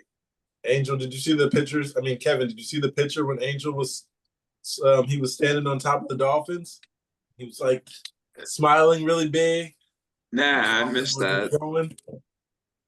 Yeah, how was that picture? It's on Was Reddit that somewhere, but was that recently or what was that? Riding dolphins in the Dominican Republic. I'm just kidding. I don't know if it was Dominican Republic, but he was riding it was dolphins and the water was clear. Cancun. It was Cancun. You could see the dolphins really good because the water was clear, but still, yeah, Nice. wouldn't do it. Actually, I don't know why I counted myself out on that one because I did tell myself I want to skydive. So there's going to be something I shouldn't do in the future that I'm going to do. Yeah, We're gonna get you to go swimming, Pookie. you We're can do gonna- anything with the right precautions, they say. So You could do a tandem skydive attached to, only if to you an go with me. instructor. I You go ain't with doing me. that. I'm not jumping out of a plane. Are you stupid? What if you have somebody with you? You got somebody on your back.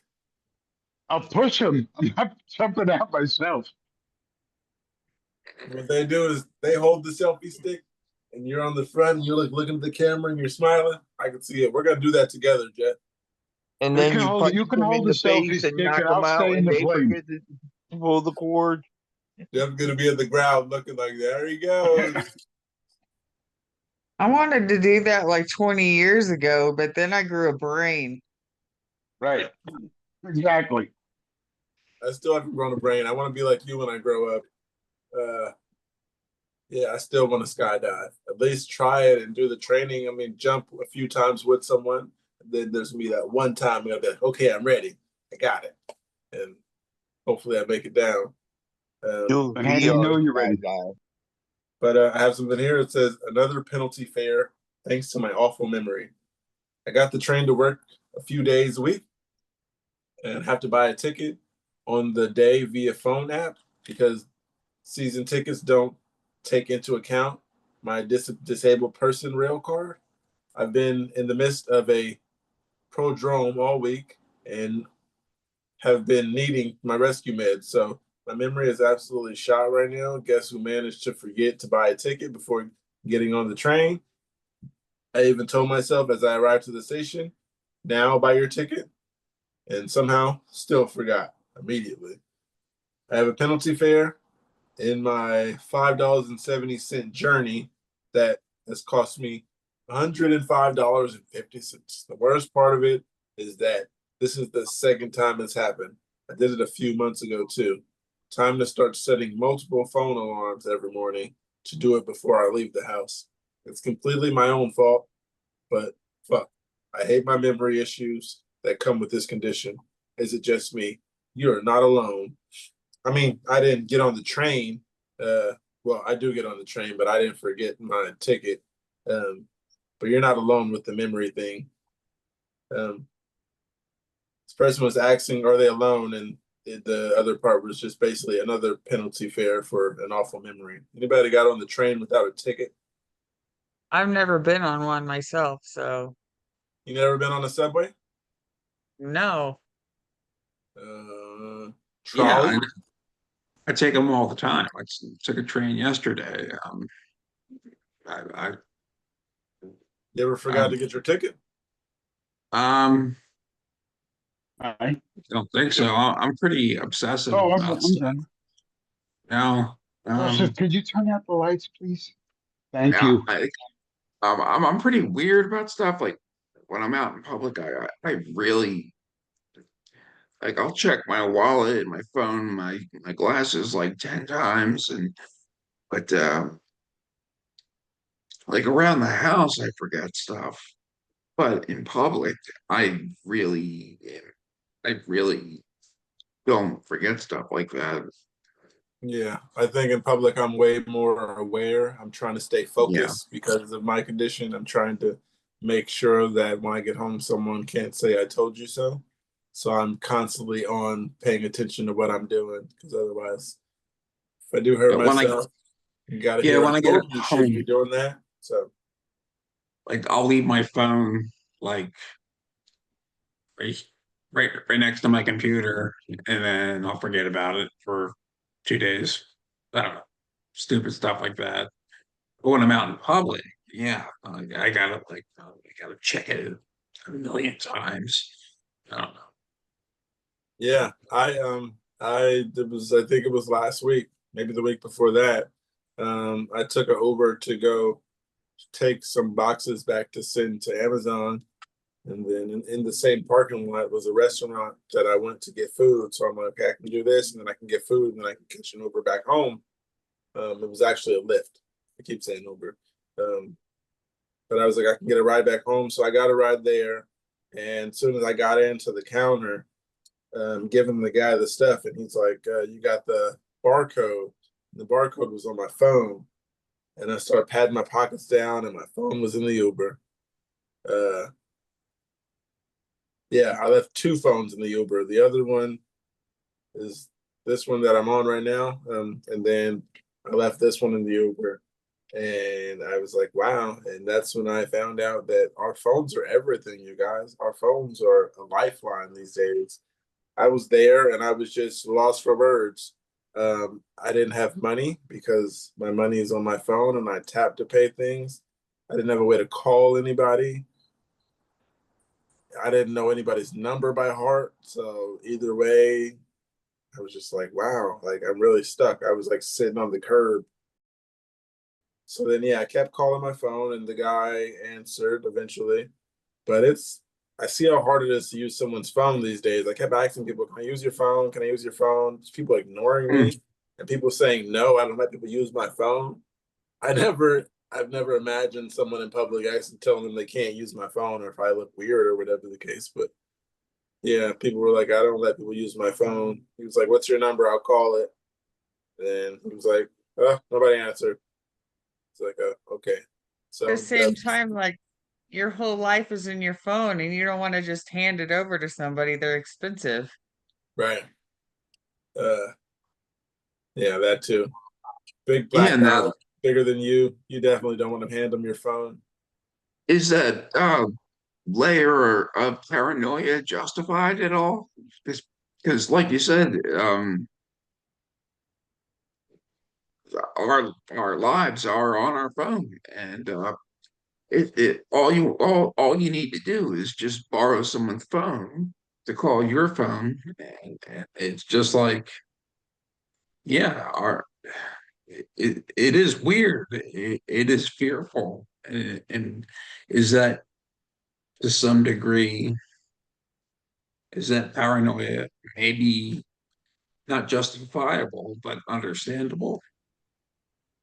But yeah, this guy, back to the guy with the penalty on the train. You guys said you never missed a train or never didn't get your ticket. But the only comment here says dispute the charge, take it up with the train operator, and explain the situation. I've managed to get penalty fees waived.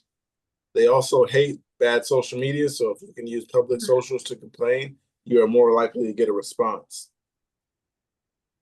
Another thing that this made me think about is a question long ago we asked, and it was saying based on like when you're in public, and you go use public restrooms that are one-person restrooms, do you lock the door? And I never thought of that because when I do go to the bathroom at the train station, it's a one-person bathroom, and I never even thought to not lock the door. Don't mention. Yeah. Lately, I haven't been knocking the door. I'm like, hey, if they walk in, they walk in.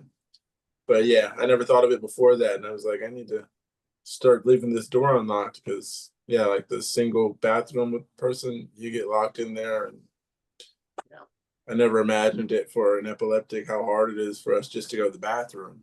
But yeah, what do you guys do with a single person bathrooms? Do you guys use those, or you don't use it, or leave the door unlocked? Yeah, of course I always lock it. It seems just you know, habit. Yeah, but I used to have, the myoclonic seizures where you just fall over and yeah, but I hate to say you don't count, Kevin, but you're controlled. well, Yeah, yeah, I the door behind me. I was like, I'll lock it. I don't care. well, yeah. I mean, I do now, but I still have habits and stuff. Um, I still had many years of horrible seizures and stuff. Yeah, and but yeah, s- someone else go. I guess I'm done here. I don't lock it. I have fear of locking, like having a seizure in a bathroom again and someone having to break it in. Like I had a seizure in a bathtub. Uh, it's just like you're having to break it in, and I'm locked up in there having a seizure. No, I'm not locking the door. You can. It's like I don't care. Come and see me freely. you know. If, Yeah. but at least my As long as life I'm will be alive. safe. At least my life will be safe. Right. Yeah. Luckily I haven't had one in the tubs like everyone else, but I have had one in the bathroom was my only one. I was stuck in between the wall and the toilet. Um, Nobody's told me about a seizure in the shower or the tub yet, so just going with I haven't. Uh, oh, the Great Kate is not there at the moment. Showers I just straight up freak me out these days. So How do you use when you go to single bathrooms or public bathrooms? Do you lock the door? me, Yes. oh, like the toilet stall, I have always locked them. Never thought of, I never really thought about that, honestly. But like showers and stuff freak me out now. Now that I'm in the house by myself, you know, but I'm So, always talking to people. got one here. It says, has anyone had this episode? I had a weird episode yesterday, and it's not the first. I had some sort of mental nervous breakdown or more of a panic attack. I didn't feel in control of my body, and I still don't. Everything feels new, and I don't feel like myself yet. It started from a while ago after I got diagnosed with epilepsy. I'm also on Briviac. I think this started way back. Uh, Nervous breakdown, isn't that what they call panic attacks? The 6 hour one sent me definitely into PTSD. You know what those seizures when you're aware and it feels like a grand mal feel like and you get those jolts and they can't stop and Been there. it sent me into PTSD. Yeah. First comment here says, I think I had that before, the weird feeling almost out of body. I've also had a panic attack where I felt a heavy weight on my chest. I don't know if you felt that. One more comment says, well, if you have to break it down further, do you feel like your mind is questioning reality or something? and feel dead scared of everything around you. Sometimes I feel like my mind is questioning reality, asking myself, did things really happen? Even sometimes I know that did happen. I'm struggling to like, did this really happen? It sounds too amazing to actually be true. I go through things like that sometimes. It sucks when you see it and it's like you can't remember it. Yeah, that's kind of like how you know if it was bad enough for somebody to call the authorities, then it must have been something equivalent to a breakdown, but you don't really remember. You can only go on what the arrest report says, and that's still not good enough. But probably sounds like a breakdown if you storm off the job and end up wandering the parking lot, taking your clothes off. That was probably the closest to a breakdown I can contest to. That sounds rough, Kate. So that happened to you. Don't Did you remember take your it. shirt or your pants off? Shirt. Wow.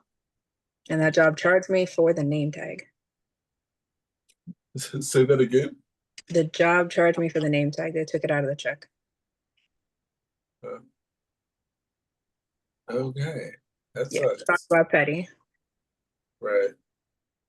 This one right here says, do you remember anything before a seizure? I've been having a pretty strong aura today, and I'm really scared of not only the seizure itself, but specifically the period before. As it's happening, I've had 2 TCs, but I wonder if anyone else remembers the moment leading up to the seizure. I imagine I'll know it's gonna happen. I'll know what's about to happen, and it'll be really scary. Had my second tonic clonic last week, and I don't remember a thing before or during. I can remember things before once I get home or like once I sit around and think about it and put the pieces together. But I'm never just gonna remember something like once I get to the hospital, I'm like, oh yeah, I was doing this. That's not gonna happen. When I get home, it's usually when I sit and think on it, like ask someone, where was I when this happened, or this and that. And then once I get those pieces, oh yeah, it was over there. And oh yeah, this person was in the room. It'll all come to me later. But yeah, right offhand, I'm not gonna remember anything at all. Questioning myself, like it says, questioning myself when I was in the hospital. Did I scare anybody? I don't trust my own memory anymore. Yeah. I try to tell myself, trust yourself, trust yourself. Try to. I try. Depends on what it is. I try to tell myself, trust yourself with everything. If I don't, then I don't know. Yeah. I've never had a good outcome when I don't follow my first instinct. I always end up telling myself, I should have did it.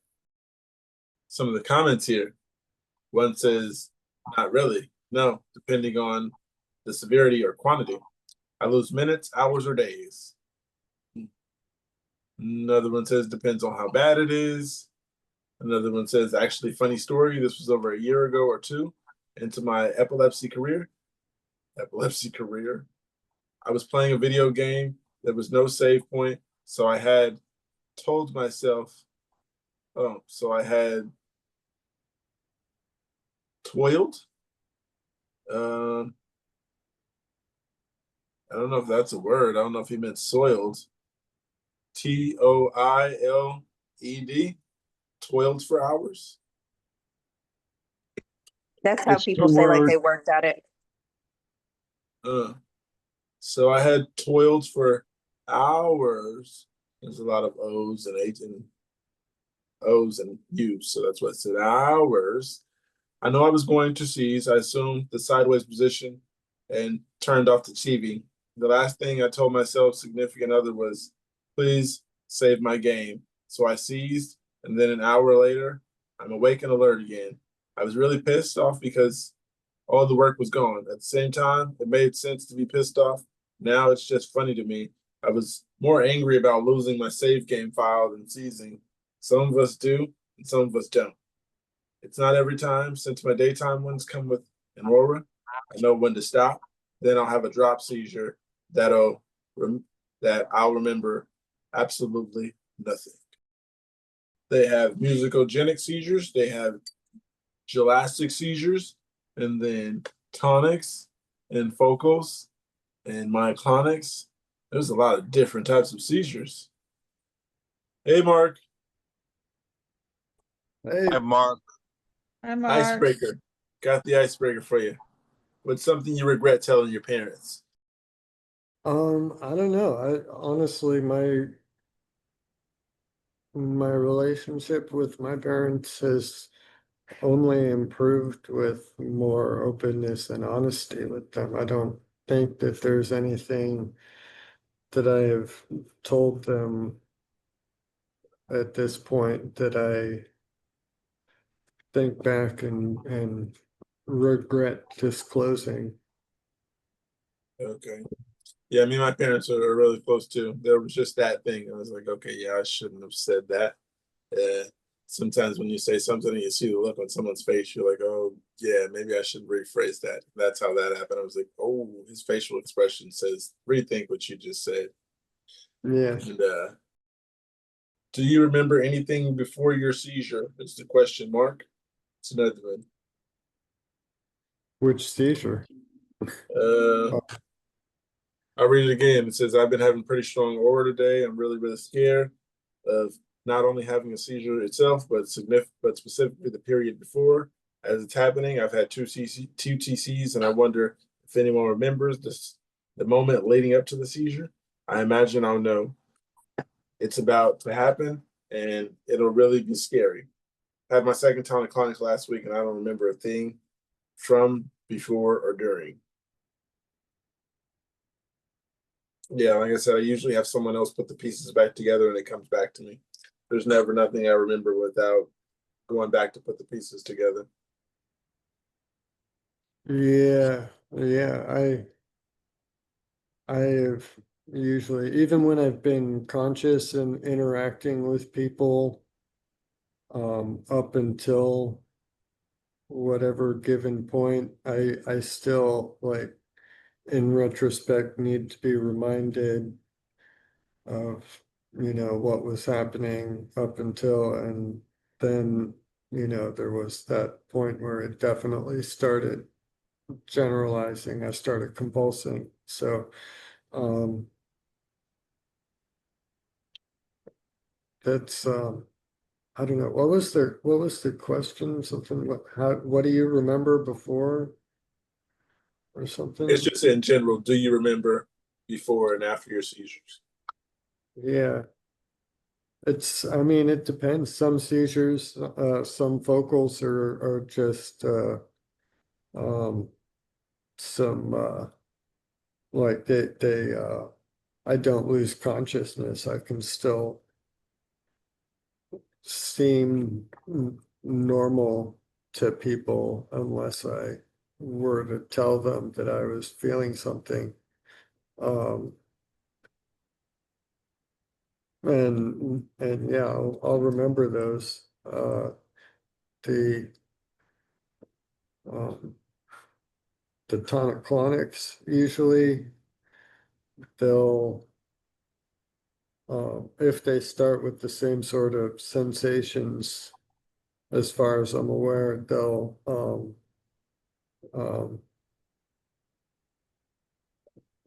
usually be so large or so intense that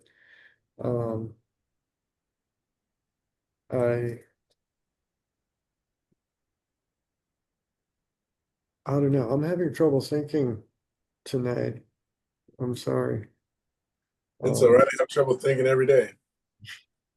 Better than me. You're talking about tonight. But I assembled a desk today, so that Nice to be on the garden. that took everything out of me to put together a Chinese manufactured little few like leg stands and some fiberboard. But hey, There was something earlier. I wish you were here for us. We had somebody new and she was throwing out something about some facts about something. We were like, oh, okay, nice to know. And I was like, I got to get Mark's opinion on that. But then again, I forgot what she. Klutzy Mutt. It was Klutzy Mutt. She's gonna post something on the I don't have words for it right now. She said she was gonna find it and post it for us. And she has not. But yeah. Hopefully she what it didn't was. forget. Yeah, she was also having a cluster, so Right. I'll Yeah, check for she that was going tomorrow. through clusters earlier. Yeah. So new one, time lapses. How many of you guys have very long focal impaired awareness seizures? I just lost an entire hour to one. Still fuzzy and slipping in and out right now, and it's such a disconcerting experience. Even stranger because often happen when I'm just sitting in my computer chair and something and no one around me even realizes anything is wrong. It's just creepy when you realize you know. I'm just curious how many of you guys have long seizures like that. I know it's uncommon. I just like to hear stories. It helps knowing I'm not alone. You are not alone.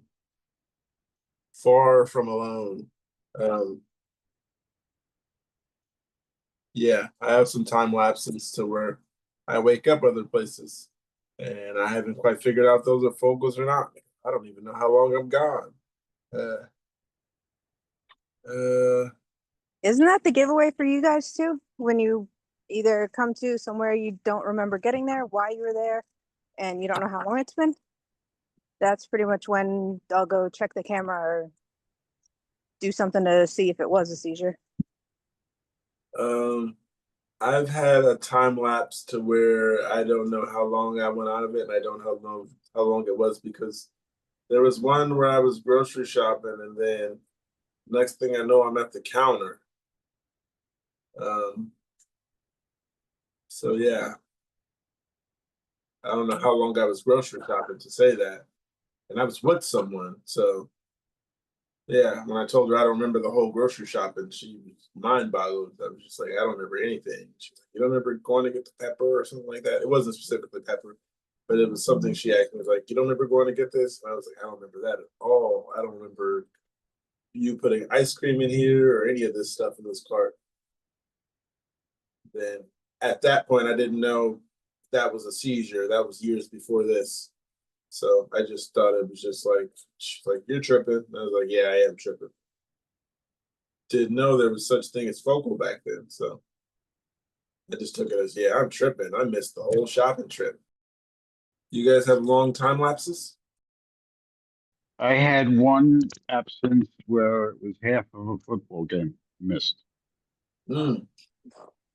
Oh, I think I'm the only person here that doesn't have I don't have focal seizures, but yeah, with the tonic-clonic seizures, uh, it's time is a really it's a real mind fuck there. Uh, I really it feels like The you mind. know yeah you you're out for like just 2 minutes, but it feels like hours. Yeah. Or days. Or day. Yeah. Yeah. You have no sense of time. The time is just yeah. That's the most one of those things that's a huge torture and you wake up and it's really terrifying. Yeah. That's probably why so many people are afraid of seizures and epilepsy is taking things from them. Yeah. Like you said, even though it's a couple minutes, feel like you lost time and a lot of times opportunities to do things and go places. There's nobody around you who's gonna let you do shit. Few of the comments here. One says I lost about 45 minutes the other day. At least you know how long it was. Another one says I should probably take a rescue med, but I hate those things. Another one says I had one last week where I lost about 5 to 10 minutes, but last year I had one where I was slipping in and out of it for the most of the day. And by the time 9 p.m. rolled around, I had no idea what I had done all day. My dog was covered in mud, and I had a huge cut on my cheek. I'll never know when it happened that day, but I hope it was fun. Yeah, there's like Jeff, you said you watch half the game, uh, which is pretty long, and that made me think of my long one because I left work one day, and I know for sure I got off work at 7. So then there's like a 5-minute walk to the bus stop, and maybe a 20-minute wait for the bus. So if I'm on the bus at 7:30 a.m. and then I come to 3 counties away, I know I had to take at least 3 buses and a train to get where I was, and I don't know how long that took, but I know that was at least 2 to 3 hours. And I don't know how I paid for these trips, to be honest. That was what you call mindfuck, Kevin. Like you said, I was mind boggled. I got off the bus like, why am I in my hometown? And I lived like 15 minutes from work, like one stop on the bus, and I ended up going the opposite direction on the bus. And yeah, 17 miles away. Back to my hometown. That's what I was thinking as my mind was like probably like go home. And then it thought hometown. That's how I looked at it. Well, Another you're never going to comment. be able to say you forgot, even Say if you that said again? it. You're never going to be able to say you forgot. Like as of, I don't know, maybe I don't know when did I start listening to the weekend? Like 2 or 3 months ago. I couldn't have told you what the New Jersey address was, but then out of nowhere, I'd wake up asking, "We ever lived on an old schoolhouse road?" And my mother looked like she was going to have a heart attack. She was saying, "How the fuck do you know your childhood address again?" So that's kind of refreshing. Sometimes, if you act on it when you're having a seizure, it's not the best case scenario, but you can still find something to appreciate out of it, even if it's just But memory. this was also, I was working a graveyard shift, so I'd sleep during the day. So I'd take my pills at the average time, like 10 at night, 10 in the morning is my usual time. So when I got off work, it was 7, like I said. So it wasn't even pill time, and had that seizure. And I don't remember leaving work. I just remember waking up, I was like, let me get off this bus because I don't know why I'm on the bus. And I was like, why am I in this town? And then across the street, I got in the parking lot of the post office and I had a seizure. Yeah. I kept telling myself, okay, I know what town we're in, so let's get to somewhere or someone I know. And like I said, I crossed the street and there was the parking lot. And I remember waking up in the hospital and they said I stopped breathing. So remember that part. Another comment here says, my daughter does. They range from 10 to 30 minutes. She comes out. Then the first question usually is, how long was I out? What's crazy is she'll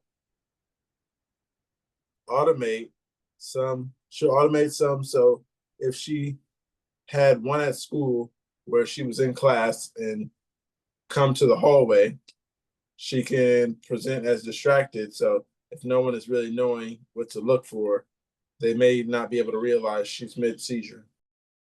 Yeah, so those are rough situations. To be in school with time lapses. I got one that says, are they called flare-ups or episodes? When discussing epilepsy, do you have flare-ups of epilepsy or episodes of epilepsy? My mom calls them episodes. Flare-ups I haven't heard of. I call them seizures. Well, there's that too. So I call them whatever you want to call them. yeah. I'll read a couple of these comments. One says, it's usually called a breakthrough. I don't really like to use the word fit, flare-up, or episodes. It's either a seizure or it's not. I call my IBS issues flare-ups. I call my seizures seizures. I'm not sure why they would need to call them any other word. IBS flare-ups. See what IBS is. Irritable bowel syndrome. Yeah. That's the only thing I can ever thank Tubi for, those commercials. Another one says it depends on who I'm talking to and how much I'm trying to downplay it. It's just semantics, really. Same thing. I just say I had a seizure if it happens. Pharmacist gave me less than 25% of my pills that I needed. Now I've missed 2 doses. What do I do? My pharmacist filled my prescription to 182 tablets of lamotrigine from 42 tablets, and my neurologist had no idea, so she ignored me when I asked for a refill last week. A nurse got back to me today and finally asked if I had received the right amount, but at this point, I've already missed 2 doses and will likely miss 2 more while waiting for the prescription to be filled. I'm especially frustrated because I've been titrating onto lamotrigine for 4 weeks now, and I may have lost all that progress, which would mean 4 more weeks of Keppra, which is making me angry and suicidal. I was also fired from my job right after my diagnosis, and I'm without a driver's license for at least another month, which makes finding a new job incredibly hard. On top of that, I'm also worried when I finally reach my neuro's recommended dose of lamotrigine and stop taking Keppra, I'll have another seizure, which would set me getting my license back much further. Feeling like smashing something, I'm not gonna lie. If you truly think trusting my doctor and pharmacist was a mistake, do you really believe being an ass about it would help? Being an ass about something is never the solution. In this one, were they really just talking about, more semantics? What choice of words? Or was it actually stressing over something you didn't need to? The beginning was basically talking about they gave less of the pills than they need and missed 2 doses. What do I do? So the first one was asking, what do I do? But at the bottom of the post, it just said, if you truly think trusting my doctor and pharmacist was a mistake, do you really believe in being an ass about it will help? No, being an ass about it won't help. Unless you got a doctor that's a pushover, it's going to take whatever you say just because you get loud. Yeah, because then you're stuck with this one fool that can write your prescription. So you kind of got to keep them on your good side. One of the commenters says, have you called the pharmacy? You sure they just didn't have to order some? I mean, that's happening to me a few times. They didn't have enough in stock, so I got a few to hold me over until they came in. Sometimes as an epileptic, I hate this. You have to start making the angry Karen calls. Thankfully, my wife does this one for me. I can understand how frustrating this is. My meds are like gold. Please call the pharmacy. Mistakes on count happen, or it could have been out of stock. Best of luck. If they fired you because of your seizures, you can sue a company. Epilepsy is protected disability. One more. It says there is no reason for the pharmacy not to fill your script. If they are out of it, 100 milligram tabs, get 50 milligram tabs will work, or 20 milligram tabs, or 520 milligram tabs. Report this joker to the state. I mean, the reason could just be, well, a reason would be Controlled Substances Act that that's a controlled substance. So if they had a prescription that was written for a quantity that did not match up the dosage period that the doctor intended, then there is either a mistake in the way that it was written or in the way that it was filled, but there's not necessarily just the flexibility to go, oh, well, okay. And then,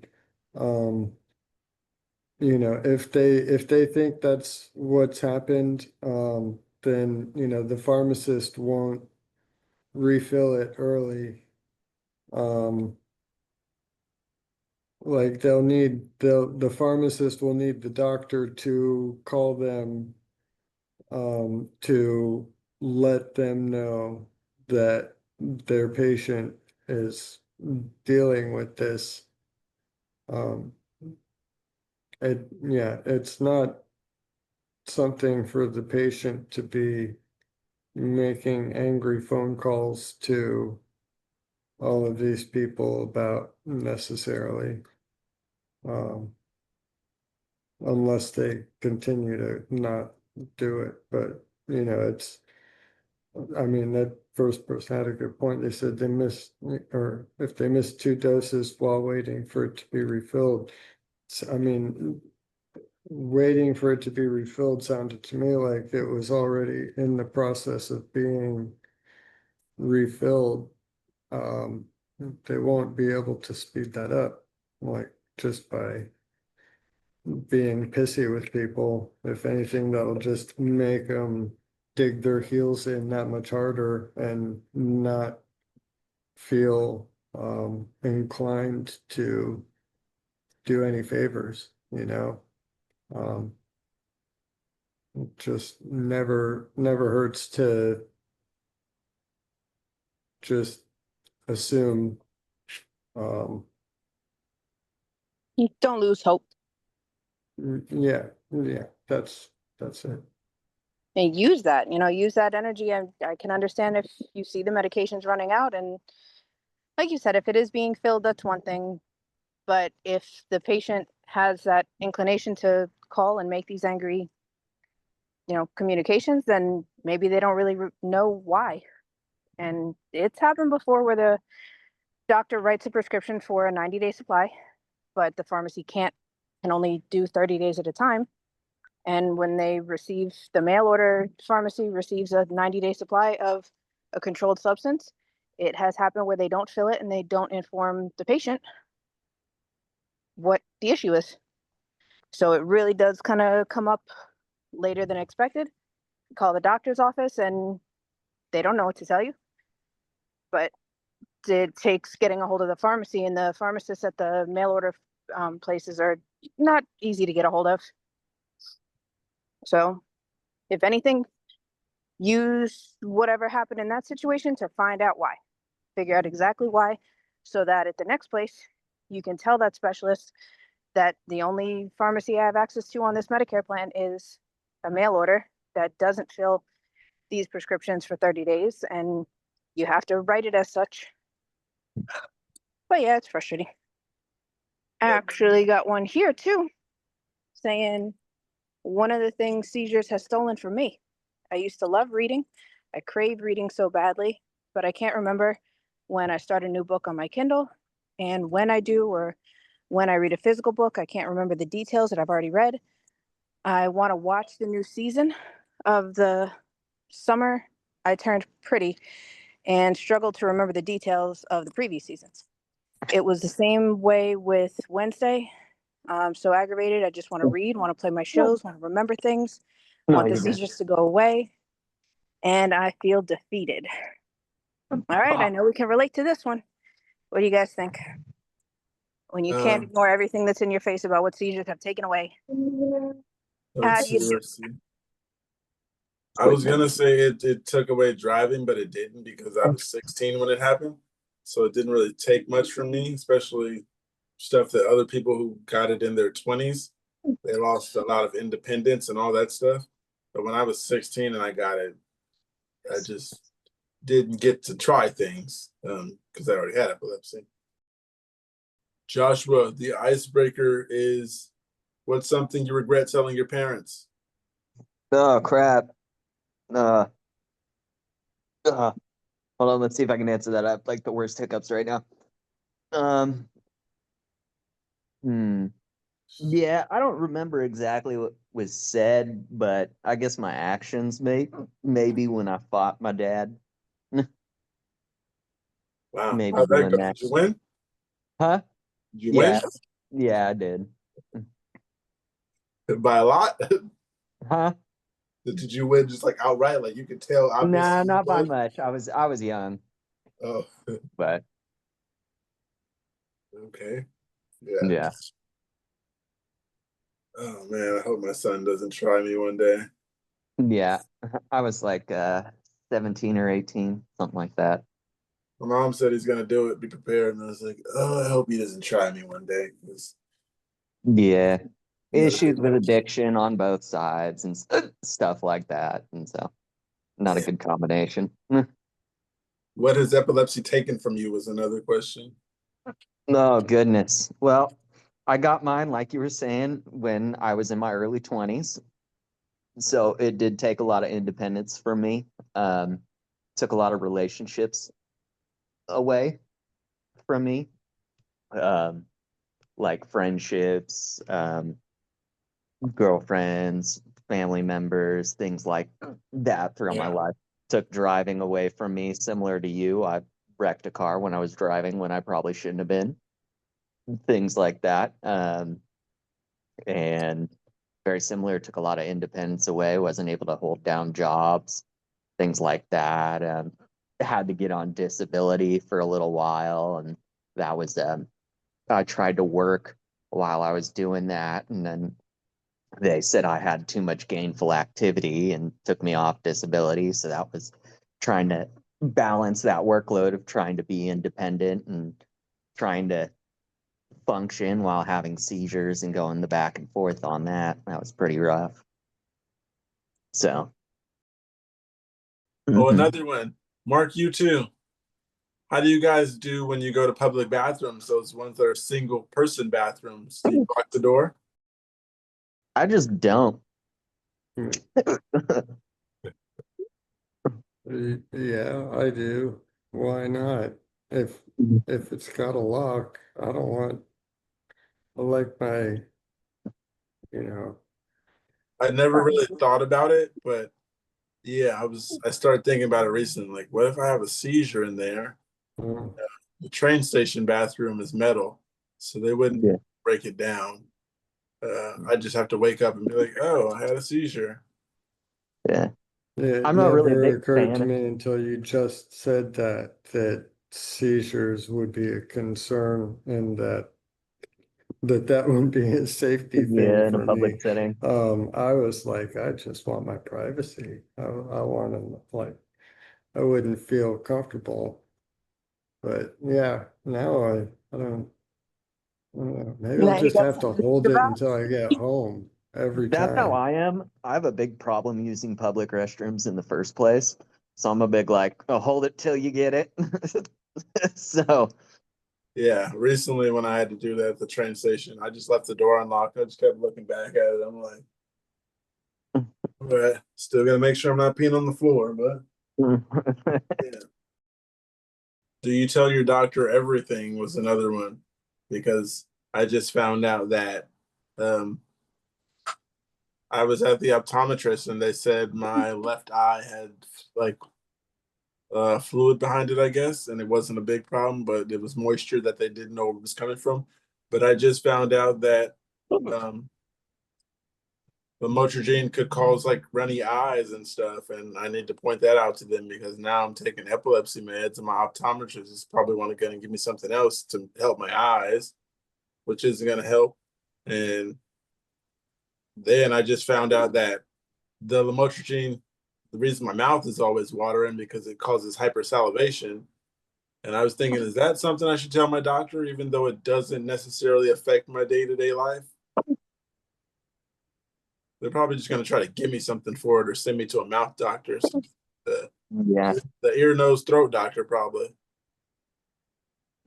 Yeah, I guess if it's something benign, I mean, Nah, those things add up. You know how many yeah, I times we don't heard about know. CSF leaks? That's where a little bit of your spinal fluid or like brain fluid. No, so it's spinal fluid that like leaks up around your brain, and it ends up being like some life-threatening condition that sometimes they catch on an eye exam. Yeah, and lumbar punctures suck. Yeah. I was thinking more about the salivation thing. I wasn't even thinking about the eye watering. Why do lumbar punctures suck so bad? Oh, I just hated it. It was awful being like they had me bend over and I was I don't know. just in the cold, like with the gown all over. It was Sprite, dude. all Get rid kinds of bad sensory things. And one weird thing that I didn't really think about till just, but when the guy was doing it, like I was leaning over, bending over, and he like when he was sticking the needle in, my right leg like knee just kicked involuntarily, and he got angry at me. He said, "Sir, you need to sit still." I'm like, I am, like, I didn't do that. And he didn't, I don't know. He proceeded, but I don't think he believed me. You're, I don't know, that just seems different than what I remember from mine, but Yeah. it you might Mine have been. was in ER, so they were maybe different, different, different setting, different kind of mindset doctors. Probably. Andrea, how was your experience? Which one? The lumbar thing we were talking about. I was gonna say I've had them stick needles into my spine several times. Oh, that I didn't know what that was. Yeah, they're sticking a needle into the space between your spinal cord and the sheath around your spinal cord and to the fluid. Into Yeah, the it's fluid a around. spinal tap. Yeah, basically a spinal tap. Wasn't having fluid drawn out on mine though. I was having injections usually in mine. Is that like the epidural? Yeah, I had an epidural when I had my kids, and then I had epidurals because of my back issues in my neck and my lumbar back. We're having an earthquake. Well, there it is. It's over. Yeah, we get earthquakes often, you guys. Wasn't a big one. It was like 3 seconds. Like all of mine, that was like laying on a table on my spine, all curled up in a ball. They're like hug your knees, and they didn't have me bending over or anything. Way different.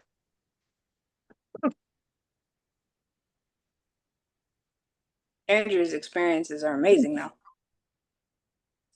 Well, they didn't seem very amazing at the time, but Looking back, everything that you've made it through, learned from, and still stand taller than all of us. Come on, that's amazing. I'm still vertical and ventilating. There you go. I got something, you guys. It says, anyone have a pet that can sense your seizures? I swear that cat I love so much now passed away. Knew beforehand when I was going to have a seizure. He would just stare at me from across the room, eyes pinned on me like animals do when they are potentially threatened. And every time he acted so abnormally, I had a teaspoon in 10 minutes or so. The girlfriend I lived with at that time noticed as well. I had over sometimes, but they weren't very reliable. I always got in bed as soon as my cat behaved like this. He was never wrong once. I had a couple of absent focals before he started doing this. Mine weren't the usual absent, as I would continue to act and speak like a young child, terrified. As at least that was what my girlfriend told me, as I would have no memory of it. During one of them, while I was alone in my parents' apartment, I came to as I was chasing my poor cat. He was terrified and screamed like I've never heard him scream before. Does anyone else have a pet that acts different during your seizure or when one is coming? Oh, that being chased around and screamed, that's probably why the cat's watching out for seizures. If the person goes and chases the cat around the house when they're seizing, no wonder the cat is staring, watching at him like animals do only when they feel threatened. Yeah. That's a training That technique. language at the beginning was very foreshadowy in retrospect. Basically, the cat was like, "Oh, this is what he was looking like last time when he chased me." Yeah. It's like, I know that look on your face. Yeah. My cat Poofy has been able to detect seizures. She was, we had just gotten her. We hadn't decided on whether or not to adopt her like formalize it. It was like a foster to adopt situation. We had her for like 2 weeks, 2 or 3 weeks to see how she would fit in with the household.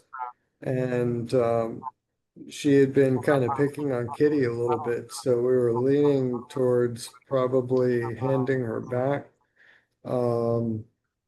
like begrudgingly, because she's a pretty cool animal. But if she's causing problems for, Kitty, the queen of the household, Poofy's got to go.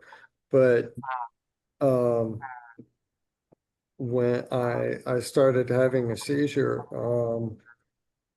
and it was a big, like a full tonic clonic, and it was the first one that was actually filmed. My mother was able to get her phone in time and recorded. And you see me convulsing and everything, and as she kind of pans up and down to show, my legs and my arms to show the neurologist what exactly I was doing. Right next to me on the cat tree, perched and aimed right at me, big eyes, was Poofy howling at me, like she wanted me to stop it. She didn't like what was happening. She looked scared, worried, and we were I don't know. When I saw the video for the first time and I saw Poofy and I heard her, and her reaction to my seizure, uh, I mean, aside from that being the first time that I saw myself seeing how Poofy acted to that was a pretty emotional thing, and that's what made me decide to formalize the adoption. That's why I still have Poofy here today. Uh, so yes, I have a seizure cat, at least one. I don't know. Maybe Kitty's just can detect them and she's just over it at this point after a decade plus. But I don't know. Anybody else? Well, at this point, I kind of think cats are more receptive. The dog, from what I hear, lays down, but hasn't given any indication of, what's going to happen or knowing that Yeah, my something's dog's coming gonna on. do nothing. Yeah, like I remember my first seizure when like I had a dog. It was in yeah, my dog laid on me. So that was like over 7 years ago. And the dog actually laid on you during convulsions? Yeah. But like And yeah, that's what they but like actually like train them to do. That's a big deal. like I was actually surprised, honestly. But I mean, that's how like I had to take my dog away, like due to my roommate and stuff. Yeah, that's rough, especially if do you have an animal with those kinds of instincts? I think they still only train seizure dogs to stay with and get rescue meds, though. Because having the dog lay on you is probably not good for either one. We got this one here asking about do's and don'ts. So everybody probably has something to contribute here. Since I'm pretty new to epilepsy and still trying to find out my correct dosages, getting breakthroughs and whatnots, I'd like to know, what do you try to avoid to prevent breakthroughs? I mean, for me, starting new meds, you expect to have some low threshold days, so avoid any known triggers. Sun, water, dehydration, things like that. Get your sleep. What about you guys? Get your sleep. Ah, okay. Yeah, get your sleep and stay away from alcohol. Oh yeah. Mm-hmm. Well, it's a hard one sometimes, especially when you're young. And when you've been doing it right for like a month, then it feels like you're all better. So Yep. why not? Mhm. Try it again. Exactly. And that's when a breakthrough happens. Uh-huh. I feel guilty even taking the notes. Mm-hmm. That was annoying. And that was the first answer here. Get enough sleep. Fairly common for epileptics to have seizures from being sleep deprived. Yep. And while That's you're one of still the finding the right doses, yeah. This one is make sure you take the meds as prescribed on time every day. And get ready for the side effects. Don't be so quick to get off the medication just because you're feeling some side effects after even a month. Sometimes it does take you a long time to adjust.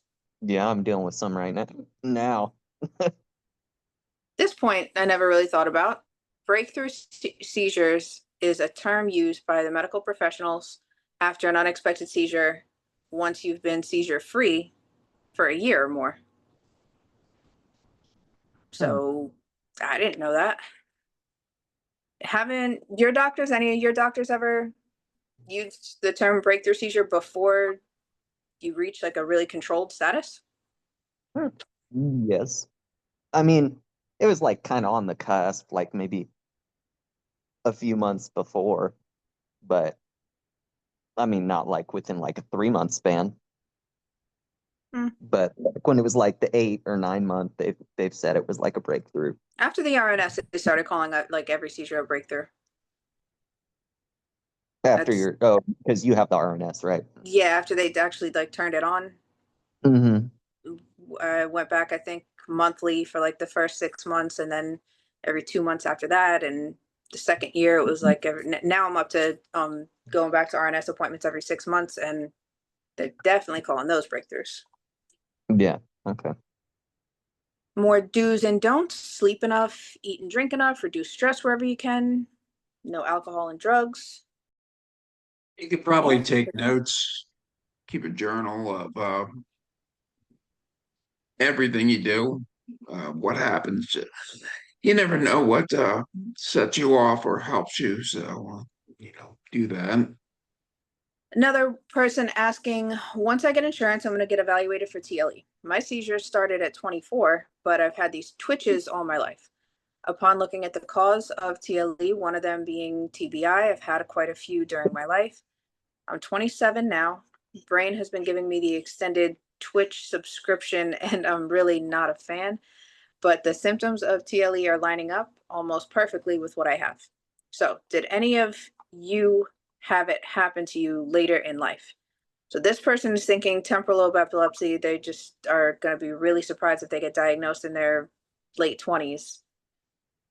And I don't think that sounds surprising at all. Not after First Yeah. seizure at 41, diagnosed at 42. There you go. Case in point. Everybody else familiar with getting diagnosed later? No history of epilepsy either anywhere in my family either, at all. Talk about blindsided. Yeah, I don't have history in my family. They just had the history of like migraines and stuff. Yeah. And then I just got the bad hand. Yeah, it feels like a far cry from that. Mm-hmm.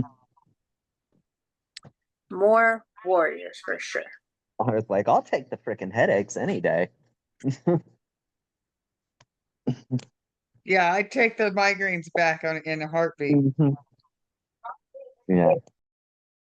All right, and to get an answer for our very own toaster, she wanted to ask a question about how people deal with fasting for the holidays.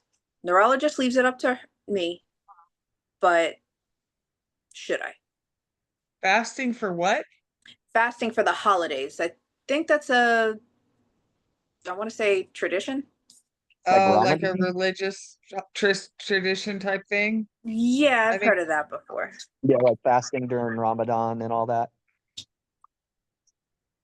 Yeah, has anybody ever actually consulted a medical professional about that?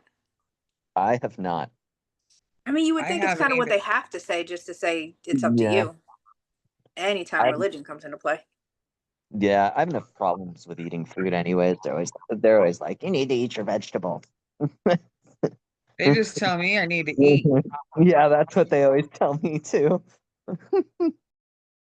So all in all, everybody's doctors pretty much always left it up to them. Never suggested do or don't either way. Nah, I always get the carbs talk of this like whatever weird carbs we're not supposed to have. What is it? The filtered carbs. Okay. Yeah, I can never remember what they're called. I don't Something know. processed. I don't know. Yeah, processed carbohydrates or whatever. Yeah, because now you can't just call fat bad anymore. Yeah. I'm just call everything red 5. Pretty much. All right, we'll get that message back to Toaster. Thank you for that. Okay, yeah, so getting diagnosed later in life, all that. I haven't been able to leave the house in almost 7 months out of fear.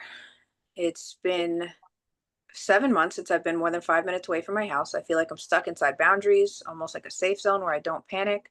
Only had 3 seizures, but the last one scared me the most because it happened due to an overwhelming panic attack. I've had many before this seizure. My fear is mostly caused by overthinking about having a seizure. Becoming a burden on my mom, who also can't leave the house because I can't be without her, and who doesn't deserve to live like this. I need a way out of this. I need to stop caring and panicking because I don't know how much longer I can deal with this. Any suggestions? Get some help. I think this one is definitely going to be a therapy session for them to be able to talk themselves out of the house, it sounds like. Yeah. That's what it sounds like to me. Yeah, being able to kind of ease that burden. But then once you take the first step and maybe make that first trip, that's going to be a really big deal. Yeah, and it's tough too, especially when you have those seizures that scare you, those big ones. So it's good to take that step and reach out when you have the opportunity. Oh, Yeah, at least this patient knows what the trigger was. yeah. If the trigger was anxiety, the worst one, then maybe just take it one step at a time. Make plans. Yeah. If you do have that support of your mom wanting to help you, then start planning outings together. They need some household supplies. Yeah. So you could start off with support groups like this. You know, that's something very That's the point to make. easy. Yes. Yeah, okay. And yeah, I mean, it's okay to fail at stuff, you know. That's not a bad thing, you know, just try at very small things. And yeah, just little steps like that, you know. Yeah. Okay. Yeah. Do your best to plan ahead. One thing that I like to do sometimes that helps give me some relief out of the situation, not all people like to do this, is I try to find things, not necessarily people, but things, maybe media, videos, movies, things like that, like comedy, that make fun and make light of the tough situations we're going through and things like that. Just to kind of, so you're stuck in your house, you're trying to get through all these things. Well, maybe put something on that's going to try and ease you out of that and maybe take some of that edge off of that, especially when all you're doing is, what would you call it? Stewing in that paranoia of leaving the house. And it's a good way to get your mindset off of that as well. Yeah. And then everybody on the comments gave a good like 200 words each about just how this is not something to handle on your own. Mm-hmm. There's no logic. I think the first one said there's no talking you out of this one. You're gonna need the help. Mm-hmm. So that's maybe the first, the hardest step is even accepting that you need help on that first one. Says new type of seizure for me. generalized aware seizure. I'm having a hard time categorizing this thing that's happening that I think is a seizure. I have had bad focals and generalized seizures of various types since I was age 20. Now I'm almost 46, but began having generalized seizures a couple of years ago. In the past few years, I've started having myoclonus of cortical origin confirmed by EMG, which they don't believe are seizures. More recently, I've been having reflex myoclonus, one of the sharp jerks of a single muscle group with a loud noise or other startle. And even more recently, if there's a loud enough siren, I have a moment of shudder on both sides that starts with my fingertips, makes my arms fly out symmetrically, I think, and up through my shoulders and the tip of my head. It feels terrible. I know when it's going to happen. I only simulate the movement much more slowly, and it's very noticeable to others. I had this on Saturday, and it was really obvious, followed by a post-ictal exhaustion. Is there such a thing as generalized seizures without loss of awareness? I want to send a note to my neurologist, but I want to describe it better. Also, I'm just so sick of new things happening. Oh, I'm so sick of new things happening. Optometrist telling me I got bad eyes, and I think it's due to my seizures. My lamotrigine is causing my eye to water, and they were wondering what that was about. You guys, what was the question? About she had questions about what if she can have generalized seizures and be aware for them.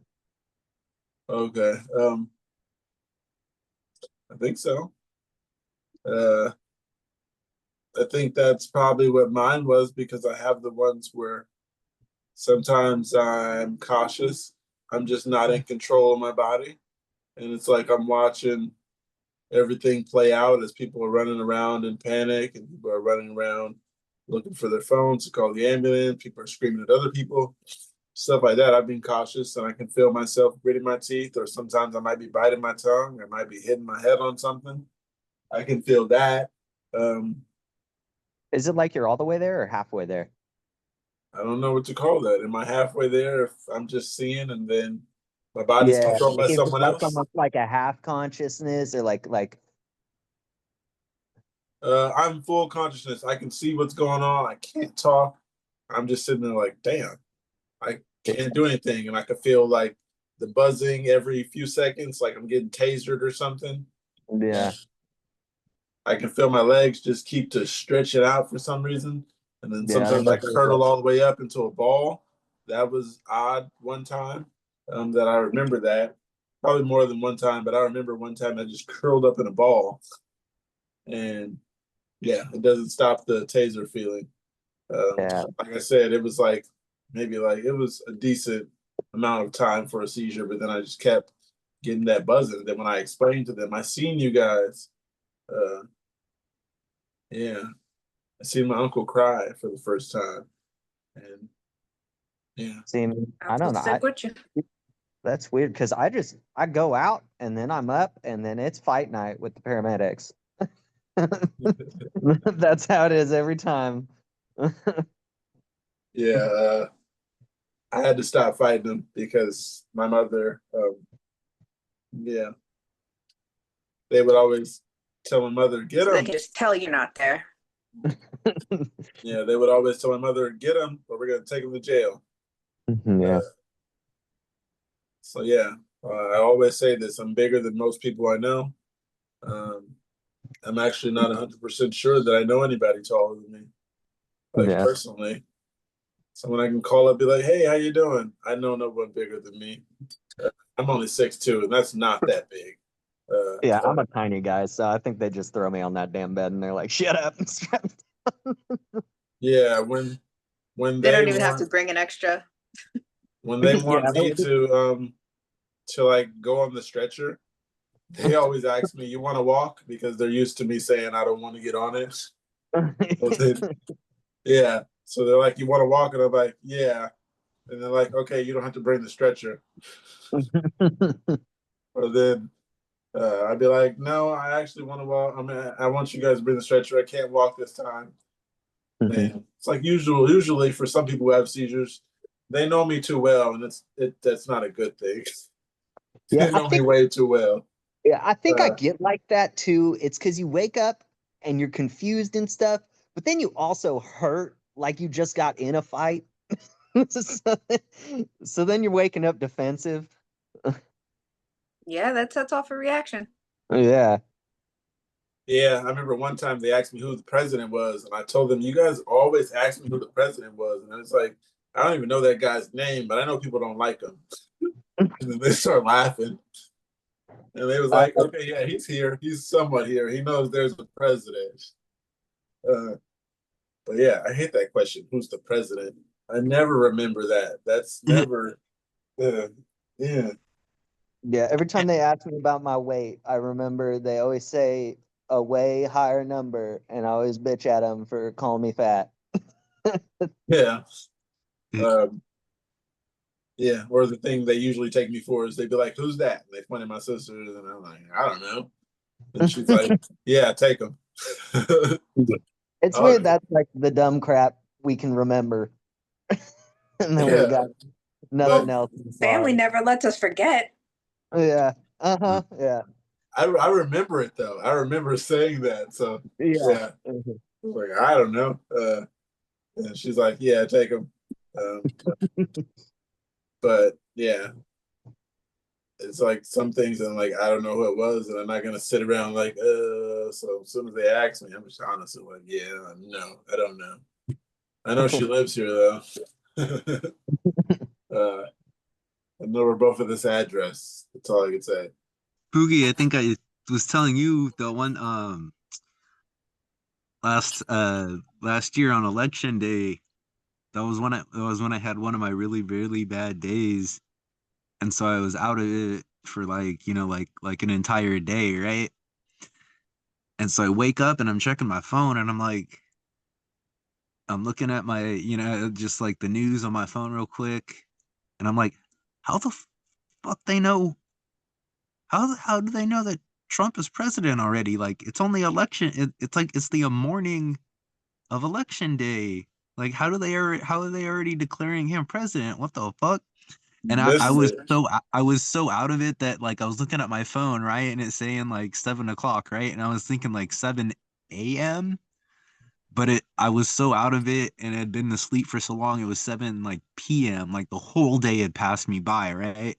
Like I had no clue what was going on, nothing. Like I'm looking at my phone, like tripping out, like, how do they already know this stuff already, dude? It's like this early in the morning. And then finally, like I wake up and I stumble out and I see my parents and I'm like, yo, what's going on? Blah blah blah. And they're telling me it's like 7 o'clock at night. And I was like, holy sh! Like I had a whole day just pass me by. Like I was so out of it. Like, on my meds, I probably had, probably like a mild seizure sometime in there when I was asleep or something like that. But yeah, I always specifically remember that because it was election day. So it was like something like I was like, what the hell? Like, I mean, I I still voted, I mail-in voted and everything. I got my word in there and all that, but it was still weird to like have that whole day go by and like not even know what was going on. And I'm pretty out of it right now. I just woke up again from another nap. Thank you for joining us. Yeah, checking in with you guys. So I'll be in and out. I'll try and keep my mouth shut again. Sorry. Um, um, I'm sorry. Yeah, like I told you guys, I haven't been feeling that great the last couple weeks, and last time I was here on chat too, a couple Fridays ago, wasn't the best side of me. So I'm trying to, yeah. Anyway, I go back promise on none with of us y'all. remember. Go back on with y'all's conversation. I'll shut up. It's like there's been quite a few people who have had seizures within the last 7 days in the meetings. I was saying, does that mean the in season podcast is seizing? But It looks like a half moon right now. Are you saying it's seasonal? They're clustered. The podcast is Come clustering. on, Mark. We don't have seasons. We're clustering these days. Who else was it? There was someone else who was Me? like Yesterday? Tom had one the other day, Yeah. and then Klutzy Mutt, I can't remember her other name. She was clustering, then Raven had one. I don't remember who else it was. Was there someone else? I've had some weirdness like the past couple days, but I mentioned I had a grand mal about a week and a half ago, and then I think I had like a smaller one within the last week, like I was mentioning about kind of lashing out at family that was around me within that time. So I think I had one, but I mean it seems like we all here Yeah, have them you pretty guys are in regularly and sync. understand each other, right? Yeah, I was thinking people who've had them on the podcast lately. And in the past 5 days, yeah, we've had 3 people. Yeah. It hasn't been like it hasn't been 5 days for me, but yeah. on About camera, you 10. mean in the On Zoom? camera. We've On had camera. Wow. we've had Oh, 3 on camera. I on wish camera. I Yeah. know it sounds terrible, but I wish I had one on camera just because I want to see myself go through one and I want to actually see it. You should get a nanny cam. Yeah, Right. they're the Yeah, I think best. we've talked I think we've had this discussion before Funny. Probably. Yeah. on here, so yeah, but yeah. Luckily, Yeah. that's how we found mine. And then there was security cameras at one of my jobs, and I had one at the front desk, and we got that on camera. Wow, at the front desk? Yeah, while I was working. Yeah, I Oh, was okay. dealing with a customer, and I was typing on I'm the. picturing you walking in the door like going to clock in and then it happens. No, I was dealing with a customer, which sucked, and I was like typing their credentials in on the computer, and I freaking had one right there, looking like I was possessed. Did you have, was it like a TC or? Oh yeah, full one. Good thing no injuries. I mean, did you Yeah. get away unscathed?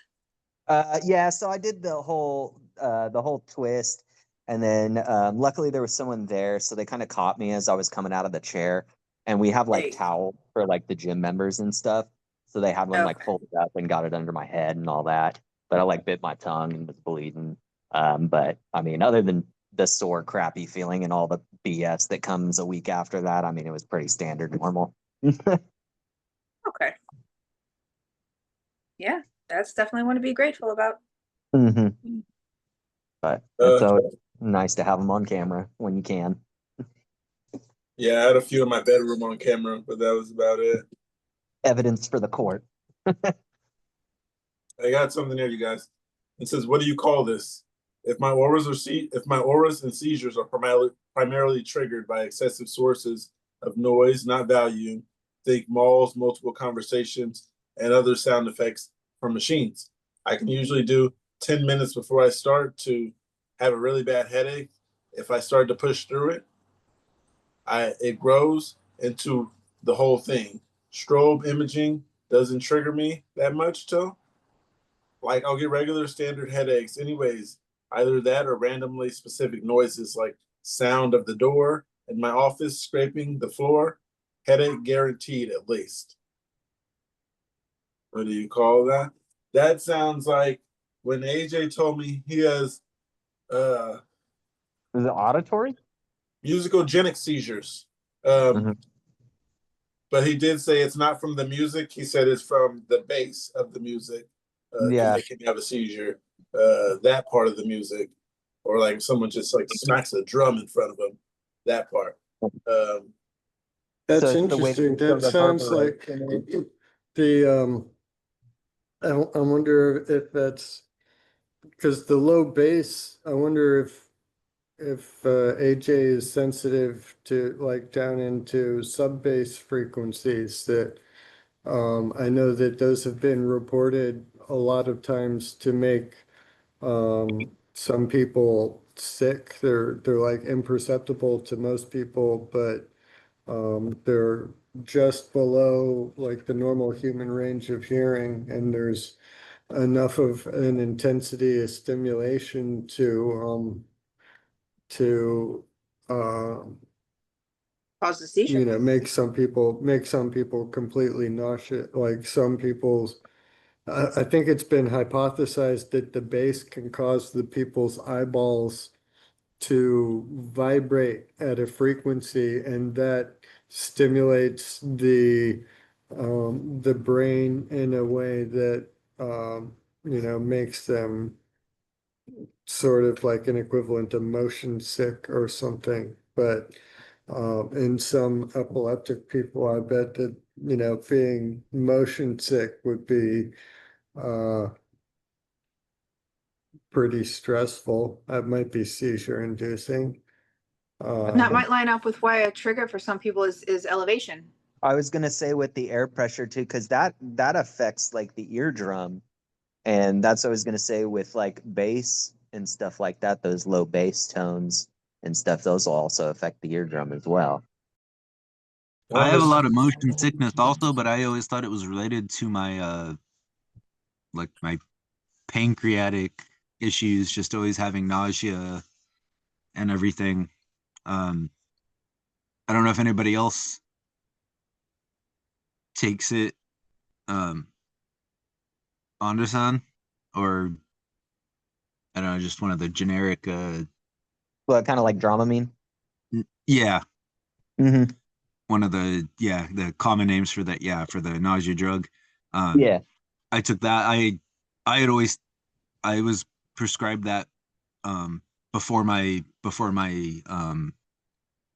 seizures, for my nausea for my pancreatic issues. So I don't know if those two are related. So yeah, for me, I know I always bring that up, but it's always hard for me to tell the difference between, between the two, between what's acting up and what's what's the real cause of Yeah, what there's a of what's lot going of on for me. similarity between the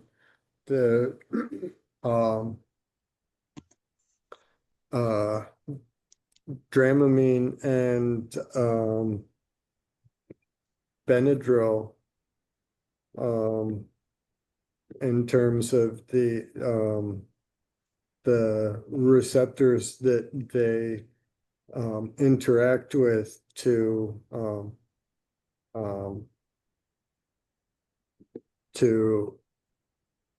exert the drowsiness side effect of the two medications. So I wonder if that may have sort of extension across into the seizure threshold reducing aspect of the Benadryl, because I know that Benadryl is Yeah, pretty much. I've never taken Benadryl specifically or anything by that name, just the other like nausea meds that I mentioned. So yeah, I don't know if Benadryl would actually do anything specific to me. Probably just make me feel even more drowsy than anything else does already. But yeah. Okay, so what was the verdict, Toaster, on the fasting, do you think? So, health before God. And you don't think of it like that because it's not before. I mean, tell me you haven't heard like No, forgiveness is actually, a theme. no. It's actually okay. The real term is health before mitzvot, meaning if a commandment that's given has a potential of harming someone's health, then different way needs to be found. My dad doesn't That sounds like fast. logic. Yeah, my dad doesn't fast. My mom does a partial fast. So I'm probably going to follow her lead and do a partial fast. There you go. And I'm sure that will be recognized from above. Yeah. And I That still recognize takes that just as much everyone has discipline. their own faiths or lack thereof, and everything works. Yeah, I know. The hobby I flair. know Anybody our friend contribute? Jeff has lost his passion of sports. Yeah, I kind of Watching lost a or lot participating? in skateboarding. Yeah, I was interested in quite a few things. I used to like be interested in like watching football on Sundays. That was a thing. When I was a kid, my grandma and people would watch wrestling on, I think it was Thursdays. Forgot which specific day. There's none of those things that were really exciting that I did with family as a child. Thursday Night Thunder. There's nothing that's really interesting these days that I did as a child. Hard With is them. a Christmas movie. The only reason I watch sports now is because I bet on them. Yeah, it's weird because like like nowadays, like I get all this drive to do something, and like I do it so hard, but then all the drive just like disappears one day. And I don't know if it's the meds or what. And then it's like you go back and try to do it, but then your interest and your drive just starts dying and dying. Exactly. I'm with it. Exactly. I feel the same thing that you feel, Joshua. Like, and I don't know if it's just like it's hard to tell if it's just like getting older in life, and then like you just move on, like trends change and you move on, or if it's you're losing interest in it as a human being Yeah, but it's weird because it's not like personally, I you know, don't you, want to. you know what I mean? Like if you're just Yeah, changing hobbies, like it's hard to yeah, understand, at least in my head, that's how I feel. yeah, and it's weird because it's not like I don't want to do these things, and it's like I try and do them, Yeah. but it's just I don't know it. And I think like as like the seizures have like progressed and done all these things, it feels like the drive and all that like kind of I don't know what is it, that progressive emotion just kind of died with it. Yeah, that's what I feel too in my head. It's always like, all right, like I wake up like today's a new day. I'm gonna do this. I'm gonna do this. I have all this motivation, all this drive, and then like half an hour later, your body and your mind just doesn't Is sapped, let you. Yeah, it just doesn't let you do it. You're just like, and then the fog oh, sets okay, in. well, no, tomorrow will be the day that I do this and that I have fun with this hobby and take care of this chore and blah blah blah. Well, yeah, it's not like pushing it back to tomorrow. It's like just the fog and everything just sets in and all that. I don't know. Yeah. Well, I mean, that's what I tell myself is like, okay, I know I'm not going to do it today, so I promise myself I'll do it tomorrow. And then, tomorrow comes and you still don't do it. And yeah, yeah. Yeah. It's not just you. It's yeah. There's others that have those feelings, man. Yeah, like before I started doing before I started doing the DJing thing, before that I found interesting is editing videos, and I was doing videos for people for this game. They have these AI characters, and I was making music videos for them. And I did that for a while, and I think I got like something like 1,500 followers. And then someone's gonna be like, "How are you just gonna quit now when you got all these followers now?" And I was just like, "Now I don't really find it interesting." I did it for like 8 months, and then people are still contacting me like, "I need you to make some videos." And I'm like, "Yeah, I'm cool." Um, I have a whole SD card with just hundreds of videos with AI characters dancing and music videos and stuff. But yeah, before that, I wanted to do music. First, I wanted to be a rapper. I wrote all kinds of raps, and I was like, "Oh no, I don't sound like a rapper." I was like, maybe I should just make the beats. So then I started making beats, and I made a whole bunch of beats. Then I just moved on, jumped from hobbies to hobbies, and never figure out what I want to stick with. But I'm sticking with this, you guys. Love this. Yeah. Well, I kind Oh of yeah, like started. I wanted to add into that because like I used to be a producer as well, just like because like my friends would tell me that like I mean like why did you quit music like after all of these years and stuff like that? And just like I couldn't really give him an answer because like because like because the real truth is that like I have like focal seizures and like it's like really hard to like actually tell people about it because I have like a stuttering problem, so that's probably like my biggest default ever.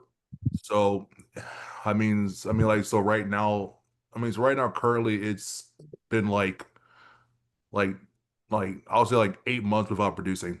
It's kind of stressful and stuff like that. So that's all. I could totally see where you're coming from, Pookie. Has anyone ever heard of Deja Reve? Mark has. I have dreamed this before. Deja vu, I've been here before. Jamas vu, this will happen again. Deja Reve, I've dreamed this before.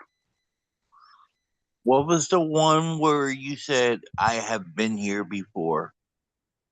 Oh, that's deja vu. And then Deja Reve is I've dreamed this before. I've dreamed this before. And then what was this will happen again? Oh, Jamas vu. That's just foresight. Fancy names. Yeah. I just call them the Dejas. They're all It's the related. booze. You got the It's booze. the booze. It's The the Boo booze. Trio. The Lavuvu. It's the voodoo that you do. Well, You got the except boo for boo, the Rev. voodoos. Yeah, the Lavuvus. There's the Voo's and Rev. Well, you got us thinking about it now. What's your experience with it? Oh, well, okay. It was a very common aura of mine before my surgery, but it went away. And today I had that same feeling. I was taking out the trash and it was like, okay, I'm supposed to be right here. There's my hand going up and I'm inside. I've been doing this exact thing last night, maybe, but I've dreamed it. Might have been last night, might have been a week ago. But I know that I dreamed this exact moment. And it's like I'm re-dreaming it at the same time. Which is how it It's kind of relates like to bringing the the deja newborn vu. home. When you know you're not getting enough sleep and you can't tell if like you've been somewhere or dreamed it or lived it, and you just get that really familiar feeling. That sounds like newborn days to me. Just sounds like It my might. memory these days. I hope I can explain it better when I write it. Well, yeah, I'm I just mean, it's saying, how Toaster said she's aware though, like feeling her hand, taking out the trash and feeling like she's been there before. I don't get that much anymore. I wish I could explain this one thing that happens to me every once in a while, but I haven't even figured out what it is, so I can't even begin to try and explain it to somebody. But at least we can relate. Yes. I was Yeah. thinking, Your is it soul's kind of been deja there vu when you're before. like, I've seen this before, but this is what I planned to happen? Yeah. That I think is under the Jamas vu, because they're all similar. They're all so similar to each other. And when it is an aura, they will show up on EEGs. Oh, okay. So if you said like I had a feeling this was gonna happen, yeah, or I dreamed it would be like this. Yeah. I got something for Jeff. Yeah. I found it when you left for a little bit, and I was like, I'm gonna wait till he comes back. If he comes back, I'm gonna wait till Friday or whatever the case. Well, here I am. It's exactly what you've been talking about all day. EMU stay and focal seizures. Yeah. Day 8 in an EMU and day 3 off of meds entirely. I've hit the button for what I felt. A few small focal seizures, bad feeling, rising sensation, nose tingles, but they don't see anything on the EEG. My neuro said that could be because they're happening in a deeper part of my brain. I predominantly get focal seizures, an exception of a few nocturnal generalized seizures when I was pregnant a few years ago. I'm feeling like this is pointless. Please tell me if you had a successful EMU stay with focals. I've had a very successful one.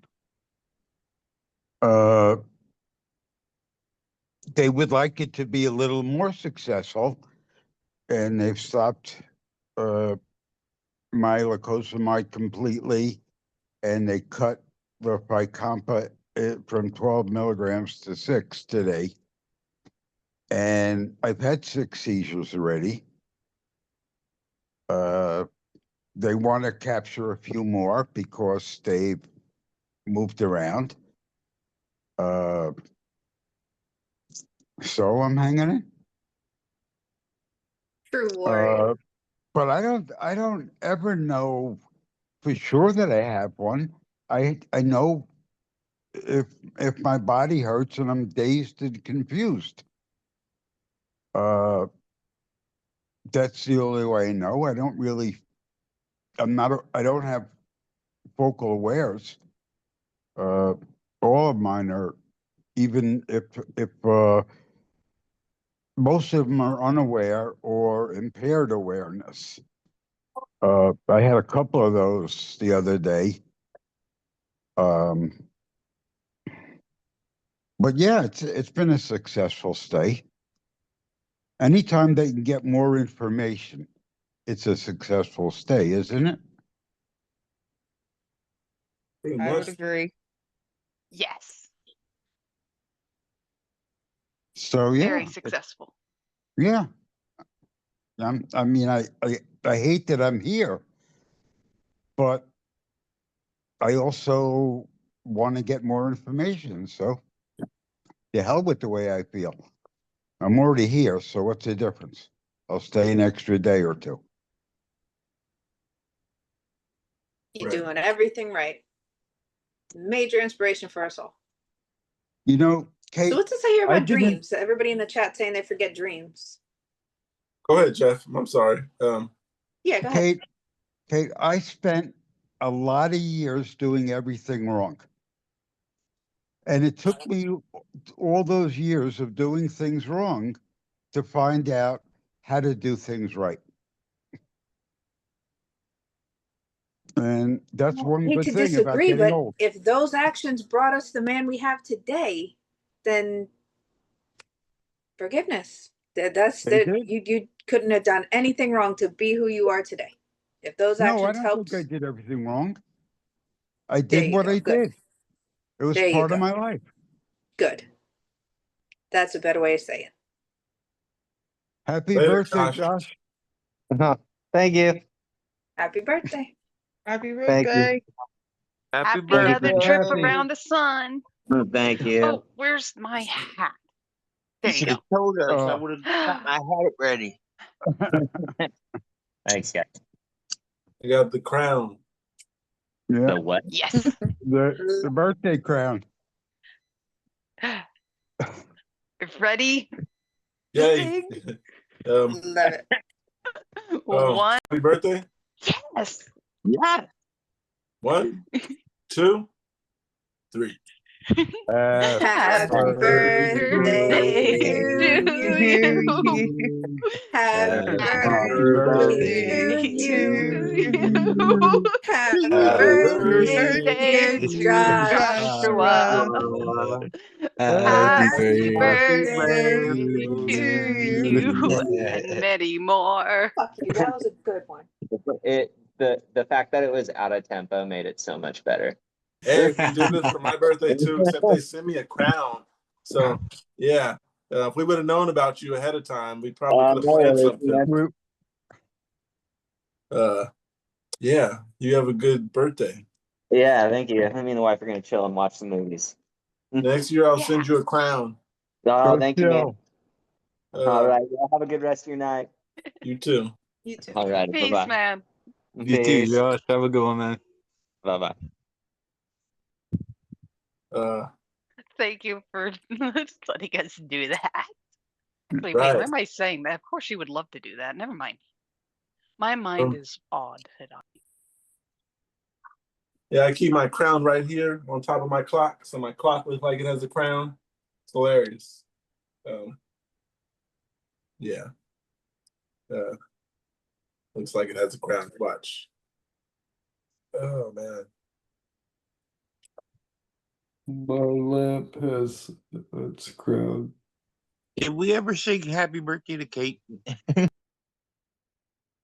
Angel, Clock that's has a enough for crown. tonight, please. That's Nice crown, enough huh? for tonight. We already got Jeff with AFib. No. Hey, I just came out of the bathroom. Ooh, spooky. You know what I do in the bathroom, right? There's no cameras in there. Oh yeah.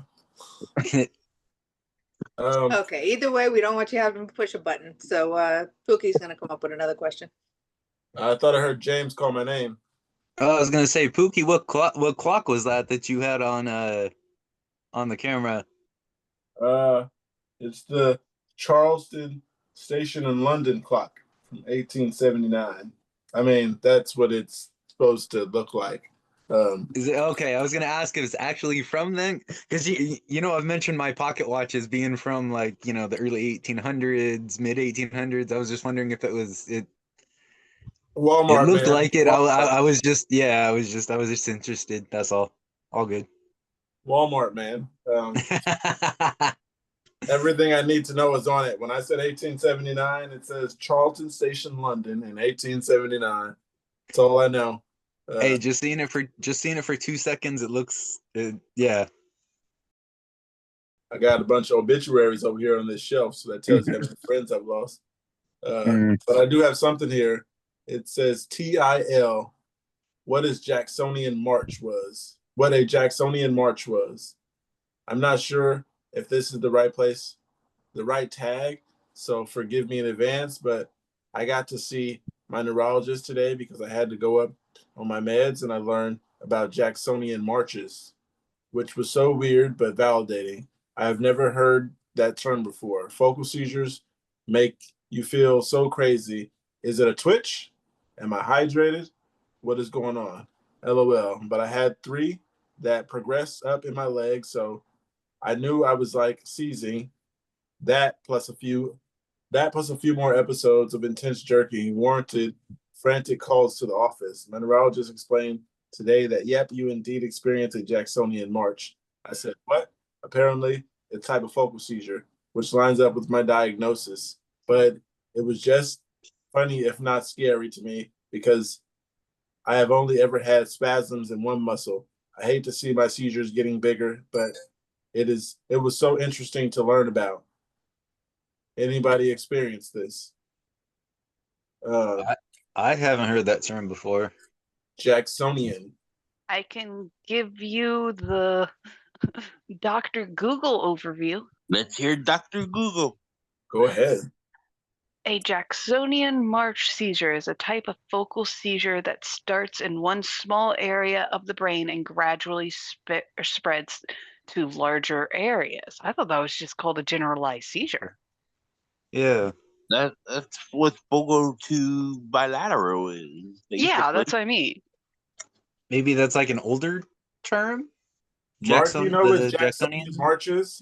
Or I would think that it's a march of General Jackson and his troops. I was thinking some Civil War stuff type stuff too. Okay.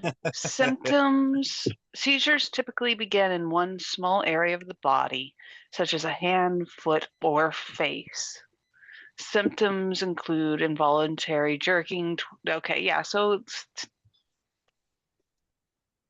I've never heard of this before. Yeah, that's new to me. I didn't know that was a thing until now. Me either. Never heard that at all. Me either. Holy shit. I've had these. I had no idea. Thank you, Epilepsy Foundation. Jacksonian seizures, also known as simple partial seizure.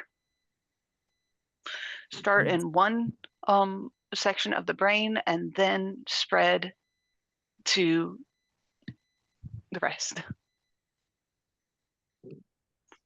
Epilepsy Foundation. Okay, I got some here that says sensory temporal seizure. Temporal seizure. I had 2 yesterday. I only have had 1 before these 2. I ended up in the hospital and they put me on Keppra. I have noticed today my sense of taste seems off. Is this normal? Will it go back? No, Never heard of that. I have. I had it. My sense of taste is gone. Everything tastes terrible ever since I started Keppra. And I've been off it for a year and a half. Wow. And I don't know if it's the other drugs, but everything tastes terrible to me.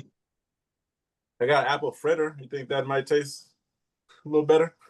Apple fritter would definitely taste better. Yeah. The first comment here says, sorry to hear that, man, but I also get sensory seizure. Just it happens on my shoulder up to my whole body, depending on how severe it is. But thankfully, it doesn't stay forever. Don't think yours should either. That's some support there. Yeah, it's optimistic. Yeah, you gotta be very optimistic these days. What I got on. Nocturnal frontal lobe epilepsy.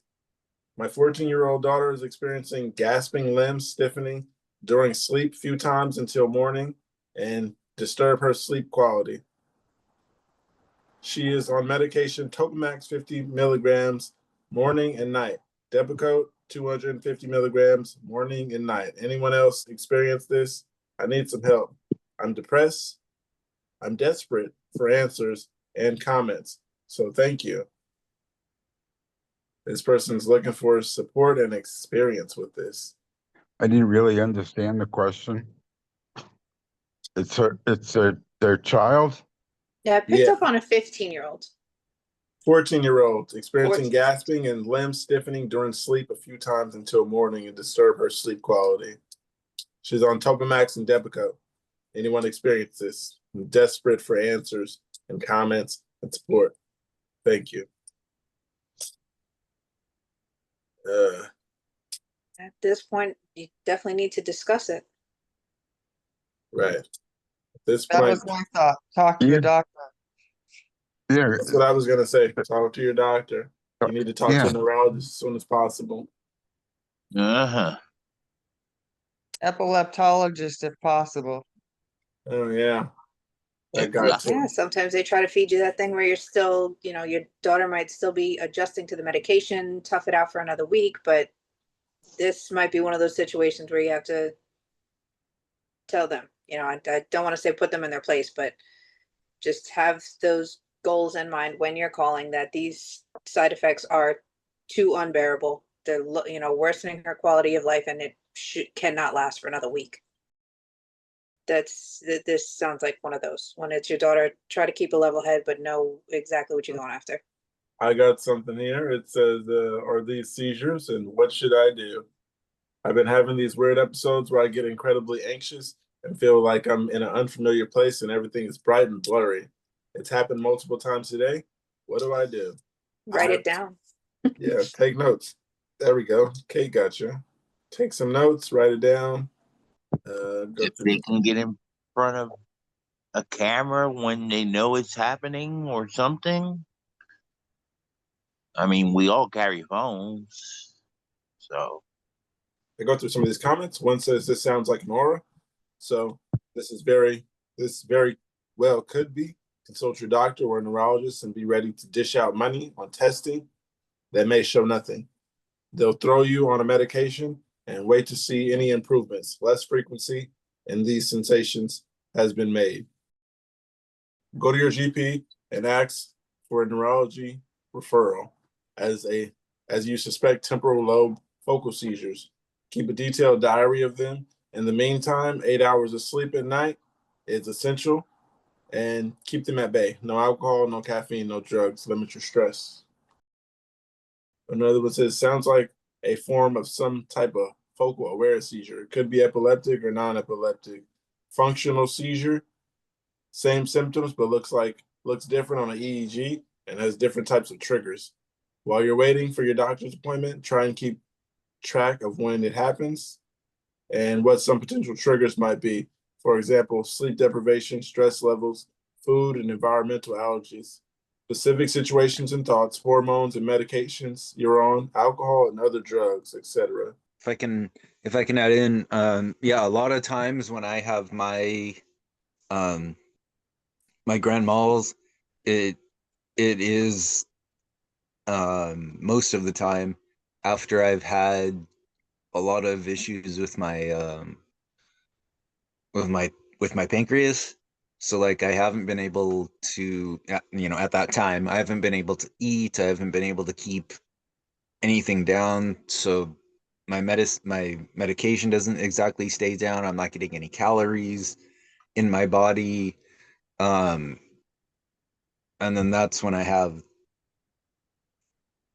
had like a handful of them is after that. So yeah, I don't know if it's, you know, it's either not just having any food or anything in me, or any you know, not being able to completely keep my medication down, but that does affect me as well. So, you know, I don't know if it's food, medicine, blood sugar, whatever, you know, in the system, when you can't keep stuff down, but that definitely does affect me and seems to trigger more of my seizures than anything else. Anyone else have really bad memory with epilepsy? I forgot so many details. It's so frustrating, especially being in college. I can't even remember what I had for a meal. Forget class lessons. I'm worried about my career. Anyone else can relate to? I hate so many of you can relate to this post, but know that you're not alone in this. Sending you love and prayers. Can definitely relate to bad memory. You know who can relate even more? Jeff. Because You he's in the certainly comments. can. Oh, you're in the comments, so that's why I said that. Is it? Am I? I can relate to bad memories. You're being called out.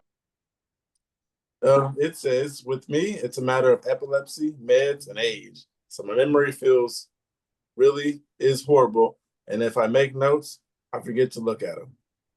Oh, yeah. I relate to you, Jeff. Yeah. That's why I got these notes up on this board right here. So when I have something in my mind, I grab a pen and I write it on one of these notes. The seizures this year is right there. I wanted to get some Feco. I got that up here, but I forgot Right. which it is or where to look for it. Doctor's appointments. Tell them about the B12. Yeah, bunch of different stuff. Do you ever go back and read your notes and not understand what you were trying to remind yourself of? Yeah, I was just telling myself I should rewrite that one because it's kind of, I don't want to get 6 weeks from now and not remember what the word is. I do that shit all the time. Yeah. I'm always finding notes and I'm like, I wonder what this was for because I have no clue what I was trying to remind myself of here. Yeah, at the time I'll write down like, you know, just like 2 or 3 words, and I'm like, okay, I know what this will mean, and then like I look at it like, you know, a few days later, and I'm like, what the was I trying to say here? This makes no sense whatsoever. Yeah, been there. Somebody said, do you attribute this to epilepsy or medications you take? And then Yes. the other person responded, epilepsy, because I've always been quite forgetful since I was young, even before I started taking meds, but sometimes I feel like it's getting worse, so I can't exactly tell. Okay, that person, that always takes me back to this question where the person said it's getting worse. For everyone, do you guys feel like your memory is getting to a plateau point, or is it progressively just getting worse and worse and worse? Because I feel like mine has got to the worst it's gonna get, to be honest. It feels like this is it, and I know what I can remember, and I know what I can't. Mostly it's short term. Well, not mostly, it's all of my short term because I can remember my childhood a lot vividly sometimes. But yeah, how you guys? You guys think your memory is getting worse, or is it? You think it's going to get to a plateau point to where you're just not going to get worse and worse? I think, especially when the brain fog comes in with medications and stuff, it's definitely way worse for me. But at this point in time, I think I plateaued. I I think noticed it's a plateau for now, but only going to improve from here as, we get our priorities straight, maybe put kind of taking care of ourselves and getting more chill time in the priorities, then I think it's going to get better. mine seems like it levels out, but then they do another med change or they do something, and then I'm just screwed again until I find another baseline. And then by the time I level out again, they decide to change something else. Yeah, so I guess we are kind of at their whim, at their mercy. You never know what's going to get recalled or out of stock and just have to switch the meds when we didn't plan on it. Or it just stops working. Yeah, there's that. Excapre, Centexcapre, Cenobamate is a positive modulator of GABA. You think theoretically it would help anxiety. Does anyone else here have any real world experience of Excapre helping with anxiety or panic attacks or disorders? I'm calling you out, Toaster and Angel. You guys are the only person I know on Excapre, other than Anne. I'm on it too. Oh, there we go. Thank you for the volunteer. Right. Thanks Who for wants throwing to yourself start? in the fire. I was gonna say, who wants to start? You can start. Ladies first. That's the way to say I don't want to start. So it's basically not me. Got it. Say not me without saying not me. What exactly is the question? Experiences with Excapre, it's a Excapre. positive modulator of GABA. I don't know what GABA is, but it's all 4 capital letters. GABA. It says you think theoretically it would help anxiety. Does anyone else have any real world experience or evidence of Excapre helping with anxiety or panic disorders? Oh, no. Okay. I don't think my Possibly. Excapre helps with anxiety. I don't go know ahead. if it does or not, because the only thing I've noticed in relationship with my anxiety, I just started on the Excapre, I think within the last year, but my memory is trash, so I'm not positive on that. But I've noticed I've finally figured out that, like, I've noticed that high stress is seems to be a big trigger for my tonic-clonics. And when I start having a lot of focals and my anxiety gets really high, like I'll start being really anxious all the time and I'll start having a lot of focals, then I'll have the tonic-clonics.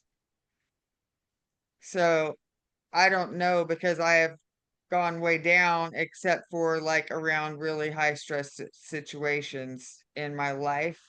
So I don't know if it has anything to do with the Excapre or just me finally figuring shit out. You think time will tell? I'm watching it. That's what they say. Only time will tell. Angel?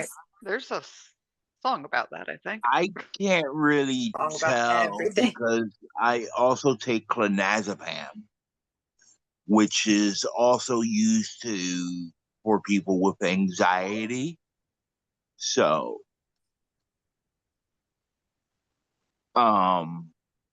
I can't tell about that, but I'm trying to get off of clonazepam. So, All right, take notes along the way. Definitely. Poster? I don't know, to be honest.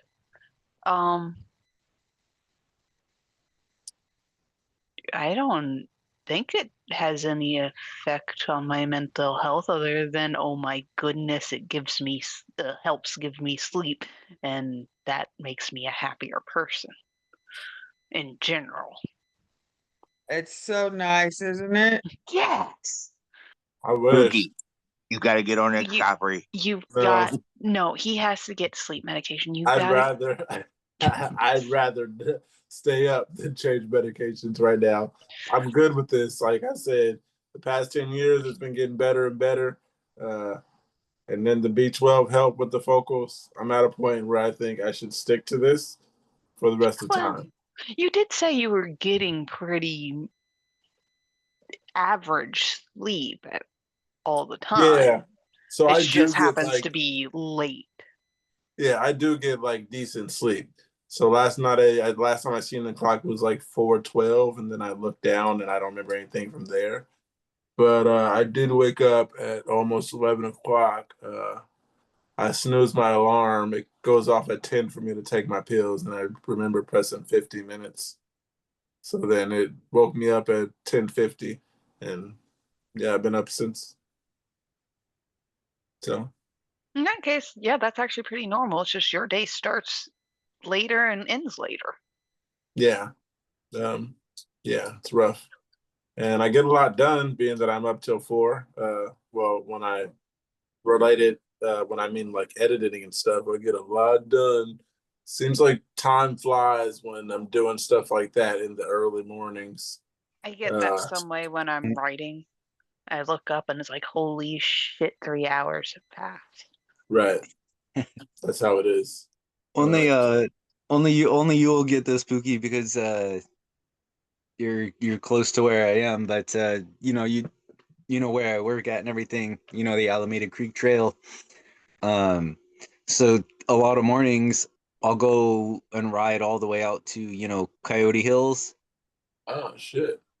like just as like a casual ride, go out there, you know, get the scenery, get all that, and then I'll go back to Take work a walk. because I started at 11:30, you know, so I got a couple hours to kill between, you know, me waking up super early from just, you know, going to bed early, blah blah blah. Anyway, I usually end up riding like I said, like I was saying earlier, like riding 6 miles to go and hang out like ain't shit. Like I ride like 10 miles a day, like it no big deal. But anyway, I you know I ride out there and then I go back to work, and it's not, yeah, it's just something you just kind of do. You just kind of get in there and yeah, and chill with, right? So sometimes you have like the most amount of energy, and then other times you have zero amount of energy. Like I'm sure you guys know what I'm trying to say, right? Yeah. I know exactly what you're saying. Me, Hey, Billy, actually, I don't know what you're saying because I'm also taking this B12 by Shout out. nature aid. So I totally you sound like an alien. I do? I don't know what you're saying. Oh crap. Yeah. Dude, come I on. am I showed you I showed you this. to judge you. Okay. This Come is on, not man. working. I showed you this last week. Look, I got the B12 too. Okay. Yeah. I just told you it's been my other health stuff that's been messed with me a little bit lately. So Is that giving you a little more energy? Shout out to Nature's Made. I think I mean I think so. It hasn't made things worse. I can say that. I think it really has just been my other issues. I don't want to get like too detailed, but it's Why a lot not? of it's a lot of stomach issues. So we'll just Get leave it at that, details. Get just to be details. polite and We nice. want So. details. We want details. We are morbidly curious. Good. Uh oh, okay. If you really want to, Yes. Yes. Yes. Yes. so anything that anybody eats or drinks gets broken down through their pancreas. First, so for whatever reason, pork, beef, couple other types of food, fattier foods, like whole milk, cheese, things like that, it's harder for the pancreas to break down. I don't eat So that's pork, why by the way. I eat super low fat. I basically only chicken and seafood. It's hard to it's hard to explain, but yeah, otherwise if I do have that, I do have a lot of stomach issues. We'll just say I have to use the restroom multiple times if I eat too much beef or pork or greasy food. So basically, you know what's causing it, and you're still doing it. I mean, once in a while I'll grab, I'll go to a taqueria and grab, like a carnitas taco or something, grab something like that. I But gotta defend James here. most of the time I eat as healthy as I can, and that's why I weigh absolutely nothing. So But I gotta defend you here. Oh, you still eat that? Yes, of course he does. I'm lactose intolerant. Do I eat ice cream? Of course I do, because it's good. yes, exactly. Yeah, sister. It's worth it in the end because sister. it's tasty. Exactly, Every and bite, sister. and because it'll only be once in a while, right? Like it's just like once in a while. It's like, okay, I'm headed back home. I'm not going to do I, it I every have a night. restroom I can use if I need to, real quick. and every bite you take, you're gonna be saying, "Boy, I'm gonna be paying for this tomorrow, but I'm really gonna enjoy it right now." Yes, and it's the Exactly. instant satisfaction that makes it worth it. Exactly. You gotta splurge once in a while. I mean, we all do it. Obviously, we all have our seizures, we have our triggers, we have our other things. Everybody's we all splurge once in a while, right? I mean, You sound like my mother. She has stomach problems, and every now and then she'll go out and eat, then she'll be sick for a whole 24 hours. Yeah, James. I don't give in when she says that stuff, so I'm not going to give in and laugh at you. It's not cool, man. It's not cool. That's what I tell her. It's not cool. I'm going to have to take care of you when you get older. I mean, not you. That's what I say to my mom. So, yeah. My mom with her liver disease keeps apologizing to me because she's drinking. It's like, well, quit fucking drinking then. Quit apologizing to me about it and quit drinking. Yeah, The my only mom. apologies I get from my parents is they're sorry they can't do more housework. Wow. Don't we all wish? It's okay. You still do your own laundry. Oh, Sorry, I can't do more housework too. Just feels like such a waste sometimes. I know. And everybody wish their house was cleaner, but it's just not worth the time sometimes. Turn around and there's still like somebody's hairball on the ground. Okay, maybe it's You just telling me? training. Twisted, you look metal. Oh yeah. Twisted arrives total badass tonight. You know. He's very resilient. I am resilient. Actually, you know what? If you guys don't mind indulging me, I wanna Hey girl. I would like to read you guys Twisted's anthem. Oh yeah. Yes. Do it. Do it. Let's go. Scar on my tongue, blood on my teeth. Every fall carves the ground beneath. You clap and cheer like I asked for this crown, but strength ain't glory when you're always knocked down. Your praise feels hollow, cut like a knife. I'm not your symbol, I'm fighting for life. You don't call me resilient, I'm not your brave cliche. I'm tired, I'm breaking, I just want someone to stay. Don't raise me on a pedestal just to watch me bleed. I don't need your legend. I need love. I need me. Chains on my body, cuffs on my mind. You called heroic. I called survived. I don't want to be exalted or have parades in my name. I want a hug without carrying shame. Resilient, that's what you say when you don't understand. Resilient, like I chose to crawl just to prove I can stand. Don't call me resilient. I'm not your brave cliche. I'm human. I'm fragile. I just want someone to stay. Don't crown me with your pity. Don't dress up my pain. I don't need your title. I just need to feel sane. Oh, I love it. yeah. Metal song. Ooh, Love it. look at It you, all dried done. my tears. Beautiful. That was wonderful. Yes, that was really, really It perfect. Well drove written. me to tears. Look, I Toaster. can see a tear in Jeff's eye.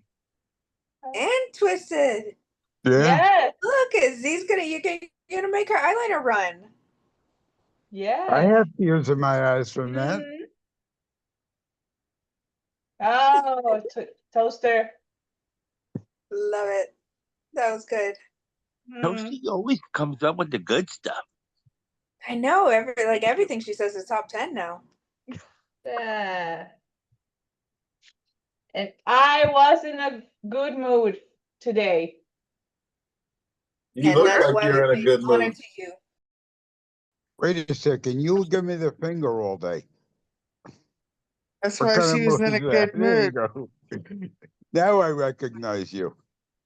That's why she was in a good mood. There's another post over here saying, is it normal to feel off for days after a seizure? I'm feeling really unlike my normal self. The seizure happened on Sunday, and since then I've felt really off, felt depressed, anxious, forgetful, usually a pretty happy person. So this feeling of depression just doesn't feel like me. I guess I'm just wondering if the seizure could have messed up my brain somehow and hoping for reassurance it'll go away. It never goes away. I was trying to figure out how to say that delicately. It never goes away. Brutal candor. She said. We got it for Brutal life. honesty. We were hanging out with Jeff this morning, Mr. No Filter, right?